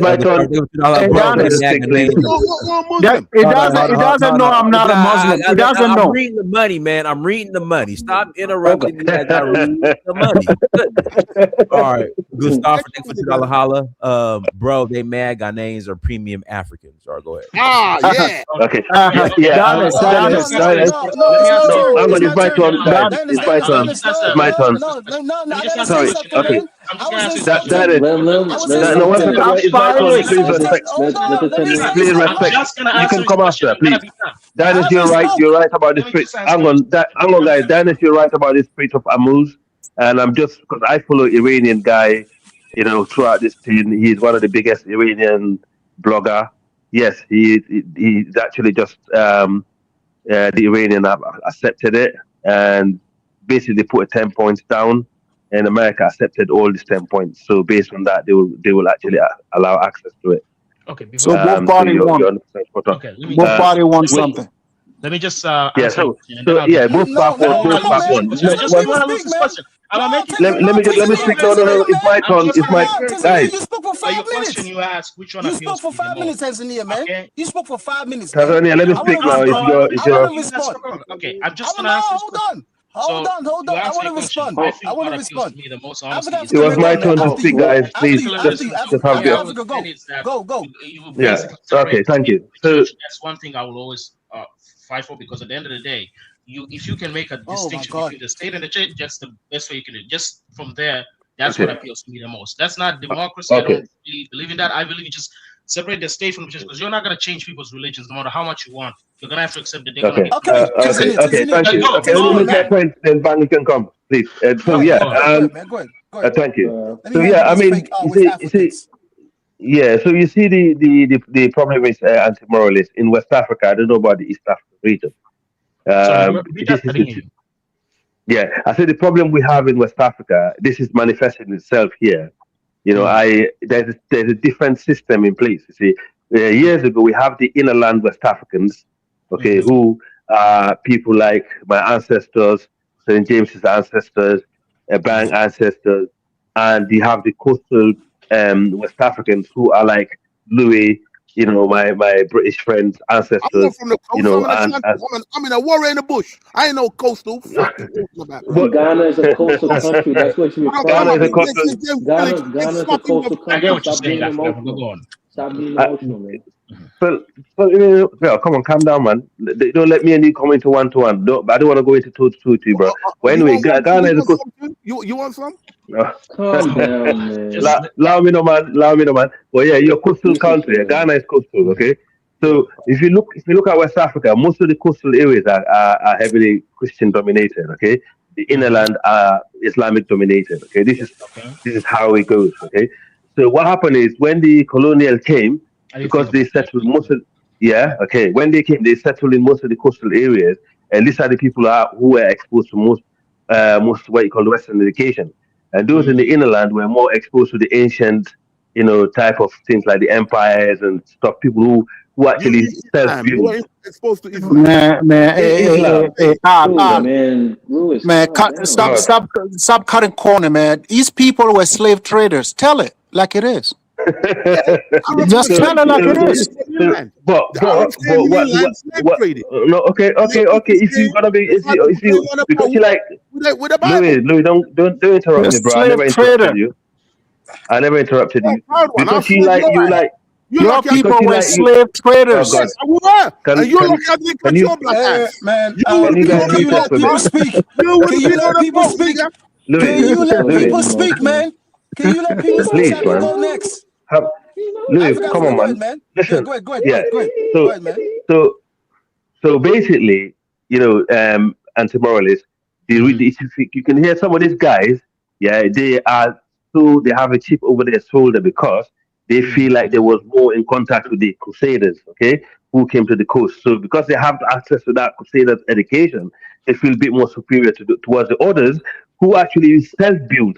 Everything that they founded, they forgot. The Crusaders who civilized them was already conquered by the inland Africans. You understand? Because the people who actually managed to achieve a lot throughout African history. Can you shut up? Can you? Crusaders didn't come to Africa. When they were Crusaders, The slave catchers, the slave masters, those that build the dungeon, those that build your dungeon in Ghana, those that build the dungeon in Ghana, those that build the dungeon in Ghana. Don't fucking tell me my Those history. that They were not Crusaders. They were white invaders. They were white slave traders. And fucking See, you're crying over me. the Crusaders Stop crying over my shit. Africa, you done? Stop. They went to the Middle East. I'm having this Donald, man, Dennis, can you help out, man? Can you help out with this guy, man? We were having a good conversation for the past 3 hours. It's my turn. Everything. Hold on. We're having a great conversation. Hold on. Okay, Louis, chill out. Please. Louis. Thank you. I don't want it. I don't like it growing up and crying on my shoulders, bro. I got Crusaders white didn't teeth. come to Africa, stupid. Islamic. Louis, I'm just gonna put you in the waiting room. Thank you. Thank you very much. Dinus, I meant the people who came for transatlantic slavery. We all know, okay, our ancestors were the people who were part of the people who conquered Spain, okay, and they went and enlightened Spain on pluralism. The Moors, right? Yeah, in West Africa, okay, our people. So we were exposed to education before the Europeans came, who actually are the slave masters, who actually use these people to catch slaves and send them to the Americans, okay. And basically, these people who came to catch these people in the coast, and to use these people in the coast to catch slaves, they used them to actually seek vengeance on our ancestors in the inner lands. Okay, so you can see the mentality. It's like their brain is being recycled, okay, by these slave catchers, these people who came to avenge on us, who went to Spain, because our ancestors went to Spain and settled over there where they call Al-Andalusia. You probably you're intellectual. I can have that conversation with you another time. Okay, so these people who came on the transatlantic route, they came to seek vengeance. So they use these coastal people who are making noise all over the internet right now, calling us illiterate because we're Muslim or because we're and this and that. Yeah, these are the people who were used against us in the inner land. These are one of the people who they was given a bit of goodies to make them feel better. To say, oh, look, we're giving you a little bit of development. Look, you're better than those in the inner land. We give you a little bit of education. You're better than those in the inner land. These are the ones that are making noise. And you can tell the mentality from how St. James speak and Bang and Mansake, yeah, who ancestors build empires before Islam. Because the Morsi Empire, the Mali Empire, the Ghana Empire, at most of this time of this empire, there was no such thing as Islam. Ghana it was a late run. Ouagadougou as well, right? Ouagadougou. Okay. These people, okay, the Ashanti, of course, they had their own shape. But I mean, come on, whoever talk about the Ashanti Empire? What was they known for? The only people you can talk about in that region, if you go further south for the Benin, they was amazingly great. Okay, but the thing is, these are the same mentality that's been brainwashed, been rewashed, and been used against other Africans throughout history. So the reality is, where is gonna stop? I come from Sierra Leone. Nobody can boast about education when it comes to historically in educating and enlightening and in the modern days. Definitely no. We are very religiously tolerant people, and we actually do not use religion as a bar for development because I think that's a very low IQ way of thinking. Okay, Yes. but No, what is said yeah, today, the Zongo St. community. James, let me Okay, go finish. yeah. ahead. Go So ahead. so Please, yeah, please. sorry. So I'm Okay, done. okay. You I'm done, finished Africa, Aban. Africa? Okay, I'm nearly done. 1 second. So you can see where I'm coming from as an engineer, as someone who have a bit of intellectual, mindset. You can see what's going on between the conflict between the inland West African and those in the coast, right? Yeah, and And it's now okay. Now you I can, that's a perspective I didn't okay, hear about before because I usually, yeah. you hear like, Mm. Fulani and all that. I'm like, I know and you, especially when you hear from Westerners, okay, they're not telling the entire Mm. story. So let me be careful Nah, when I listen they're to not. them. But that's a perspective I need to actually consider. Okay, Yeah, go but ahead. these are people who build empires. When the British came to West Africa, okay, when they came to West Africa, the British. I live in the UK. If you go to the British Museum, you will see a lot of things that they talk about Mali, the Great Mali Empire. Okay, and when the British used to go there, the stuff that they used to learn from us, and intellectually, so we had intellectual, we have scholars, we have great thinkers, we have all kind of things in Europe we could match. Those empires could match loads of other empires. Okay, Do so not we mind, think, do not mind Lewis. He's confused. That's why they kept him in the UK so he don't they, come to Africa. There is a reason why these he's people are there agents. Wait, They're doing agents. the Let things me he's If doing. you look at, if Bank you look wanted to at, say let me if you get look my something, at, so I thoughts. want to hear his point as Africa, well. Africa, 'Cause Africa, Africa. I Are mean, yes, you yeah. done? Let Anti Morales ask quick. Yeah, what was oh it? no, because I'll just say this so Ben can ask this question because okay, No, no, no, no, so no, Mm. the no, no, man. I perspective, gotta give my response. Yeah, Mine's not a okay, statement. yeah, yeah. Wait, but my point is yeah. that Go on. that's cool, especially Mhm, when it comes to that perspective, right? I could mhm, imagine, especially if you want to mhm. you like unite, you have to you because in East Africa, again, we have a different history a little bit. So the way Yeah. we were united actually was thanks to the Germans because they have to unite all these tribes to say, you know what, we may have fought each other, but fuck you Germans specifically. Pause. But, it's just in case. Sorry for your stream, Dennis. I didn't mean to curse, but my point is that. Mm, So there was that mm, unification.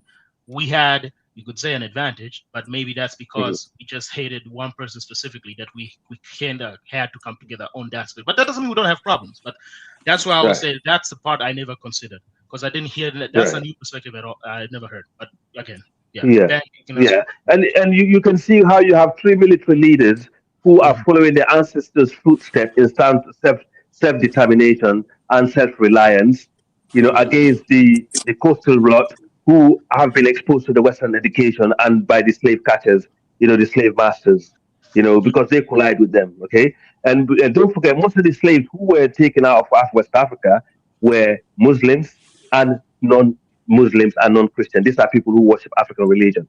These are the biggest people who were the victim of transatlantic slavery. yeah. So, you can go, we can keep going around and around. This is the problem. You got Nigeria, you got this Christian South and the Muslim North. They are using the same method because these people know how they divide lines to destroy us. So we need to wake What up the hell? as Africans. Yeah, I know it's mad. Maybe they're celebrating the Iran No, no, Iran no, Iran, victory. yeah. no, no, no, no, no, man. Man, Mm. it's just some idiot driver. I live in DC, Okay. man. So It's a bunch of yeah, crazy so people. yeah, yeah. So you can see the problem that we're facing in Africa. These people know the old book. All they got to do is take the old book and come out caps and look into it and say, look, this is how we can divide these people. We can F them up this way. Let's bring it back. You can go back, you can go the entire West Africa today. One of the oldest library we have in the world is in Timbuktu in Mali. No Yeah. other Yes, sir. region, no other place can match that. No other civilization can match our ancestors' Africa, Africa. civilization Okay, right now as we speak. yeah, yeah. Hmm. Let me get my good thoughts going on, right? Some people come up Mhm. here, right, to cause disaster, right? To us that we won't focus what their government does, right? Because everything I was saying about the Ghanaians, right? It was the elites and then the Ghanaian government, right? You know, you look at Kwame Nkrumah, right? They sell Kwame Nkrumah as the hero, as the Pan-Africanist, right? Their airport was named by a guy that overthrew Kwame Nkrumah. The airport.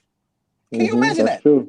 At the same time, right? These so-called Ashantis, they wanted to get the height of the Fulani people.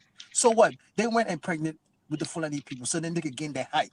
Imagine that. Right. So Mr. Ashanti that come up here trying to call people all type of names, don't know how to control his so-called Their emotions, right? country, Ghana, Hold on. Let me get my the thoughts. country Let me get Ghana my was thoughts, named please. after the Ghana My brother. Empire, our empire Yeah, that was built by the Soninke my brother, please. and the Mandinga and the other tribes. Yeah, go on. Yeah. And then you look at because the reason why he come up here and try to attach it with Islam, right? He wanted people to. He was trying to distract people from what his government are doing to their brothers over there in Burkina Faso, right? Just like how St. just mentioned, right? If you so-called independent freely, right? When the previous president tried to pass the gay bill, right? He was scared because of what? Joe Biden threatening him. Joe Biden says, "Don't you dare sign that." And then he did until Joe Biden left office and a new president came in Ghana. That's when they had the balls to sign it. That's when they had the balls to sign it. I mean, Burkina Ben, Faso, thank you for seeing through that BS. Thank you this for is the seeing problem I through it. understand with some of these Africans. Wait, what's the Burkina deal Faso, again? when What's they that deal? Can you be more specific? hold on. Burkina Faso, when they wanted to sign their so-called anti-gay bill, right? They did it straightforward. It didn't sit there and wait for weeks and months. That is a country that has You didn't even go to self-independence. parliament. Yeah, exactly. That is a country that have balls. That is a country that could do what they want. Not some guy that come up here screaming and hollering and calling people the B word, all type of things, and thinking his country is doing something. Democracy is the way. For real. Democracy is the It way. wasn't Burkina Faso that forced Ghanaians to start having gold reserve. It was Burkina Faso that was the first one. Yes, exactly. So these are things that and also let me bring it back to this Islamic thing, right? It was all a distraction for what his government is doing. USA base, US military base, right? Defense package with Ukraine, a country that's losing a war massively. And then at the same time, they signed a defense package with France. The same France that was controlling Burkina Faso, right? So where were Ghana elites at? Where were Ghana presidents at to go rescue their so-called brothers? They didn't. Instead, they sat right there and then allowed terrorists control half of the country. Did the so-called Ghanaians, came together and said, you know what? That is our brothers. We used to fight for them. We were under the same empire. They did. They sat there and got fat. And then you want to talk about Islamic, right? You live in fucking England. Your people are Ashanti statues. Where they at? Are they in fucking in the Middle East? They in fucking London right now because you know why? The London defeat the British people defeat your people and then have their statue in fucking London. You see that every day.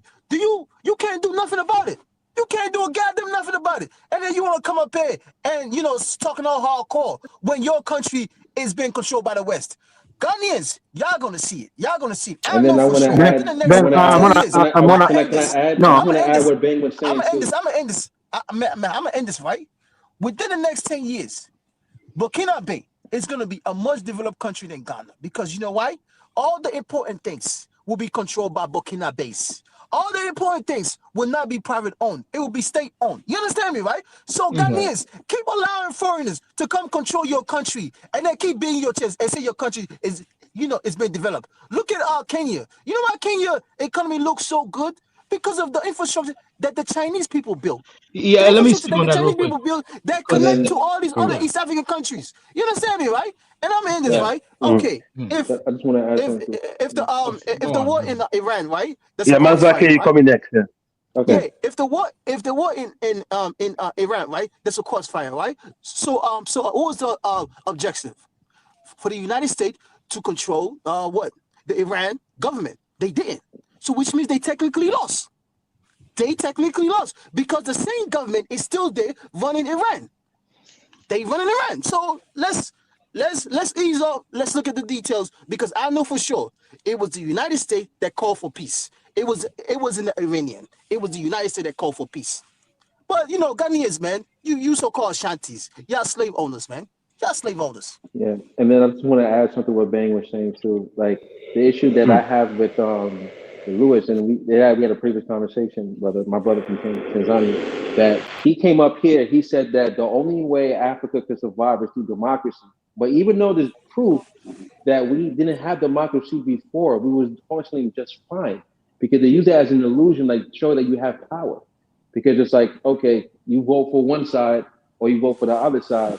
but there's no other side. But regardless, but like I was saying, that he omits and But you need to meet. forgets. He omits and he Oh, my bad. forgets. Okay, yeah, he omits and he forgets that the reason why Ghana is for today is because of the sacrifice of Jerry Rawlings. If They're Jerry not Rawlings saying they don't want to talk about that one. so if They don't Jerry want to talk Rawlings about had that part. right, so Sorry, if there's Jerry like a Rawlings had never sound. came to Sorry, the my bad. There's a sound I'm hearing. Is it me? sorry, so if Yeah, Jerry somebody's Rawlings like had never, blowing something. I don't know. I think he Yeah, moved, someone like but snoring. Men say for some reason they jump what Jerry Rawlings has accomplished, paved the way, put the foundation for them to exactly thrive a democracy. They don't want that. right, They want to and give you the illusion that was through democracy they got right. himself there. You see what I'm Right, and then saying? the thing that's so fun, the thing that's so funny is that Jerry Rawlings gave up power back in I think what 1999. So they only really technically only had like 27 years of democracy. It's not even that long. But they, like St. James No. said, they forget the sacrifice that he did, and that's what the Sahel is doing right now. They're fixing the problems that they have. So later on, they might have a democracy. They might have a monarchy. We don't know. They look. Because in order for you to prosper, you got to take certain different philosophies.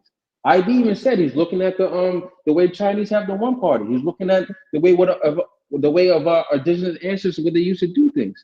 He's even incorporating on the health side, which he's incorporating plants. How our ancestors used to use herbs and stuff to heal each other. Right. Is that not some indigenous? Is that not a philosophy? Right. But people omit that, don't forget, and they don't understand that Rome was not built in a day. It takes time. But the way It's a lot of example of success stories that we can use.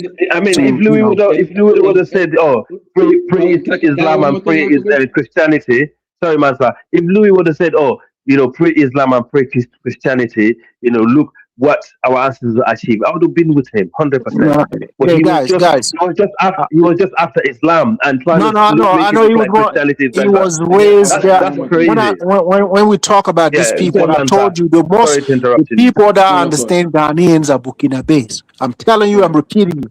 Let me give you an example. let You Mandela- come let to Orlando no, sentence. man, go ahead, please. Okay, yeah. So I was just saying that pretty much they're doing these philosophies, but they don't understand it takes time. But the good news is that the way they're going, they're doing things fast. Like for example, my brother from Tanzania, like ECOWAS is.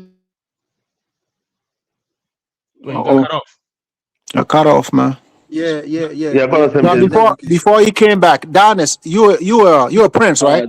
Yes, got created too. Okay, let me. 2 years ago. Okay, go ahead. Yeah, I got the AS came out 2. Okay, you hear me now? Yeah, we you good, okay, man. You perfect. Okay, I was saying that the AS went and created the Joint Task Force less than a year. They did the investment bank. They also created Faso Mago. So if that's not funded by the people, right? Funded by the people and it's trained job. They even have the first electric car in Burkina Faso.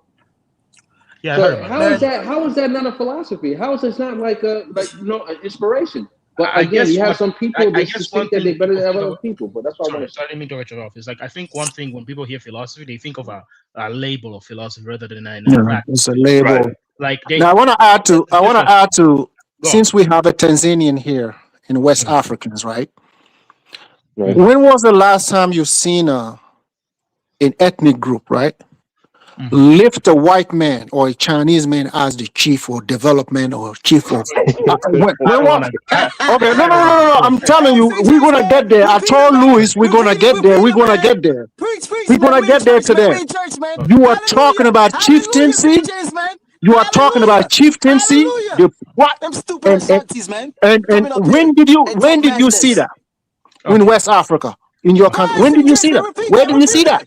I'll be honest, I did see that Ghanaians do that. I'm not gonna lie. Do you understand the symbol of lifting? Do you understand the symbol of lifting somebody who's not from your tribe? Do you understand that?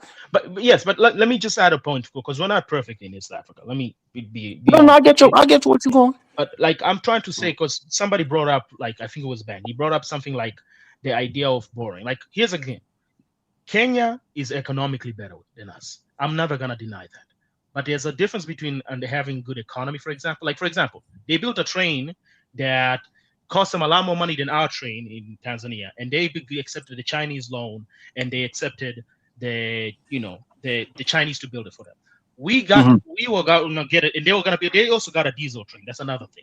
So we looked at a similar. We wanted to build a train. John Magufuli did the same thing. So he looked at the deals. He went to the Chinese. He went to everybody. He said, I'm not gonna listen. We don't have bad relationship with the Chinese as Tanzania, but we didn't accept them as just the only person we need to look. Went to Turkey. Went to all these, and we found a better deal at Turkey. We got an electric train for a cheaper amount, and it's already been completed, and we don't have that much debt on that one train line, for example. Now, that Kenyan, can we say the Chinese don't know how to build a train? No, they do. Do Turkey know how to build a train? Of course they do. But the difference is what deal did you accept and what kind of discipline did you have? John Magufuli, his philosophy was very simple. He said we need to be able to do it ourselves, and we need to be able to get the technology transfer, and we also need to be able to fund it ourselves as much as possible. We did accept loans, but we had to make sure, because when you look at Africa, the biggest country that in East Africa specifically, the biggest country is Kenya that accepted a lot of loans. But that means the economy grew faster. But again, the loans now are going to catch up. This is why they were, for example, one of the reasons they were rioting is because of that. Now, did we not riot? We did. There was a lot of people in riot because of the election. But here's the thing. I'm not gonna act like that democracy would have changed anything. I'm okay to say, listen, I don't mind living in a country like Tanzania because at least things are gonna get done. Because what Magufuli did set for us, and I'll keep it short, is he set an example that people can keep saying to this day.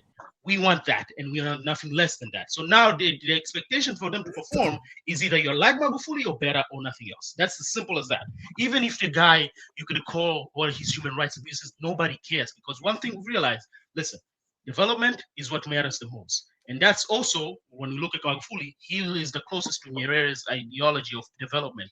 Okay, because he did go, for example, there used to be a bridge that people would take a ferry, the 2-hour ferry, to go from one side of the Lake Victoria to another. Okay, he said, why is there no bridge here? And he just went to build a bridge there. Now, who did he go to? He went to the Chinese, who knew how to build a bridge technology and able to do it, but he did the loan on his terms. And he also started, again, he died. He didn't get to implement all these programs. My point is that the way our development model is slower. I'm not going to act like Kenya's is faster. And there's a cost.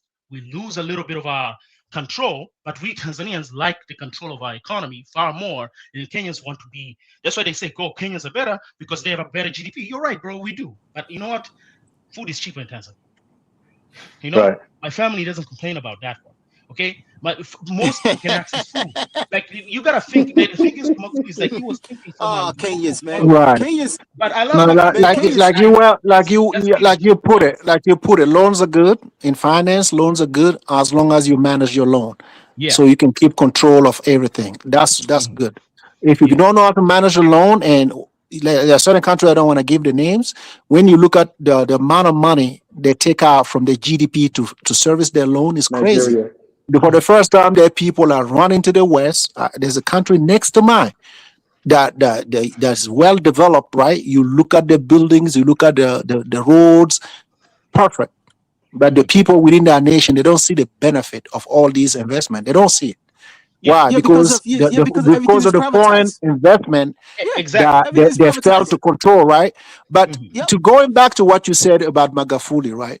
Doing everything that you said Magufuli has done that propelled your country.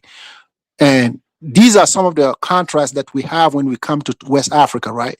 We tend to not like him in the beginning. I know it's difficult when it comes, when the regime, like the same Traore, when it came, there's a lot of people, some people in Burkina Faso, they don't like when things get tough. They don't like when you have to, overcome your obstacles. You don't like when they tell you can accomplish it by yourself. People don't like to hear that.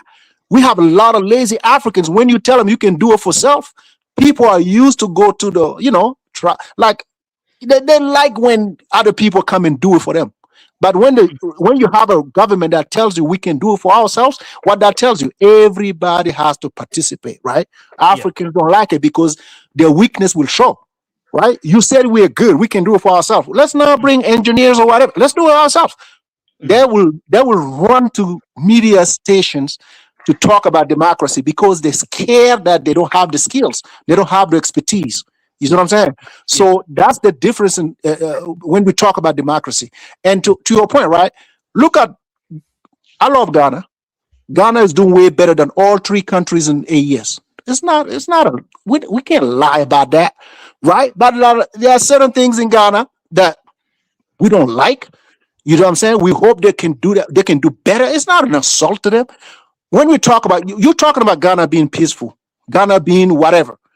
But you are negotiating with the United States. They have a part of your airport, and you have all kind of agreement bringing people to your country to secure. What are you protecting yourself against? If you said that you are safe, what are you protecting yourself against? You are bringing a foreigner, French government, French military to your country to help you about traditional. What are we talking about? How you call it? Illegal mining or whatever. These white people coming from 8,000 miles know that better than you. Are you serious? And you telling me that you are independent? Let me give you an example. So it's a label. It's a label for me. It's like that's when we touch that, you strike a nerve like someone like Louis, right? You don't play. Don't sit on here and act like everything is rosy in Ghana. They have a lot of tribalism in Ghana. The political party is based on tribal line. You will see the Akan party on one side, and you see other people on one side. It's tribal. Those people, like what Ben was saying, that didn't like Kwame Nkrumah, from Louis people. They didn't like Kwame Nkrumah. Now they want to benefit from his exposure in the Western world because of everything he has accomplished in the world. Louis will come here and say, "Oh, Ghana is Pan-African." He's not going to tell you how much his people hate him. His people hated him. His people hated him. Yep, exactly. They hated him. Now they talk about telling the right. They're telling all the Pan-Africans in the world, "Oh, come to Ghana." Exactly. Oh, really? Get out of here. Really? They hated the guy. Dramani is from Kwame Nkrumah's party. You know that, right? Dramani. But Louis is going to act like Louis is going to act like he liked Dramani because of what he did at the UN. He will come on Dinah's show and say, "Yeah, I respect my president." When you check deeper, he doesn't like Dramani. He's not from his tribe. He doesn't like him. He's connected to the other party. You understand? He's connected to the other party. He's a member. He's a member of that party. We are more related to Dramani than Louis. We are related to me, you, Mansa, and St. James. We are more related to Dramani than Louis, tribally. When if you come to tribal lineage, we are more related to Dramani than Louis. Louis belongs to the. Why when Dramani came to power, the first thing he did is to run to the AES. You guys know, we have that connection. He's from the jungle community. Exactly. Because we are the same. When Akufo-Addo was president, let me tell you a story. Maybe y'all don't know. You guys, right? Hear this out. You're gonna love it. You know when Burkina was under attack and some of the people were running to Ghana? Do you know they selected some ethnic group not to enter Ghana? You know what the ethnic group is? The one from it was the Fula.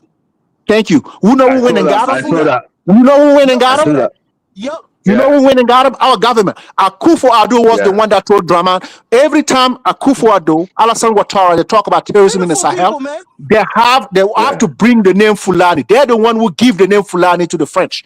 If they went anytime they talk about the Sahel, they have to bring the Fulani. My government, and the Mali government, the Niger government, we don't talk about ethnic groups in the Sahel. When we talk about terrorists, and that's it. We don't bring the ethnic group. But when you used to hear Akufo-Addo and Alassane Ouattara, they want to bring the ethnic group so the French can come and divide us better.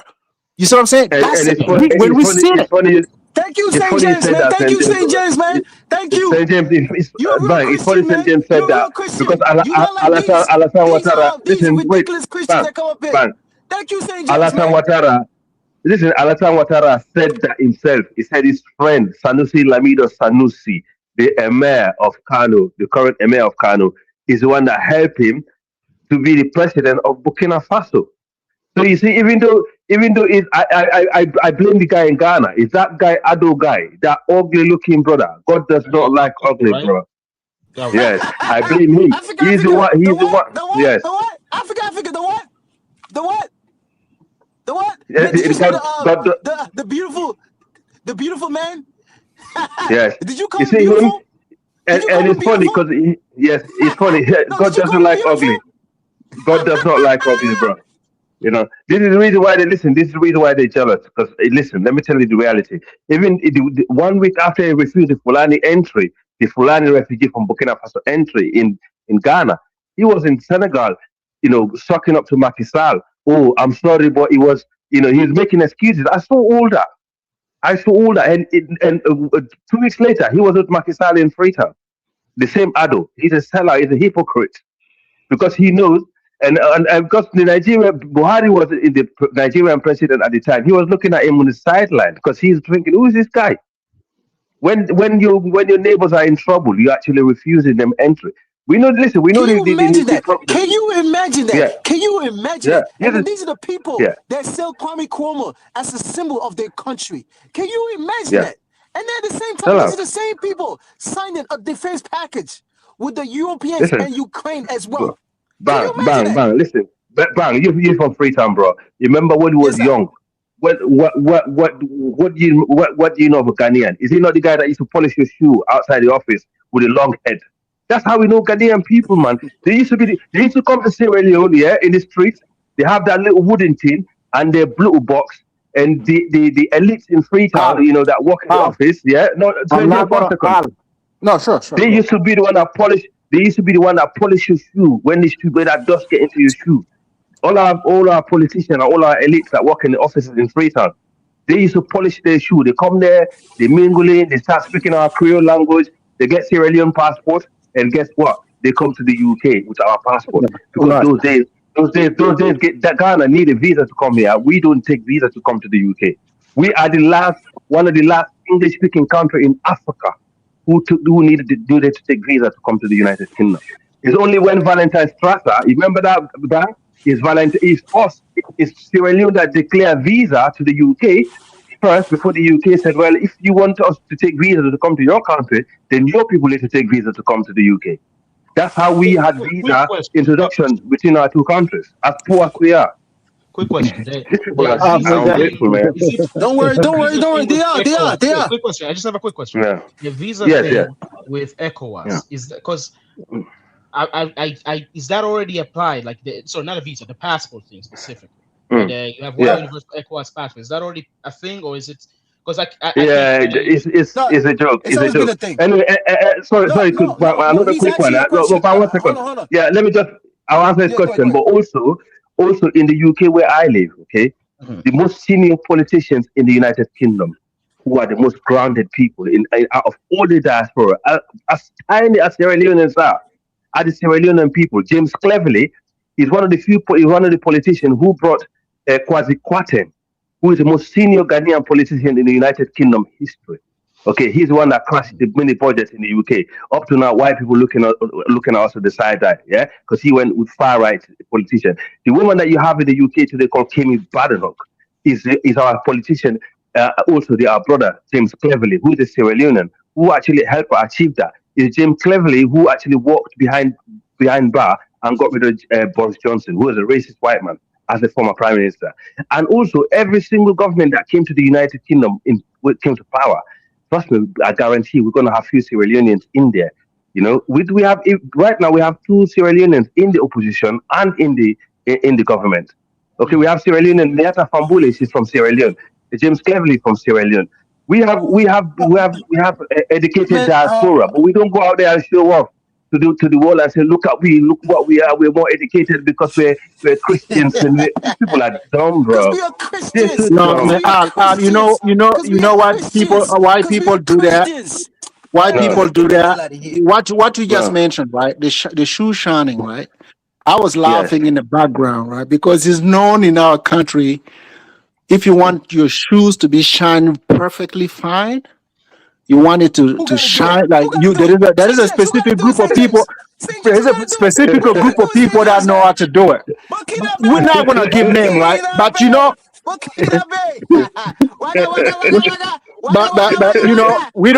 listen. When okay, bye. 1 second, bye. Let me finish. You see, our people, right? The Sahelians, right? We are very humble people. We don't talk.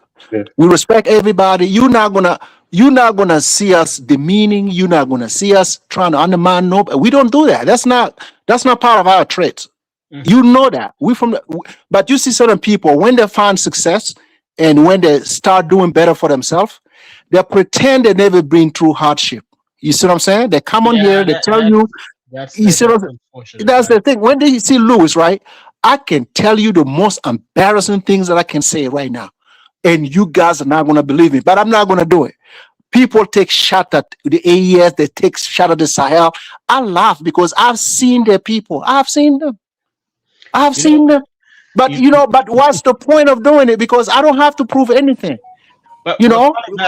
part of that comes to like also kind of like how we were raised. For example, Yeah. I remember how I'm not gonna okay, I'll say this. My father, okay, I always say I'm very privileged in my life because I had a father like him. But my father Yes. has never been the one to talk about revolution. He's an engineer just like me. My brother is the anomaly. He's more business wise, still an engineer, but more business. Now, me, I am very engineer focused, but not very like the ideas I've had about like for example, coding, programming. I had an idea for an app. I didn't build it until my brother said, "Yo, you gotta build it." And then I say, "Okay, I build it." I realized honestly, and here's the part most people don't want to accept. Not everybody's a leader, or not everybody is good at leading everything.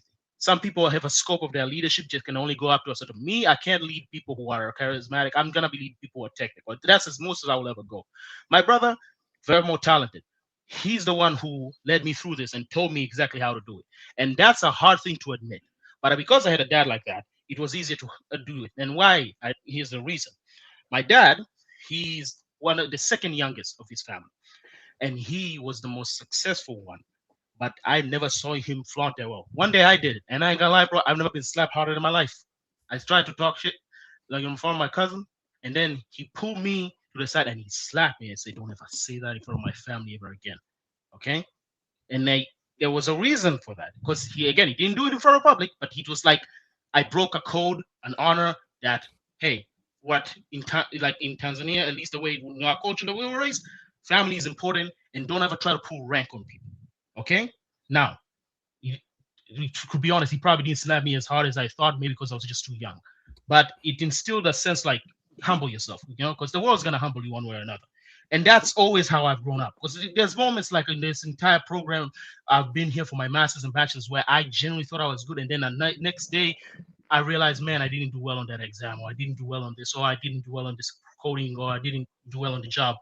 Life is gonna humble you, and because I had a family that kind of understood that, it's made me understand where, again, sometimes you may be good at leading, but there's some people who are better at leading than you. And are you willing to, put yourself not less than others, but in a sense, put yourself to some people who are better at directing and leading than you? Because there's some people like if I go back home, I'm probably not gonna be running for president or anything, but I'll try and build something there. But I'm probably gonna be honest, I wouldn't have gotten here. Well, of course, I studied for it, but I wouldn't have gotten this far without a brother or a dad like him, because that literally made me who I am today, and that's part of how I was raised. Now, maybe the And slap that was I too hard, want. but Can I again, add most something lives. to you? Go Can I on. add something? I forgot this. I forgot to mention this too. When Lewis came on his live, right? I don't know if Bang remembers. He specifically said that him and his family ran to the UK because of the coup. Guess who did the coup? Can anybody guess? Was that the guy from the airport? No. It was JJ Rawlings. Oh, JJ Rollins. Okay, JJ So Rollins he was ran. Listen. after him, So right? look. So he was in Ghana when Kwame Nkrumah got overthrown, and he left because JJ Rawlings came and took over, and he came back after JJ Rawlings gave up You know power what? and created J.J. Rowling's democracy. party, political party, he come from the very political party the Kwame Nkrumah come from. It's the same Yeah, people. Right, but yeah. Let me. I just want I Yeah. just wanted to add that it's just very interesting how he wants to talk about how the compromise of Ghana, but doesn't give the respect or contribute to JJ Rawlings. So But but that's what I just uh want to but add. uh but not even that, right? Kwame Nkrumah, right? The things that he did, right? Ghanaians up to this day, the infrastructures are still benefit off of that. Up to this day, the things that he laid down, and then the infrastructure as well, up to this day. It's kind of shocking to me, right? Where Lewis, as soon as the coup happened, right, in less than a year, after they overthrow, Kwame Nkrumah, right, he left, he left and flew to England, right, as a young child. So what was his family connect to? Because why, when a coup happened, a couple months later or whatever it is, your family, send you to England. So if you dig in more about his family, most likely his family It's because of the corruption. were the one that actually overthrew Kwame Nkrumah. So Yeah. as a return now, his family then sent his child, which is Lewis, to England just in case if the coup backfired. Because if the coup would have backfired, then that means now his family would have been on the life or whatever it is. So they make sure, okay, well, if this backfires us, at least our son is in England and safe. So when you see, that's why I said, anytime I said, right, when you see Africans, they're so viciously talking about another country or another president that's actually doing good things for their country, but they're living overseas. You know what Traore reminds Louis of? You know what Traore reminds Louis of? He reminds him of J.J. Rollins, what he did to his people. What J.J. Rollins did to his people. That's why he hates it. He hates that because they came through corruption, privilege. That's why he put Prince before his name, Prince. These are fake people, made up princes in Ghana that represent nobody, and they just want to come here and try to impress people with the name Prince. You don't have people under you in Ghana that respect you. You don't. Let me add this, right? There were plenty of African tribes, right? There were nobody. The only reason why they came to power up to this day, right? It was because of the British people and then the French people. There was plenty of families as well. There were nobody because of because of what they did with the British people and the French people. The French people put their families in these positions. There were nobody. A lot of these tribes nowadays, they're talking down on other African tribes, right? They have a history. They were made up chiefs. They were made up chiefs by them folks. Yes. It's because of these so-called British people and then the French people that came in and conquered some of these dynasties. That's why sometimes when these so-called minor tribes or whatever family people that don't have history, they want to come up here and talk and then attach it to religion. So then they could create chaos and distraction as well. I mean, come on. Al, I'm happy that you said a Soninke guy was the responsible for creating the Ghana Empire. Was it a Muslim? Yeah. No, he wasn't a Muslim. He was the Muslim. However, the Soninke are the first people who translated the Quran into African language. Because they're the first people who the Soninke were the first people who Islam came to. Then after the Soninke, then he came to the Fula. But the Soninke were the people who built the Ghana Empire, and they were the first people to be known before Europeans who built houses out of rock. The rock houses that you see in Europe. They managed to build it. They were so sophisticated, and it was one of the best. The Ghana Empire was one of the best trading empire you can actually have. And they used to trade salt and gold. And remember, the Ouagadougou is called the warrior king, so he was a guy not to be fucked with. Yeah, who is rolling. They know what's up, man. They know. Yeah. Listen, they do that online, bro. They do that online. Yeah. It's they do that way. They do online, man. James, online. James, but you need to learn from this. You need to learn from this. Okay, when the Ghana Empire was aside to the Ghana Empire was at the same time with the Takru Kingdom. As you bang here for if you hear about the Takru. The Takru Kingdom was right next to the Ghana Empire. So when the Almoravi time, the conquest of Spain, when they needed this so-called Tuaregs, they tried to conquer Spain so many times they couldn't do it. The only time they succeeded is when they brought the Fula, the Soninke, the Mandinka, and the other group of West African with them. That's the time they're able to conquer Spain. So when then they became the real people who actually managed to get into Spain and Portugal that you used to call Al-Andalusia.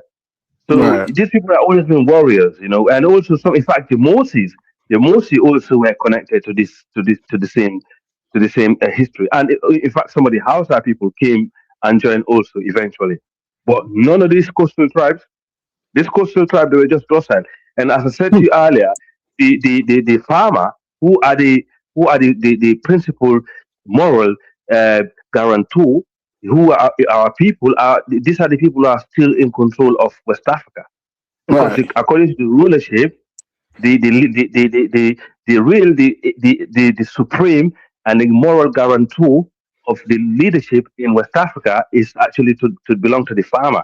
The Mansa are borrowed leadership. They like what you call democracy today, where the power will shift from this king to that king. Because democracy is quite old in West Africa. People don't know this. Right. Right. And it's been shifting. And Mansa, you should actually know better because you're Mandinka as well, right? Mm-hmm. Mansa, are you there? Yeah. Yeah. We here. Yeah, I'm here. Yeah. I'm Yeah. Mandinka, yeah. So Traore yeah. mentioned something was a charter in Mali. This to is give people human this is rights. our old these are old rulership system. That's been going on for centuries before Europeans. Because they had with the stretch of the empire. Then at the end of the stretch of this empire, you have those tribes that settle in the coast, which is quite far reach. So when they have that dispute, okay, those in the middle of the inner land, like what you call the Sahel, they used to come in and step in. Mm-hmm. Okay, and also, with all fairness, they used to do raids, a lot of raids in the coast, and this is why the coastal people always have issue with us in the inner land because we always bullied them through our history, and so, so you We can, were never. We were towards the coastal. We were never like they never look yeah. at us like you guys are. You guys are how you call it like pushovers. That's not. Nah, No. man. We always we the people who went outside Yeah. Africa. We're the only Right. Africans that been known to go outside Africa to Yeah. Europe and Yeah. took over land like what you call Spain and Portugal today. No other Right. group of African that have managed to achieve that. All the other Africans in the continent were Right. conquered, Right. but we went Yeah. and took over. In fact, is this conquest of Spain when Right. when Alfonso the Great chased Right. the blacks and the Tuaregs out, Right. they came for us. They came after us in Africa. That's when they started the transatlantic slavery. It was a Right. vengeance. Okay, Right. it was a vengeance. It was a revenge to say you came to Right. Europe, you conquered us. You done this to us. Now we're gonna do it to you because we got the boats and the Right. gunboats. So this Right. is how things are, and they use those coastal people, what you call those people in the coast. In fact, if Elvis was here, I don't like talking about people when they're not there here, but we know the crew people who Elvis belonged to, his ethnic group, because he always pick on my Fulani people. The crew people are one of the people. They call them crew for a reason. Do you know what the crew used to do? They used to have they used to have But like a cross on their forehead. You know right. why they call But them crew? we're not going to The talk about him. crew, Right. We're not going to talk about him when yeah, he's here. But I would like to tell you something. Right. yeah. When our people got to Liberia, man, the crew people know who came over there. They knew. No. They used to be listen during the transatlantic slavery. If the crewman tell you, bro, they Yeah. used to be because what they did is they negotiate with the white man to say, listen, Right. don't touch our people. We're gonna have a cross tattoo on our forehead to say you Right. can't touch us. We're gonna Right. collaborate with you to tie these slaves. So they used to be the one that tied those black brothers on the ship. No, but I'm telling you, yeah, I agree with you. But I'm just telling you, like, although I don't want to talk about it, but you know what? Mm. Elvis hit me when we got there. I heard we put belt to ass. That's why he says the thing he says. And when in Ivory Coast, right? Although I like the reverse, what I'm seeing right now, because we were lied to. Laurent Gbagbo is the guy in Ivory Coast, right? But they had a lot of people from Liberia that was protecting Laurent Gbagbo, and they felt to protect him because they were not up to task. And Elvis is mad at that because they never stood up. They can't fight. They can't fight. But Yeah. that's what I'm saying. We have to raise your power in Africa because Africans need security and defense. We need that. Louis is talking because he know where they need to come to when it comes to power. You see what I'm saying? He's not Yeah. built for that. That's why when he talks, he has to give you the impression that he can't fight. He cannot. We know that. No, The Sahel, the Sahel, the sun in the Sahel. Even look at the food the people from the coast eat. Look at the spices. They eat spicy. They can't run. When you eat spicy, most of the time you can't even run. You know, they got No, you fat. can't. You see that? You see the belly. They got big. You see some Ghanaians, man. They're They out of show shape. people. They're They short. show They're where out of shape. But the for some reason Sahelians, we just happen to be the tallest people anyway. You know, yeah, in the the Sahelians, they're they're taller, tall. They have the big. height. You see what Bro, I'm look saying? at those in Senegal. Look at those Yeah, in Senegal, bro. yeah. So you can see the difference when we stand together. Like they can see it. We can run. Who's very athletic. So Louis, if you see Louis when even he put his camera, you can see he has a fat belly. You can see that. You know, Okay, but let's move on now. no, I know. It's just no. We now. You know what? I wonder. No, we helping him because he has a poor diet. Somebody who that like to fight, who wants to fight, he has a poor diet. Before you go to fight, you gotta eat healthy.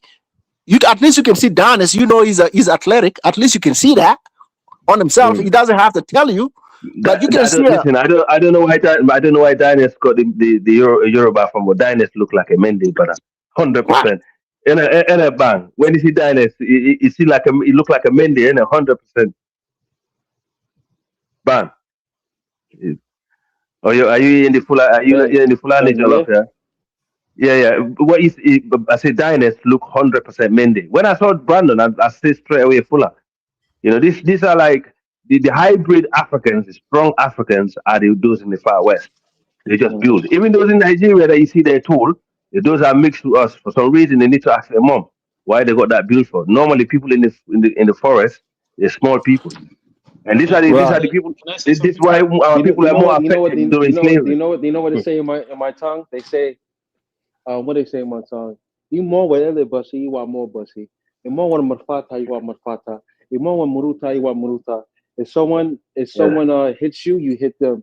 If they have a knife, you get a knife. If they got a gun, you get a gun. It's a hellions, man.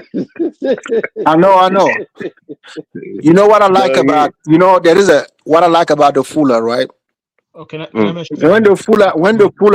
Fuller is ready to go, is ready to go. There is no way you can tell him to back down. He will back down. When he's going, he's going. That's true. You know, so that's something I like about them. When they protect their own, they do 100%. You know, they're not gonna do it halfway. They're gonna go all the way. You see what I'm saying? That's why. So when we have the best relationship, and you know, I like it because there are certain people you can't trust. Like it's based on history. They will betray. You know, hey, guys, let me read these super chats real quick. Gustav, thank you for $2 holla. Dinah's bringing Prince Louis back to defend himself. Gustav, thank you for $2 holla. There's a China King in Nigeria too, guys. Yes, that's true, and in Ghana. Now bring him up, man. I don't want him back under there. No, say James, you have Wagner in Burkina Faso. Stop talking. There is no Wagner in Burkina Faso. Please come on here and tell me where. If you have pictures, evidence, anything, come on here. I'll give you $1,000. 1,000 today. Gustavo, thank you for $2 holla. So all of a sudden, being allied to Russia is better than America. Gustavo, thank you for $2 holla. Nkrumah Party was CPP. Rollins Muhammad is NPP. Lie. Gustavo, thank you for $2 holla. Why y'all spewing lies on the man and he's not here? Babaliko, thank you for 9354. Thank you for $5 holla. Drop the link. Ibram Torre is 100% right about democracy. All right, I'll put the link in the chat room. Gustavo, thank you for $2 holla. Why not gonna talk about him? But let's talk about him. Gustavo, thank you for $2 holla. Y'all are tall but have no sense. Gustavo, thank you for $2 holla. Y'all just did Louis just like how you did. We're tall, but we have no sense. Okay. Spending the money though. And if Louis is here, nobody. I mean, he can come here. We want him there, but he doesn't. He want to disrespect and throw insults. I mean, okay. Gustavo, thank you for $2 holla. Send you 1K. Send your 1K to Dinus James. All right, send me $1,000. Yeah, right. Send your one. No, you gotta come prove to us that we have a Wagner in Burkina Faso. That's the bet. If he takes the bet, okay, but you know Wagner, they're called Africa Corp now, I think. I know, but they are not in Burkina Faso. That's what I'm trying to tell you. They're not there. Our soldier like fighting, no. But they're they're there helping like with logistics or they're helping with training. Logistics that you bought, even if you buy logistics from the United States, part of the instruction from that allow you to get the trainers to help you. Even the United States does it. It's not only Russia. You know, when you buy the logistic, yeah, be a bad deal. I mean, let's think about it. In all fairness, I saw them went on the battlefield for the first time, and a lot of them got wiped out, and so they decided to sit back, and they decided to sit back and let the local forces do it. And that's a great thing. You don't understand What the happened? region, No, right? no, no, no. What happened was right. There's a Wrangler. I mean, Wrangler. Whatever is the name of it, right? Wagner. In Mali. Mm. Yeah. They helped. They're Mali, not in Burkina Faso. Yeah, Mali for sure, 100%, right? So the issue was it was intel from the Ukrainian government that gave intel how to attack these people, and then they gave them a bunch of drones as well. Yes, that's true. I saw that. It was last year. Yeah. It was last year. Then after that, Assimi Goïta came out publicly calling out Ukrainians, and then also Senegal did as well. You know, stuff like that. You know, shout out to Senegal as well. They're not like Ghanaians though. I give it to them. Shout out to the Senegalese, man. But the Ghanaians, man, I just hate the way they try to act like they care about African countries. That's where my problem comes from.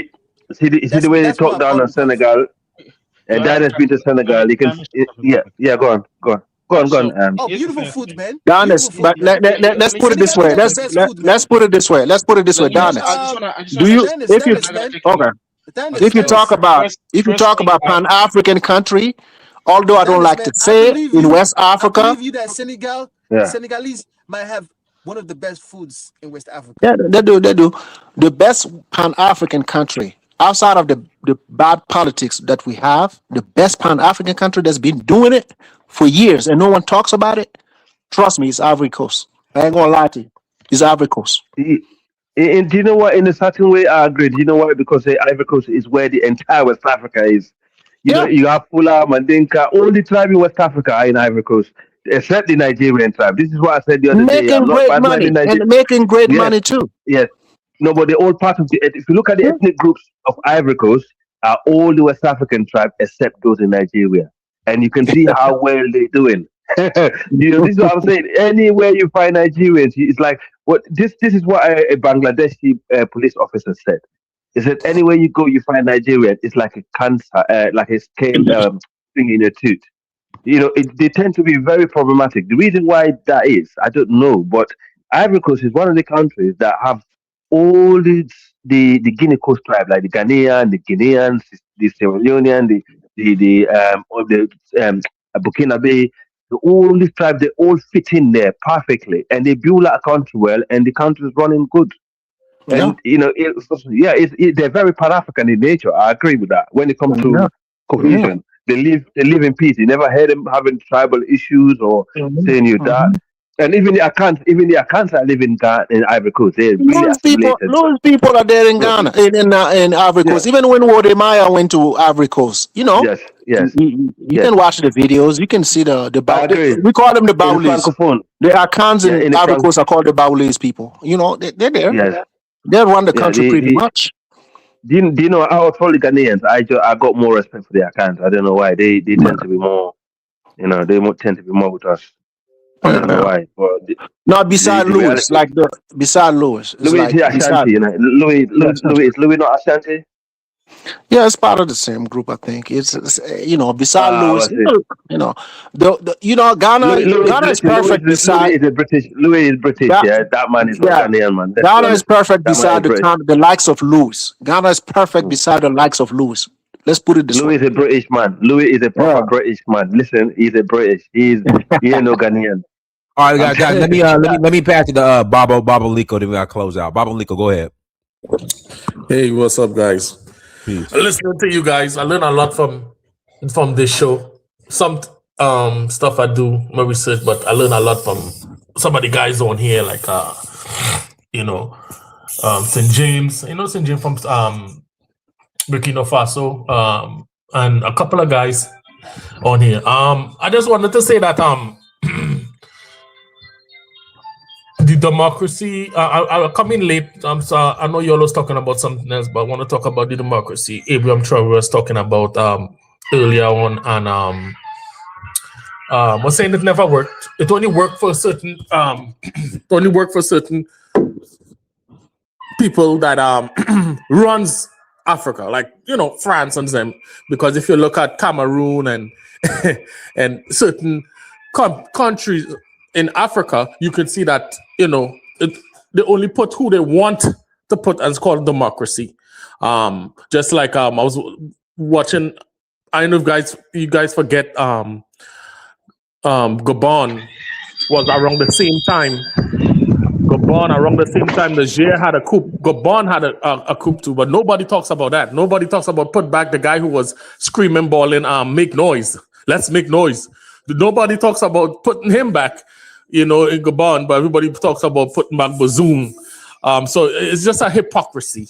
But I want to say, I want to keep long here. Thanks for, you know, I learned a lot. I'll be listening to you guys on here. And I learned a lot about the tribes and, you know, the countries and things that happen. So I just wanted to jump on and say that, you know, big up to all of you guys on here. And to the moderator, thanks for doing this. Did you have fun too? Did you have fun too? Huh? Did you have fun listening to us too? Yeah, everyone ask if you have fun. Yeah, man. That's good. Of course, I listen to everything that's going on. A lot of you guys have a lot of the knowledge. A lot of you guys, and that's like Sadid. I know he's not on here today. Sadid not on here today, but yesterday he said something with because I say I'm from Texas, and he was like, "Well, you know, you're living." I just want to say, just because you see your mother, if you live with your mama and you see your mother playing your father. You're not gonna sit down there and say, I'm not gonna say nothing. I'm not gonna say nothing. So just because you're living in a country, don't mean you can't say the truth. You mean you can't speak up and say the truth because you live in there. You understand? You gotta, you know, say the truth. So that's what it all is about. Yeah, it's not because I'm living here, I'm not gonna say nothing. So that's the only thing I can say is Africa. Let me do this. I gotta close out. We've been on here 5 hours. Let me pass it to Christopher, then we gotta close out. Go ahead, Christopher. All right, Dinus. Hey, man, great show, guys. You guys all did a great job. Hey, love you, St. James, man, Monster, man. My other brother from the UK. You know, I don't like some of the stuff that I don't agree with you all the time, but, you know, always a great show, man. Love you guys. You know, one Africa, man. But y'all still stop hating on Ghana, man. Why y'all always hating on Ghana, man? We love Ghana. Bring some watching, man. You would see what we bring some watching. You are watching. Bring some watching. Yeah, man. You know, love you guys, man. You know, and it's a great show, man. And but you know, we'll continue tomorrow. We'll be back with more fire tomorrow, man. You know, I like always. Shout out to Ghana, man. Shout out to Ghana. Yeah, shout out to you guys, man. Yeah, man. Love. That's what we say in the UK. Love. All you brothers. All right, take care, yeah. All right, and we love we Black Americans too. Okay, don't forget that. We do the FBA, all them nonsense. Nah, we love all you, all black. One love. Yeah, man. One love. Yeah, man. One love. One love, mighty. All right, guys, we'll go ahead and close out. Everyone, thanks so much for joining. Like, share, subscribe. Until next time, family. Dynasty Mirror Search for Huru. Peace. Respect.